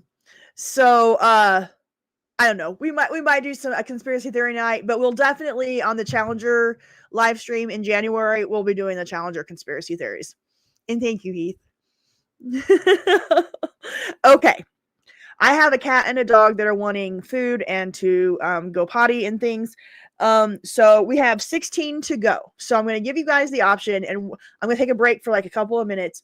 We can either stop now and do the top 16. I don't know, next Friday. I can't do it tomorrow. Maybe next Friday, or we can keep pushing and do the top 16 and keep going for another hour or so. So I'll let you guys decide if you want to stop now and pick it up next Friday where we do the top 16. And I can maybe prep so there's no copyright issues. And I can maybe edit some stuff and have some stuff ready. Or we can just push through tonight and stay up late. But I will let you guys figure it out. And I'll be back in a couple of minutes. I'm going to play you a song. I'll play the break song. And I'll be back in a couple of minutes and we'll figure out how we're gonna do this.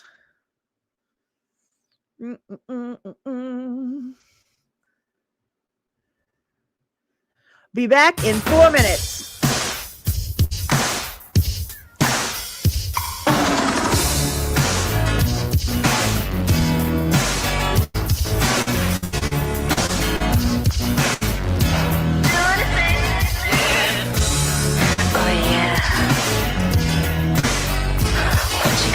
For me.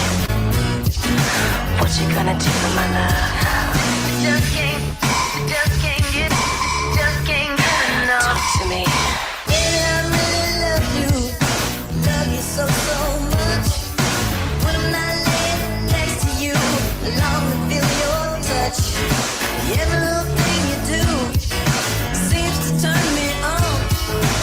Even when you're talking nasty to me over the telephone. Honey, I'll stay up late for you and wait for your call. Oh yeah. Buzz me up if I lay you, and I don't mind at all. 'Cause I'll do anything for your loving. Could you take me for a funky ride? Yes, will. I'll do anything for your loving. But on the serious stuff, are you qualified? Just can't get enough. Talk to me. First thing in the morning, I'll be at your door. You will.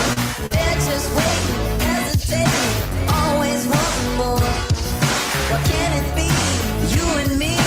Why you wanna make it so tough? All day long and all night strong.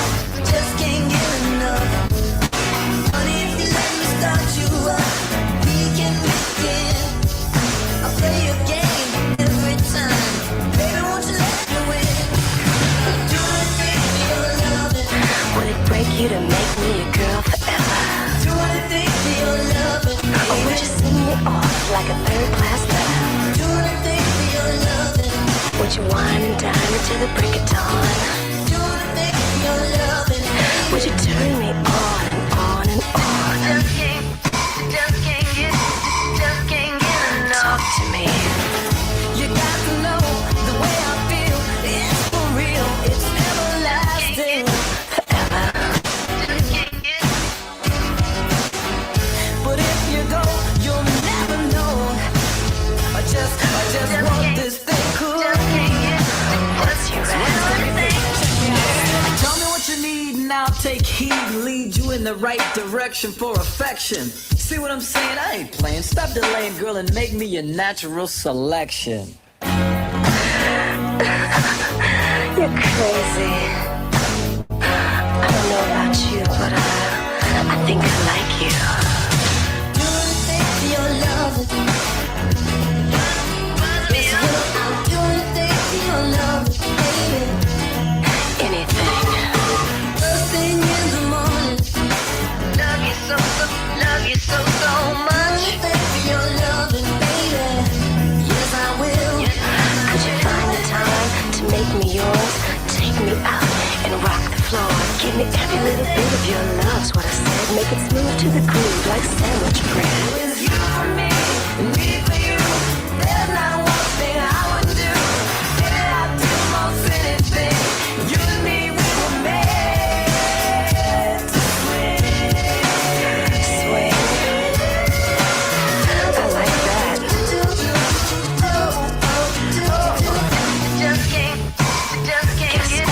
Just can't get enough. I wanna be your baby.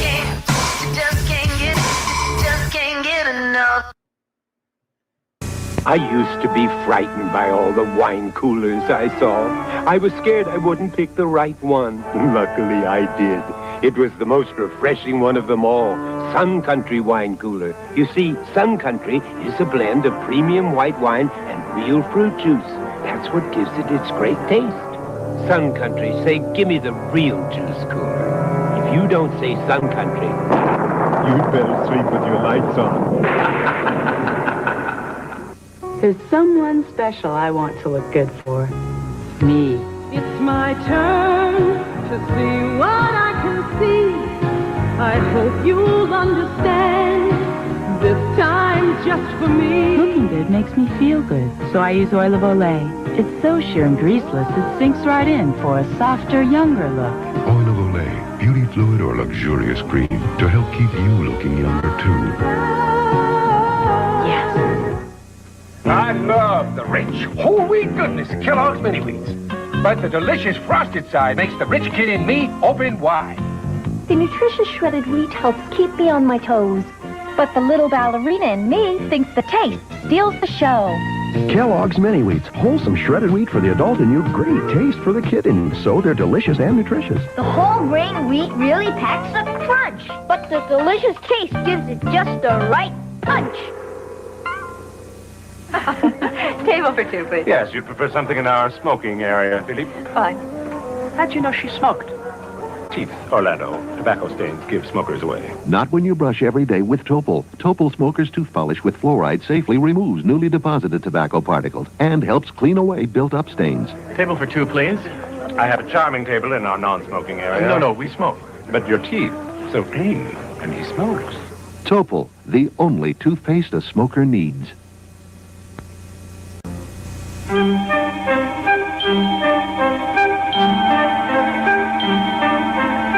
Like sands through the hourglass, so are the days of our lives.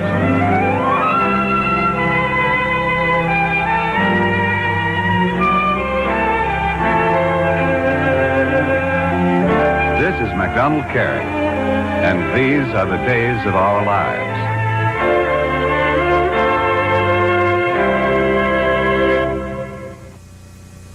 Relief, sodium-free Rolaids. Sodium-free Rolaids gives millions 100% relief for acid indigestion. Plus, it's rich in calcium. Sodium-free Rolaids for extra calcium and 100% relief. If you're allergy sensitive, your world is ever threatening. For relief, discover Benadryl, the most prescribed allergy medication ever. Available without prescription. Benadryl and Benadryl decongestant. Oh, all right. We should have a Kids Incorporated night. You're not wrong. I need to play your love and affection thing that you sent me. That was, we might end the night with that instead of the Nelson version. Okay. What do we want to do? Do we decide? Are we staying? Are we pushing through? Let me go back through.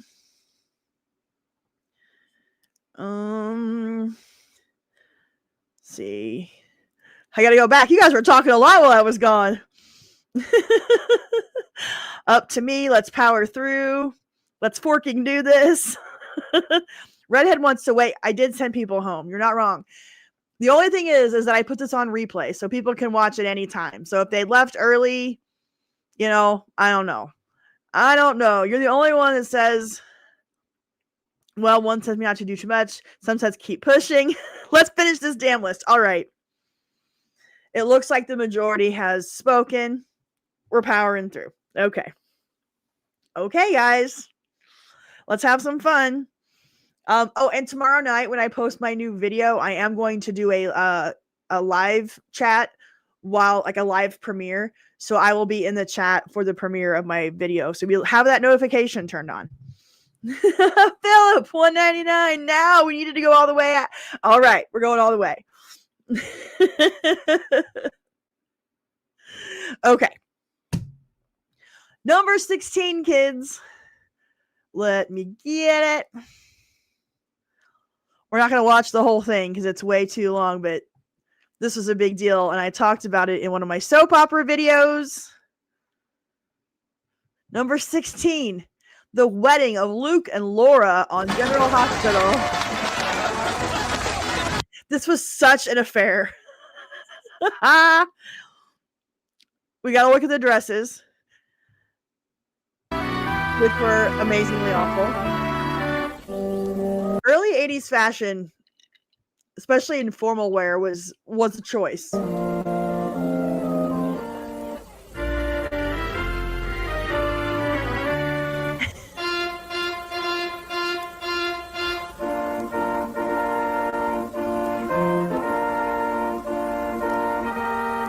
Sped up.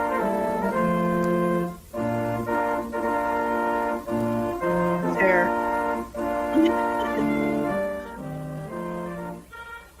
Ah, that's right. Elizabeth Taylor was in this.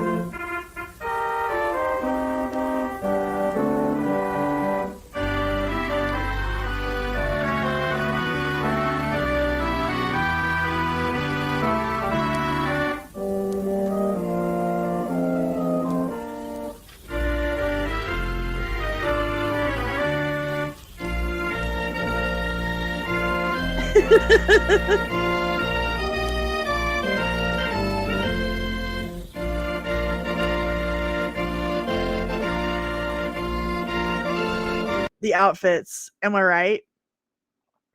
This was almost, God, we're a week away from it being 44 years ago. So it was 81, 44 years ago. November 16th was when part 1 aired. Today is a day of joyous celebration, and with love in our hearts, we are here to witness the exchange of marriage vows between Lucas Lorenzo Spencer and Laura Weber Baldwin. Luke and Laura's wedding. We are gathered here to celebrate the marriage of two people, but we're doing more than that. We are celebrating forever hold his peace. I just want to see Liz. There we go. Lucas Lorenzo Spencer, will you take Laura Weber Baldwin to be your lawful wedded wife? Will you love her, comfort her, honor and keep her in sickness and in health? Actually, Heath, I talked about that in my insane soap opera storyline video, the OG one. So if you haven't watched that video, I talk about there. Forsaking all others, cleave only unto her, so long as you both shall live. I will. Laura Weber Baldwin, will you take Lucas Lorenzo Spencer to be your lawful wedded husband? Will you love him, comfort him, honor and keep him in sickness and in health, forsaking all others, cleave only unto him, so long as you both shall live? I will. The ring, please. The ring, please. Oh, that's why you brought it up. Nice, Heath. Take Laura's hand. Jeannie has cancer? Really? I, Lucas Lorenzo Spencer. I, Lucas Lorenzo Spencer. Damn it. Take thee, Laura Weber Baldwin. Take thee, Laura Weber Baldwin, to be my wedded wife, to have and to hold from this day forward, for better, for worse, for richer, for poorer, in sickness and in health, to love and She to was so cherish. beautiful in this. Jeannie Francis is a beautiful woman. And thereto. And thereto, unto thee, I pledge my troth. Laura. Now, Laura, please repeat after me. I, Laura Weber Baldwin, I, Laura Weber Baldwin, take thee, Lucas Lorenzo Spencer. I guess I should be careful here. Don't want Luke and Laura's wedding to get me kicked off the live stream. Even though we're going at high speed.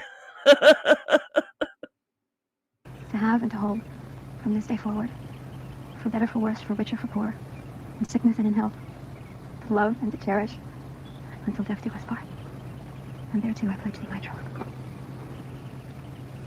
For as much as Luke and Laura have consented together in holy wedlock and have witnessed the same before God in this company, and thereto have given and pledged their troth, each to the other, and have declared the same by giving and receiving a ring, and by joining hands, by the power vested in me by the authority of the state of New York, I pronounce that they are husband and wife. You may kiss the bride.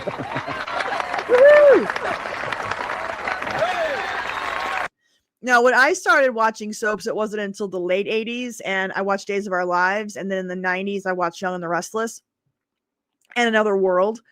But when I first started watching soaps was in the late 80s with Days of Our Lives. And I remember the first big wedding I watched was Patch and Kayla's wedding, when Kayla was mute for months, and then she spoke for the first time at the wedding. It was like, woo! And then, wait, I'm still on, right? They didn't take me down, did they? Did they take me down? Okay, good. Okay, I thought they had taken me down. Sorry. Okay. Anyway, so I watched Patch and Kayla's wedding, and so it was. I saw Bo and Hope's wedding. I remember Bo and Hope's wedding, but Patch and Kayla was the one I remember a lot, the most. And then Shane and Kimberly. Do you guys remember Shane and Kimberly on Days of Our Lives? Anyways, so yeah. Days of Our Lives. Good. I'm still here. Woo! And I can't remember anything about the Young and the Restless in the 90s. I know there was Victor and Nikki and their son Nicholas and their daughter. I don't remember. Anyways. Number 15. Yeah, the Marlenas and the devil possession. I talk about that. Number 15, LBJ announces he will not seek re-election. Happened March 31st, 1968. You're lost, Engelbert. What are you lost about? Burning a heater while discussing 80s TV shows. I'm in heaven. Vegas bet you have found your people. Tonight I am smoking. This is the end of my Jeter Juice Blueberry Waltz. It's fantastic. It's a nice indica. It's about out. So next week I will have a new vape of some kind. I'm not quite sure. Oh, you're lost because of soaps.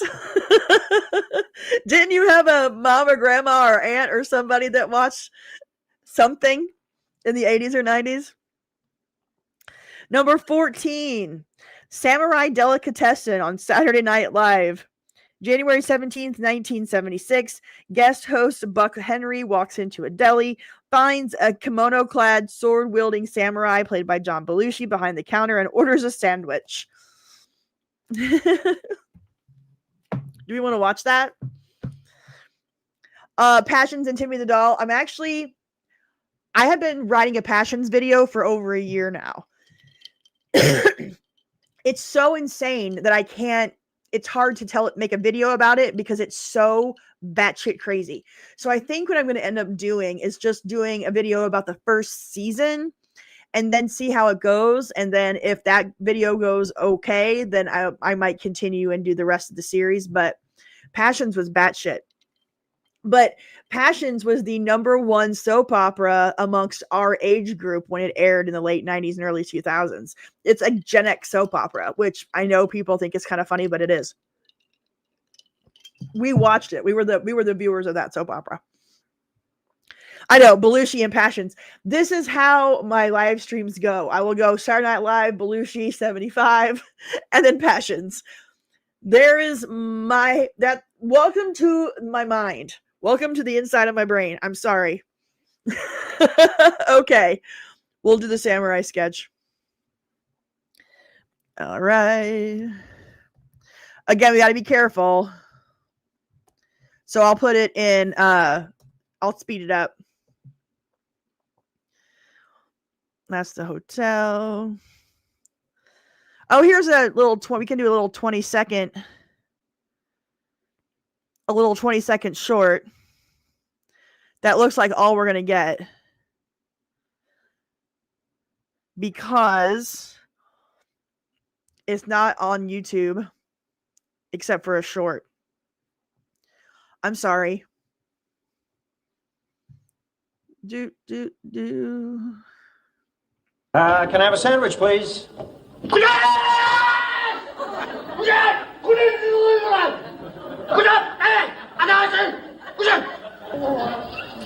That's absolutely beautiful. Thank you very much. That's terrific. One other thing. Do you think you could break a 20? Can I have a sandwich, please? There you go. There's a Samurai Delicatessen. That's number 14. That seems really high. And yeah, I agree. More memorable than OJ's Chase and the Challenger. I don't know.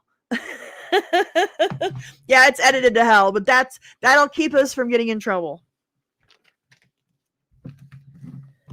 Number 13. Who Shot JR? March 21st, 1980. It is night and cold-hearted J.R. Ewing sits in his office alone. And no wonder. In the course of the previous 50 minutes, he has managed to alienate, infuriate, and betray most of Texas and all of his relatives. It's Miller time. Then a door in the outer office opens and someone enters. Who's there? JR asks. Blam. He clutches his chest. Blam. So, which one is it that... Okay, they're going with November when we find out. I was going to say, was it the actual act of shooting JR or was it finding out who shot him? All right. I'm sure you all know who shot JR.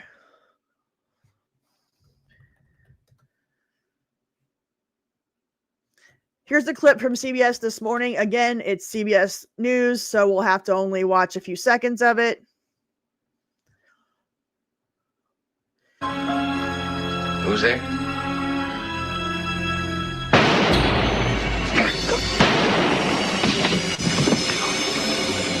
It was the cliffhanger that captivated the nation.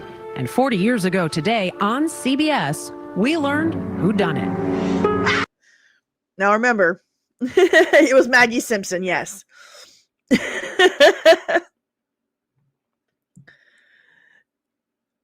Do you guys know who it is? No one knows?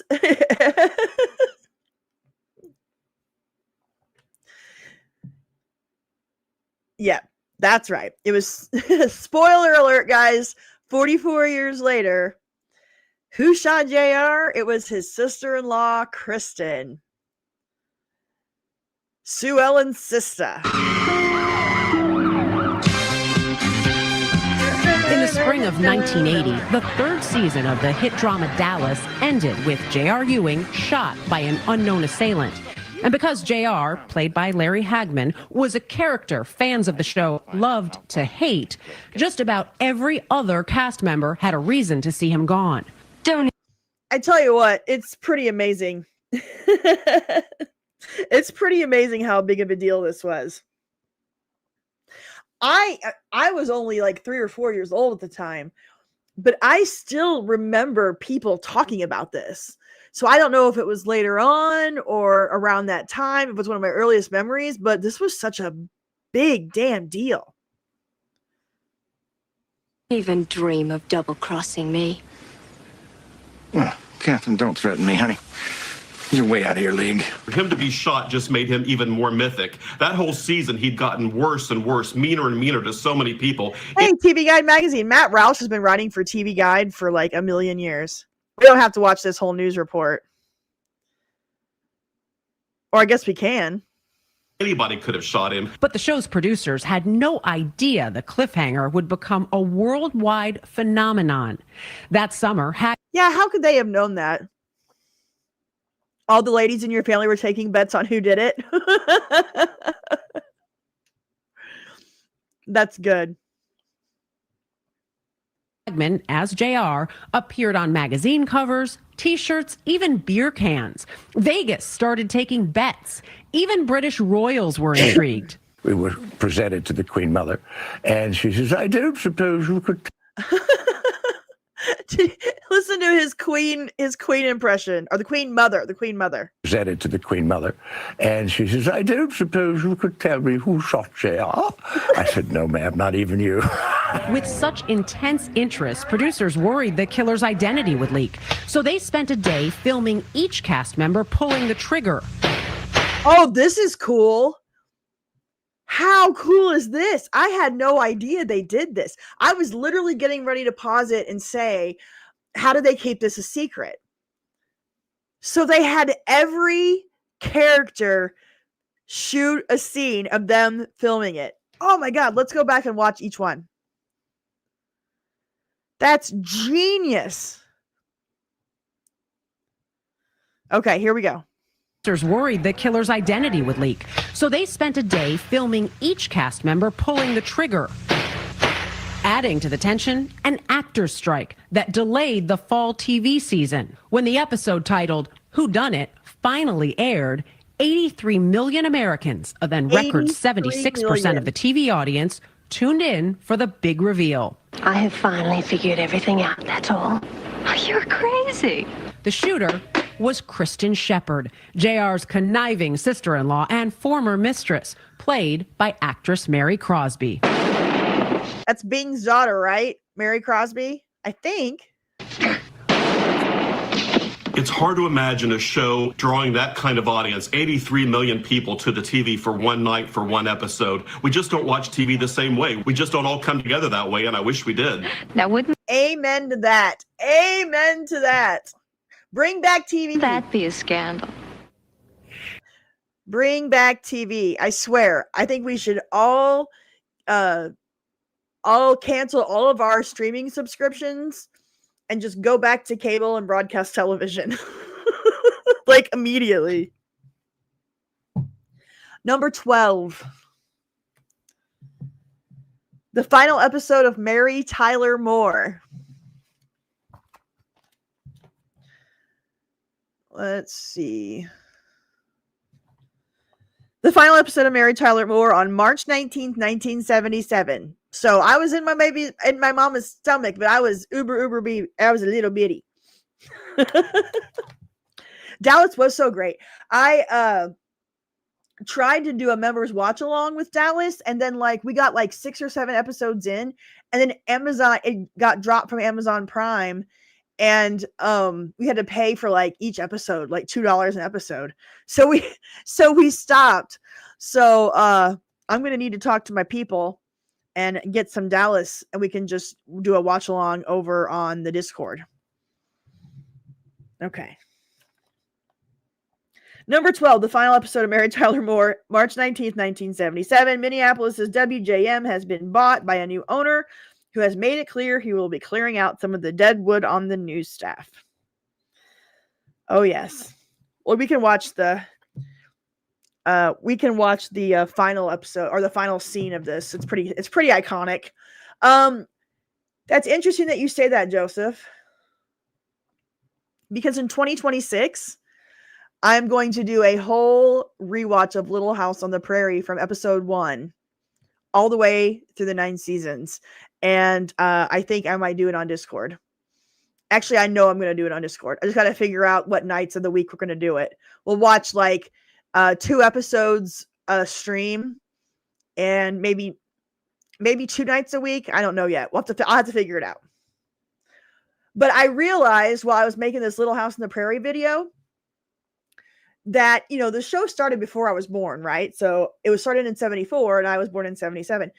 And so I watched it when it was still airing in those final seasons on NBC. But most of my Little House consumption has come in syndication or my DVD box set. And I realized while I was making this video that I have never sat and watched Little House from the pilot in order all the way through. I've seen every episode, but I've never watched them in order. So that's what I'm going to do in 2026. And I might share that with you guys in the Discord if you guys want to watch Little House with me from the beginning. It's a big project, but I think it'd be a good time. Okay. Mary Tyler Moore Show, last scene. Let me get it up.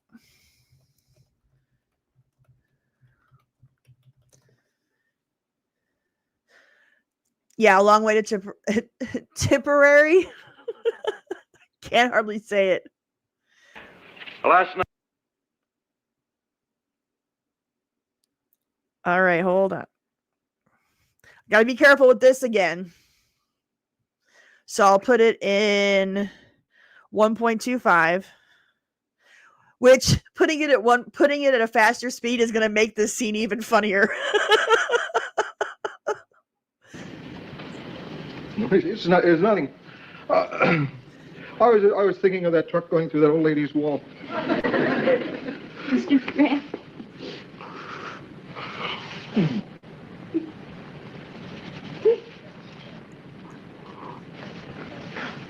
I treasure you people.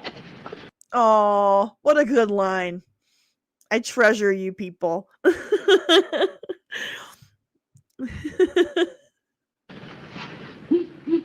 No.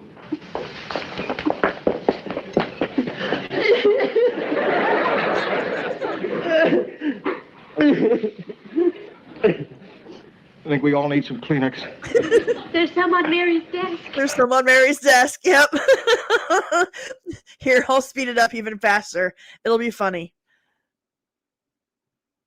Okay.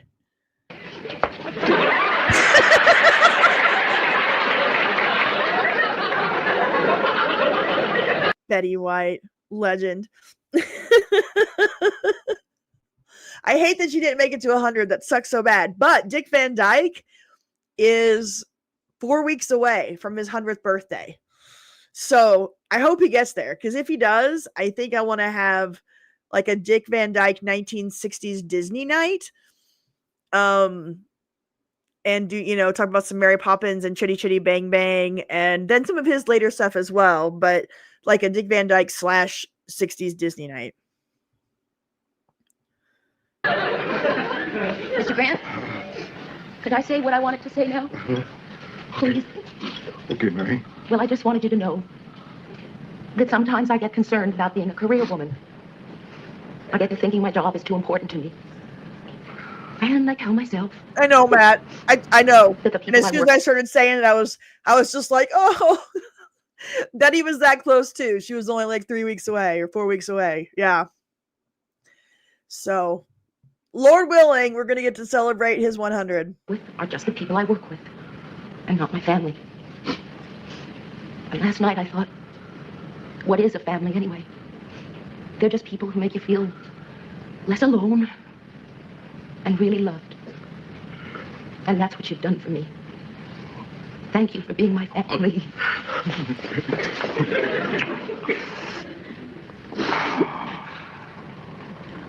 Now for the hard part.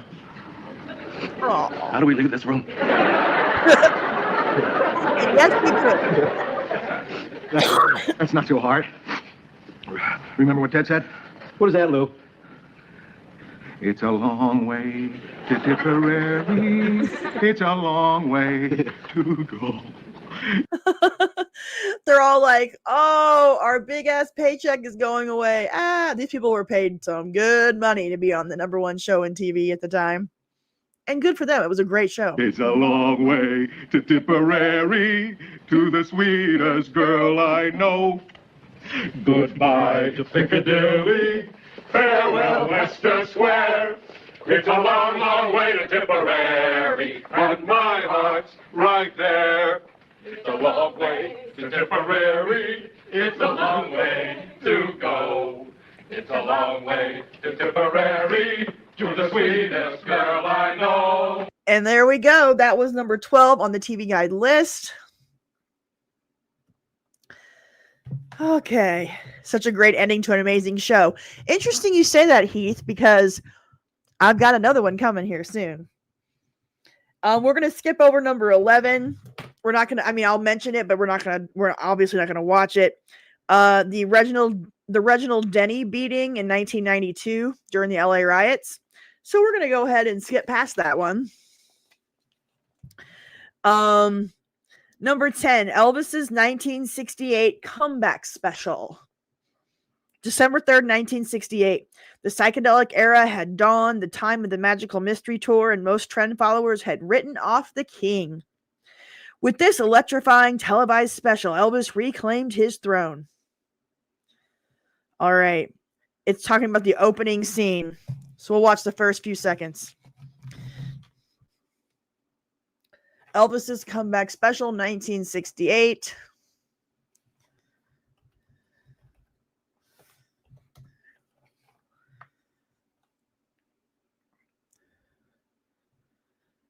Oh, yeah.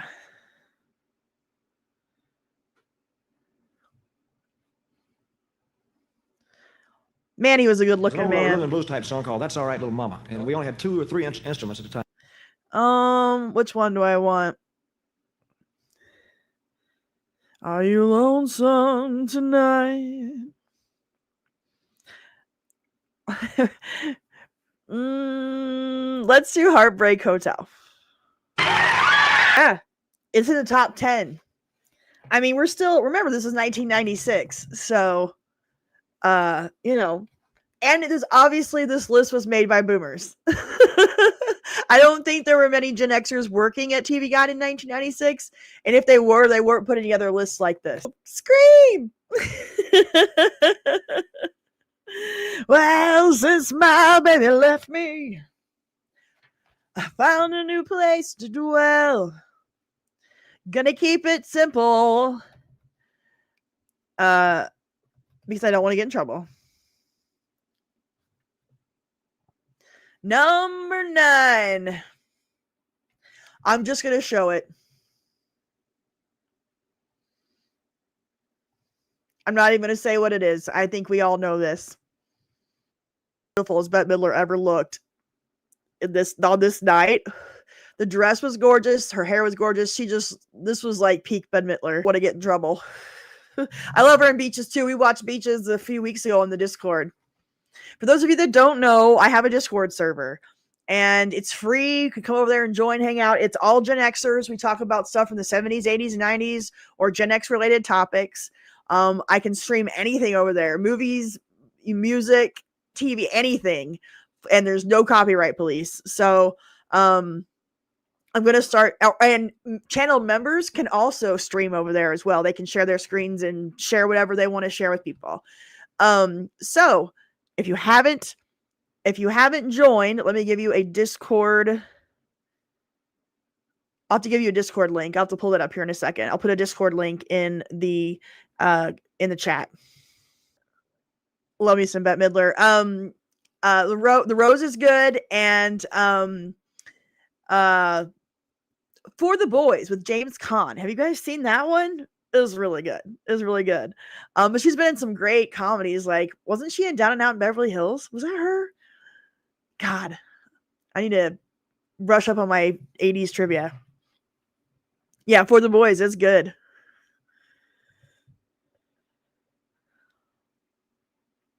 I'm going to go a little bit forward here so we don't. That was number 9 in the top 10.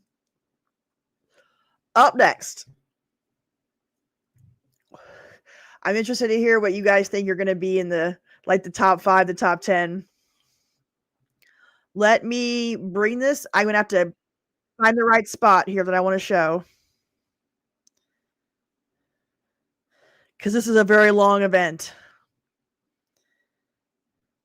And we're only going to watch about 4 seconds of it.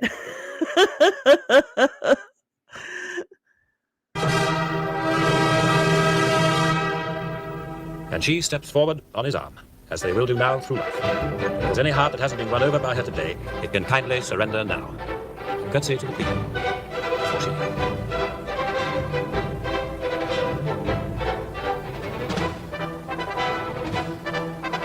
Yes, we already watched the Challenger. MASH, the end of MASH, we already watched that. So that's pretty crazy. Yeah, this had to be on the list, especially in 1996. You know, Dinah was still alive at the time. So it was before all that.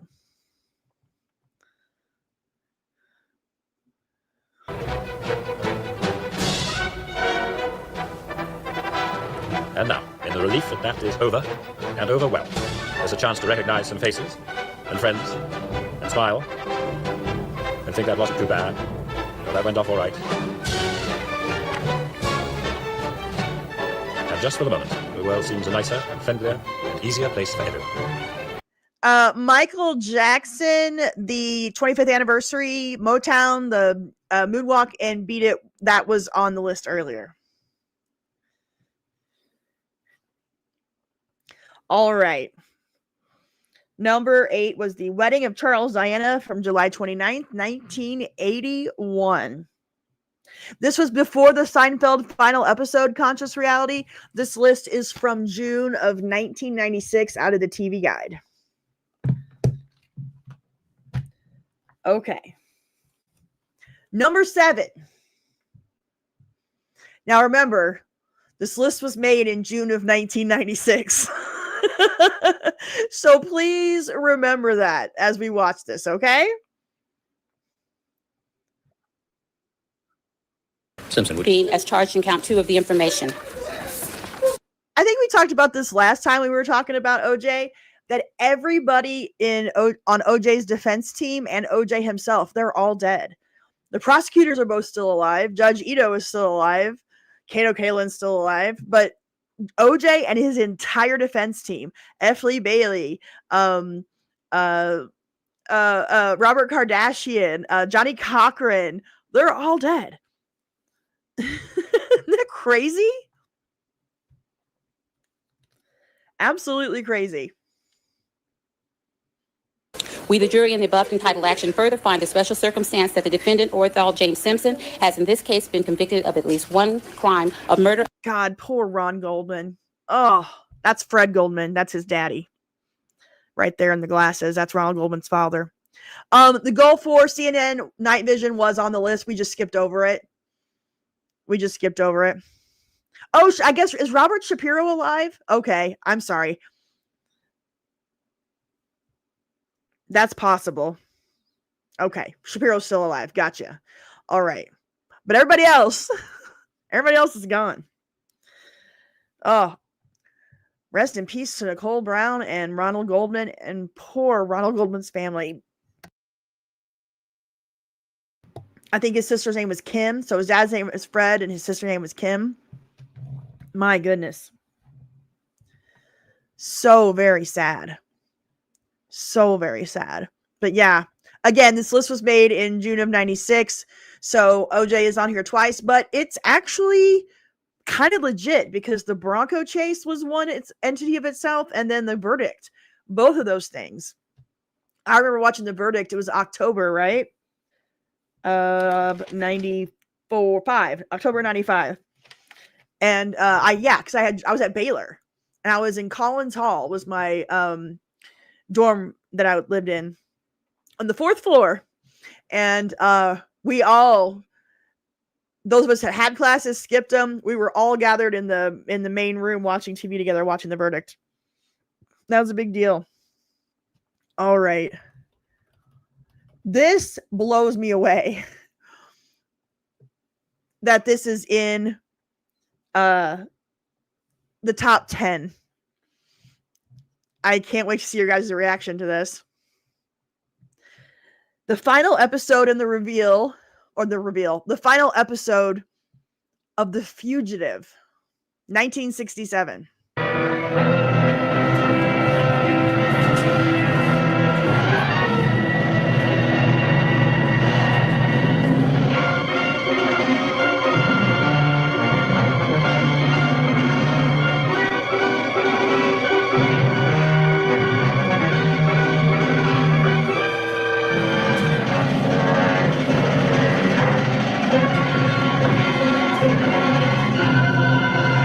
All right, we're going back. You won't shoot me. You need me alive.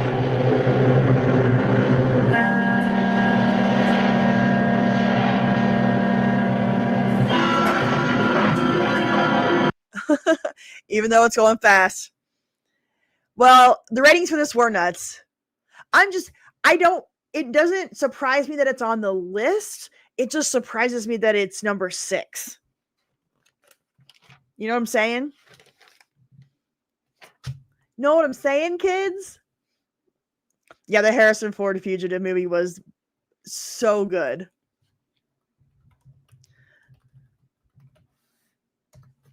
I got to get the next one ready. I think I have it on X. Okay, we'll watch the end of this.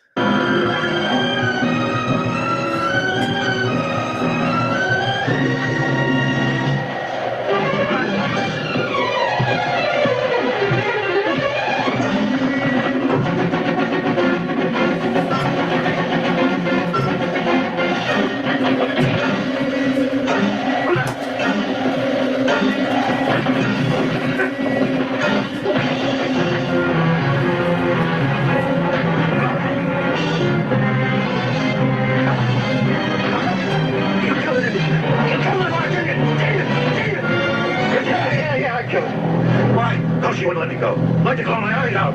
I didn't mean to hit her so hard. Hey! Yeah, guys, it is 1:18 where I'm at. So I am almost 5.5 hours into this live stream. But we're almost to the top 5. Yeah, I killed her. Now I'm going to kill you. Won't have to worry about you again no more.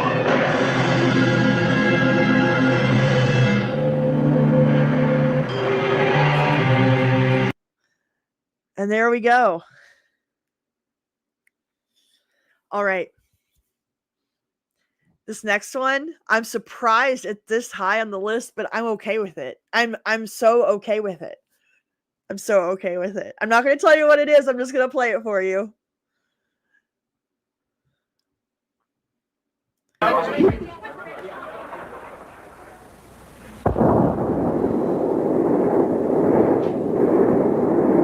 Yes, the premiere of Roseanne is on the list.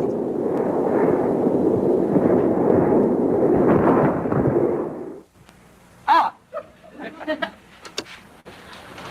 Honey.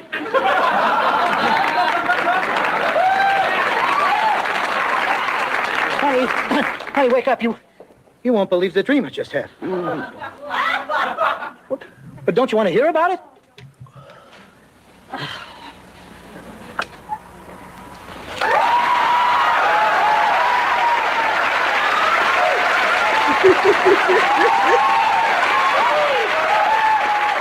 Genius. Absolutely genius. All right, Bob. What is it? Well, I was an innkeeper in this crazy little town in Vermont. I'm happy for you. Good night. Nothing made sense in this place. I mean, the maid was an heiress. Her husband talked in alliteration. The handyman kept missing the point of things. And then there were these three woodsmen, but only one of them talked. That settles it. No more Japanese food before you go to bed.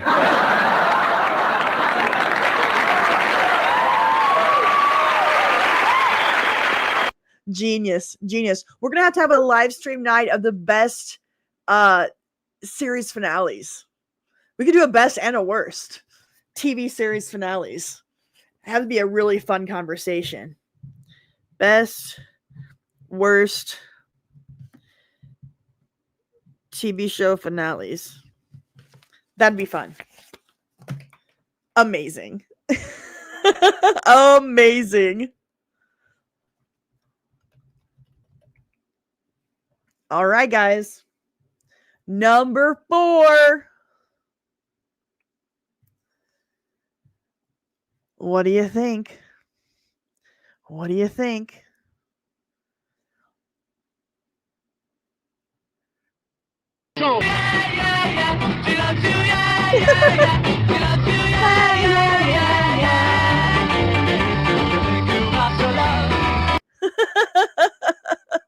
Look at Ringo back there, just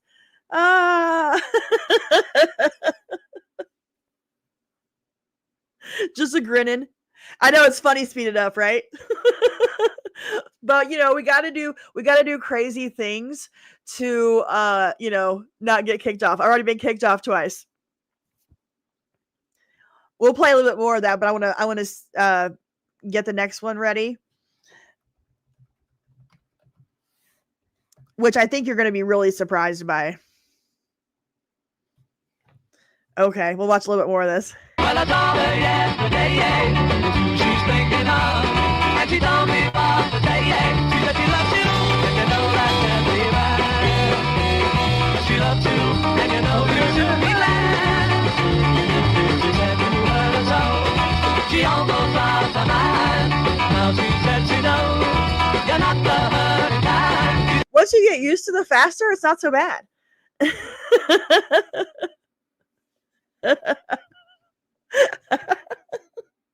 All right. We'll watch 20 more seconds of this. She loves you, and you know that can't be bad.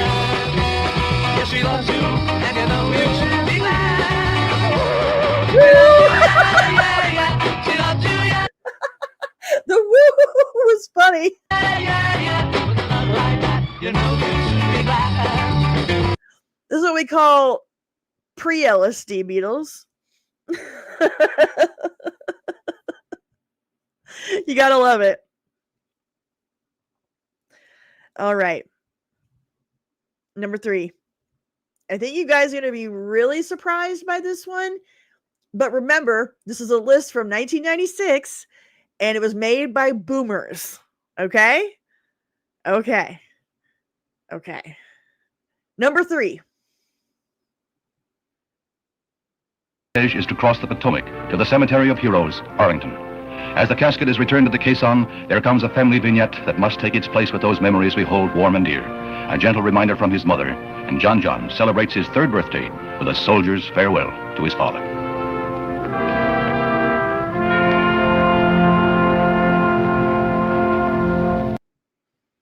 That was it. It was, it says John salute. That was number 3. All right. We're into the top 2. Hold on. Let me get it ready.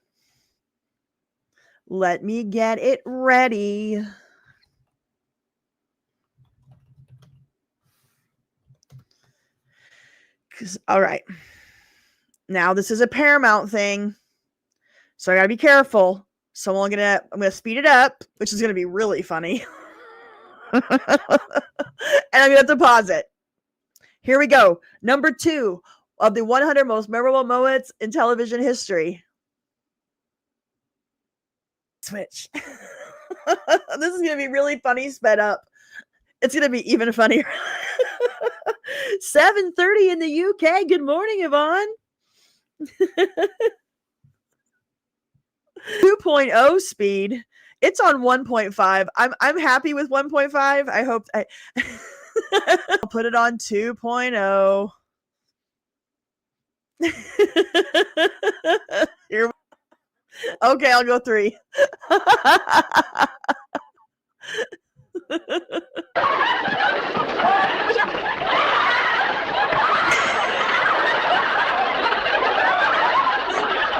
Fine, you're splendidly. Speed up!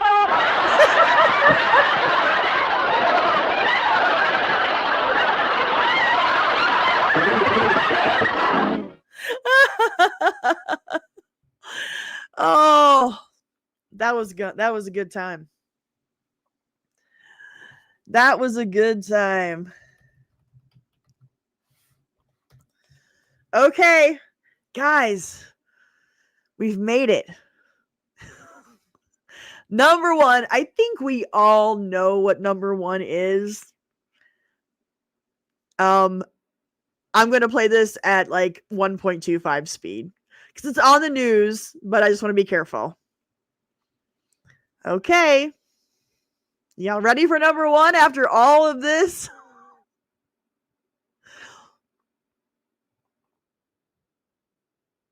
Neil, this is Houston, loud and clear. Break, break. Buzz, this is Houston. Radio check and verify TV circuit breaker in.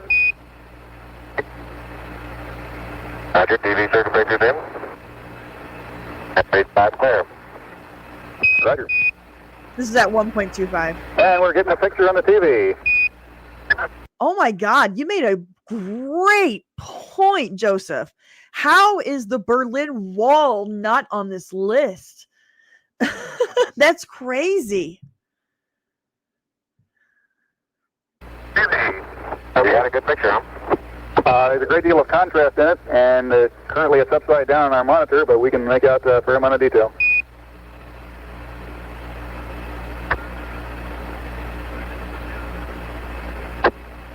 Okay, would you verify the position of the opening I ought to have on the camera? Stand what? There's that foot coming down. There he is. There's a foot coming down the steps. Yeah, I feel like I should just play the Hoff because on the Berlin Wall, just cause. Honorable mention. But I think, what do you guys think about next Friday making our own list? And then like including up till now. And we make our own list and I can make a video out of it. The most memorable TV moments of the, we can do it of the Gen X lifetime. It doesn't have to be in TV history, so we can stop it at like 1965 or whatever. But we could do our own list and I can make a video out of what we decide are the most memorable moments in TV history from 1965 to the present. I think it'd be kind of fun.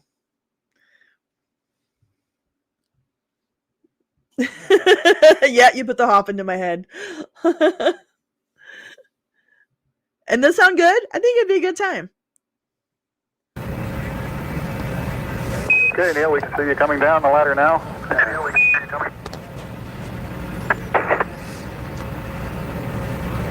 Okay, I just checked getting back up to that first step.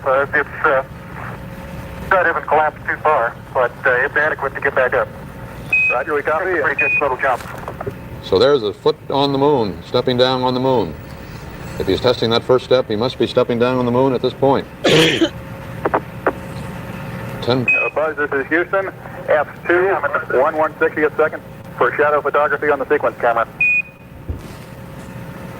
Okay. I'm at the foot of the ladder. The LEM footpads are only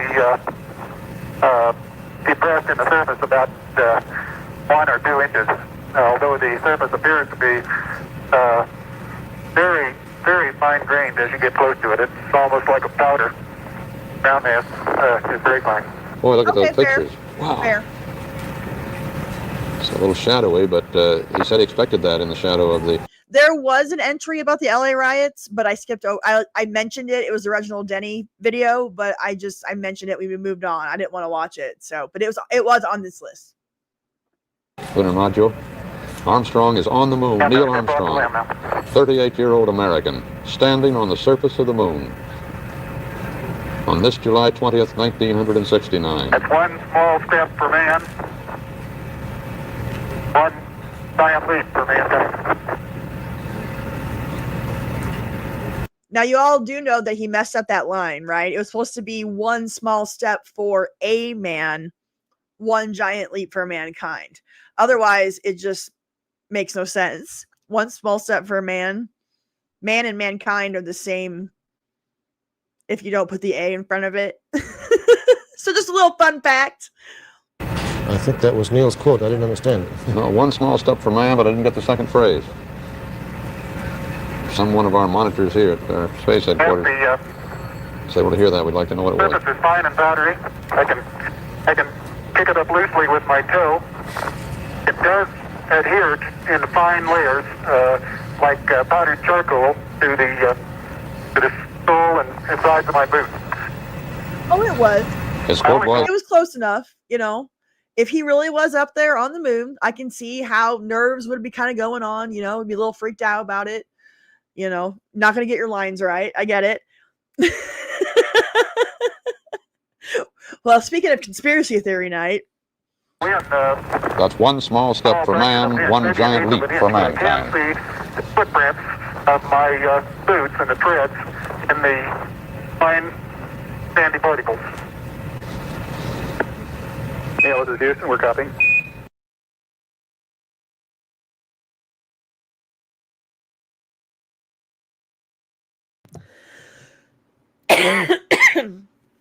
Woo! That was awesome.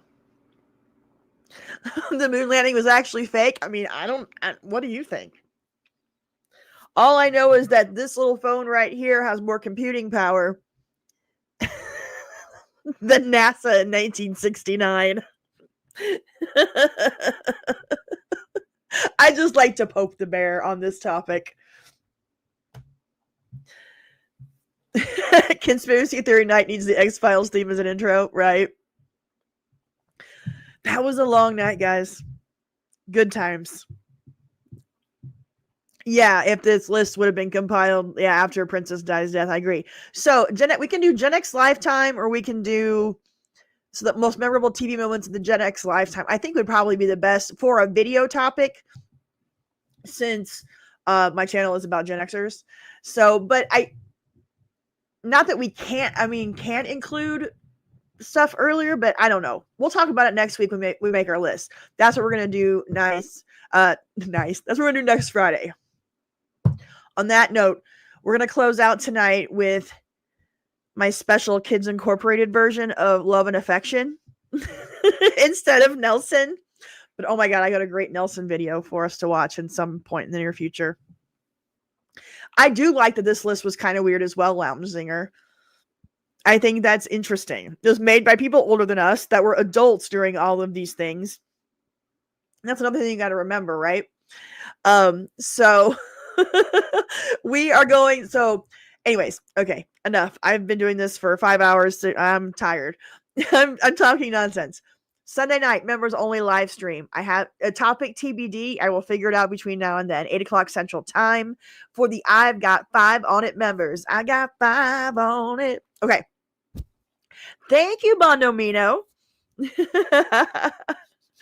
What happened? Oh, you want to watch the Hoff real fast? Okay, we'll watch the Hoff real fast on the Berlin Wall. And I made a video about it. But I can just pull up the actual clip.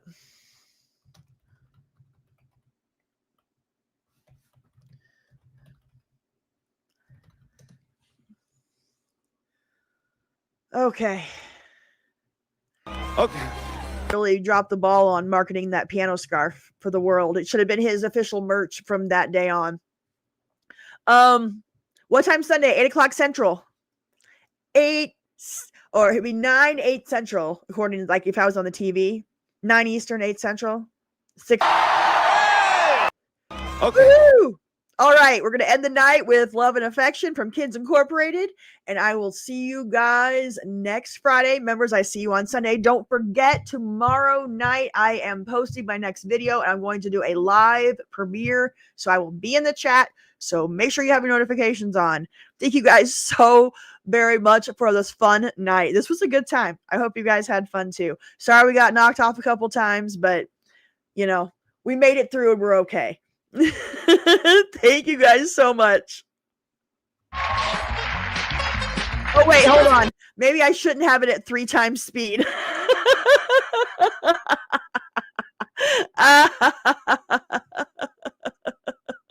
Okay, here we go.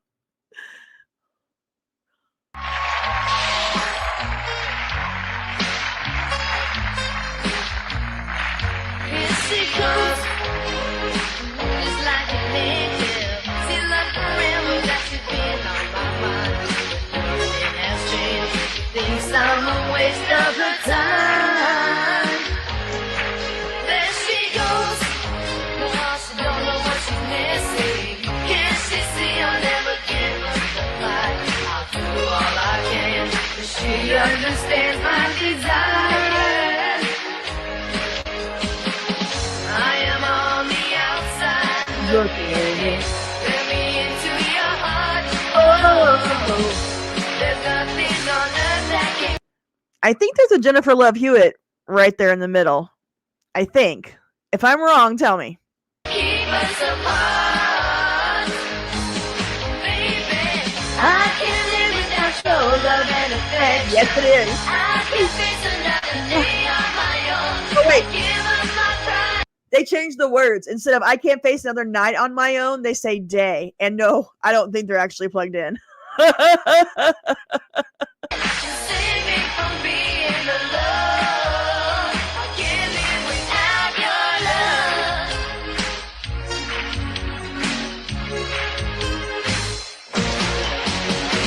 I can't live without your love and affection. I can't face another day on my own. I'll give up my pride to save me from being alone. I can't live without your love. I can't live without your love and affection. I can't face another day on my own. I give up my pride to save me from being alone. I can't live without your love. That was from 1990. Kids Bop before Kids Bop. That is correct. All right, guys. Have a wonderful night. Members, I will see you Sunday. Everybody else, tomorrow night. Get in the chat when I premiere my video. Otherwise, next Friday night. We'll make our own top 100 of the Gen X lifetime. Have a great night, guys. Okay, bye.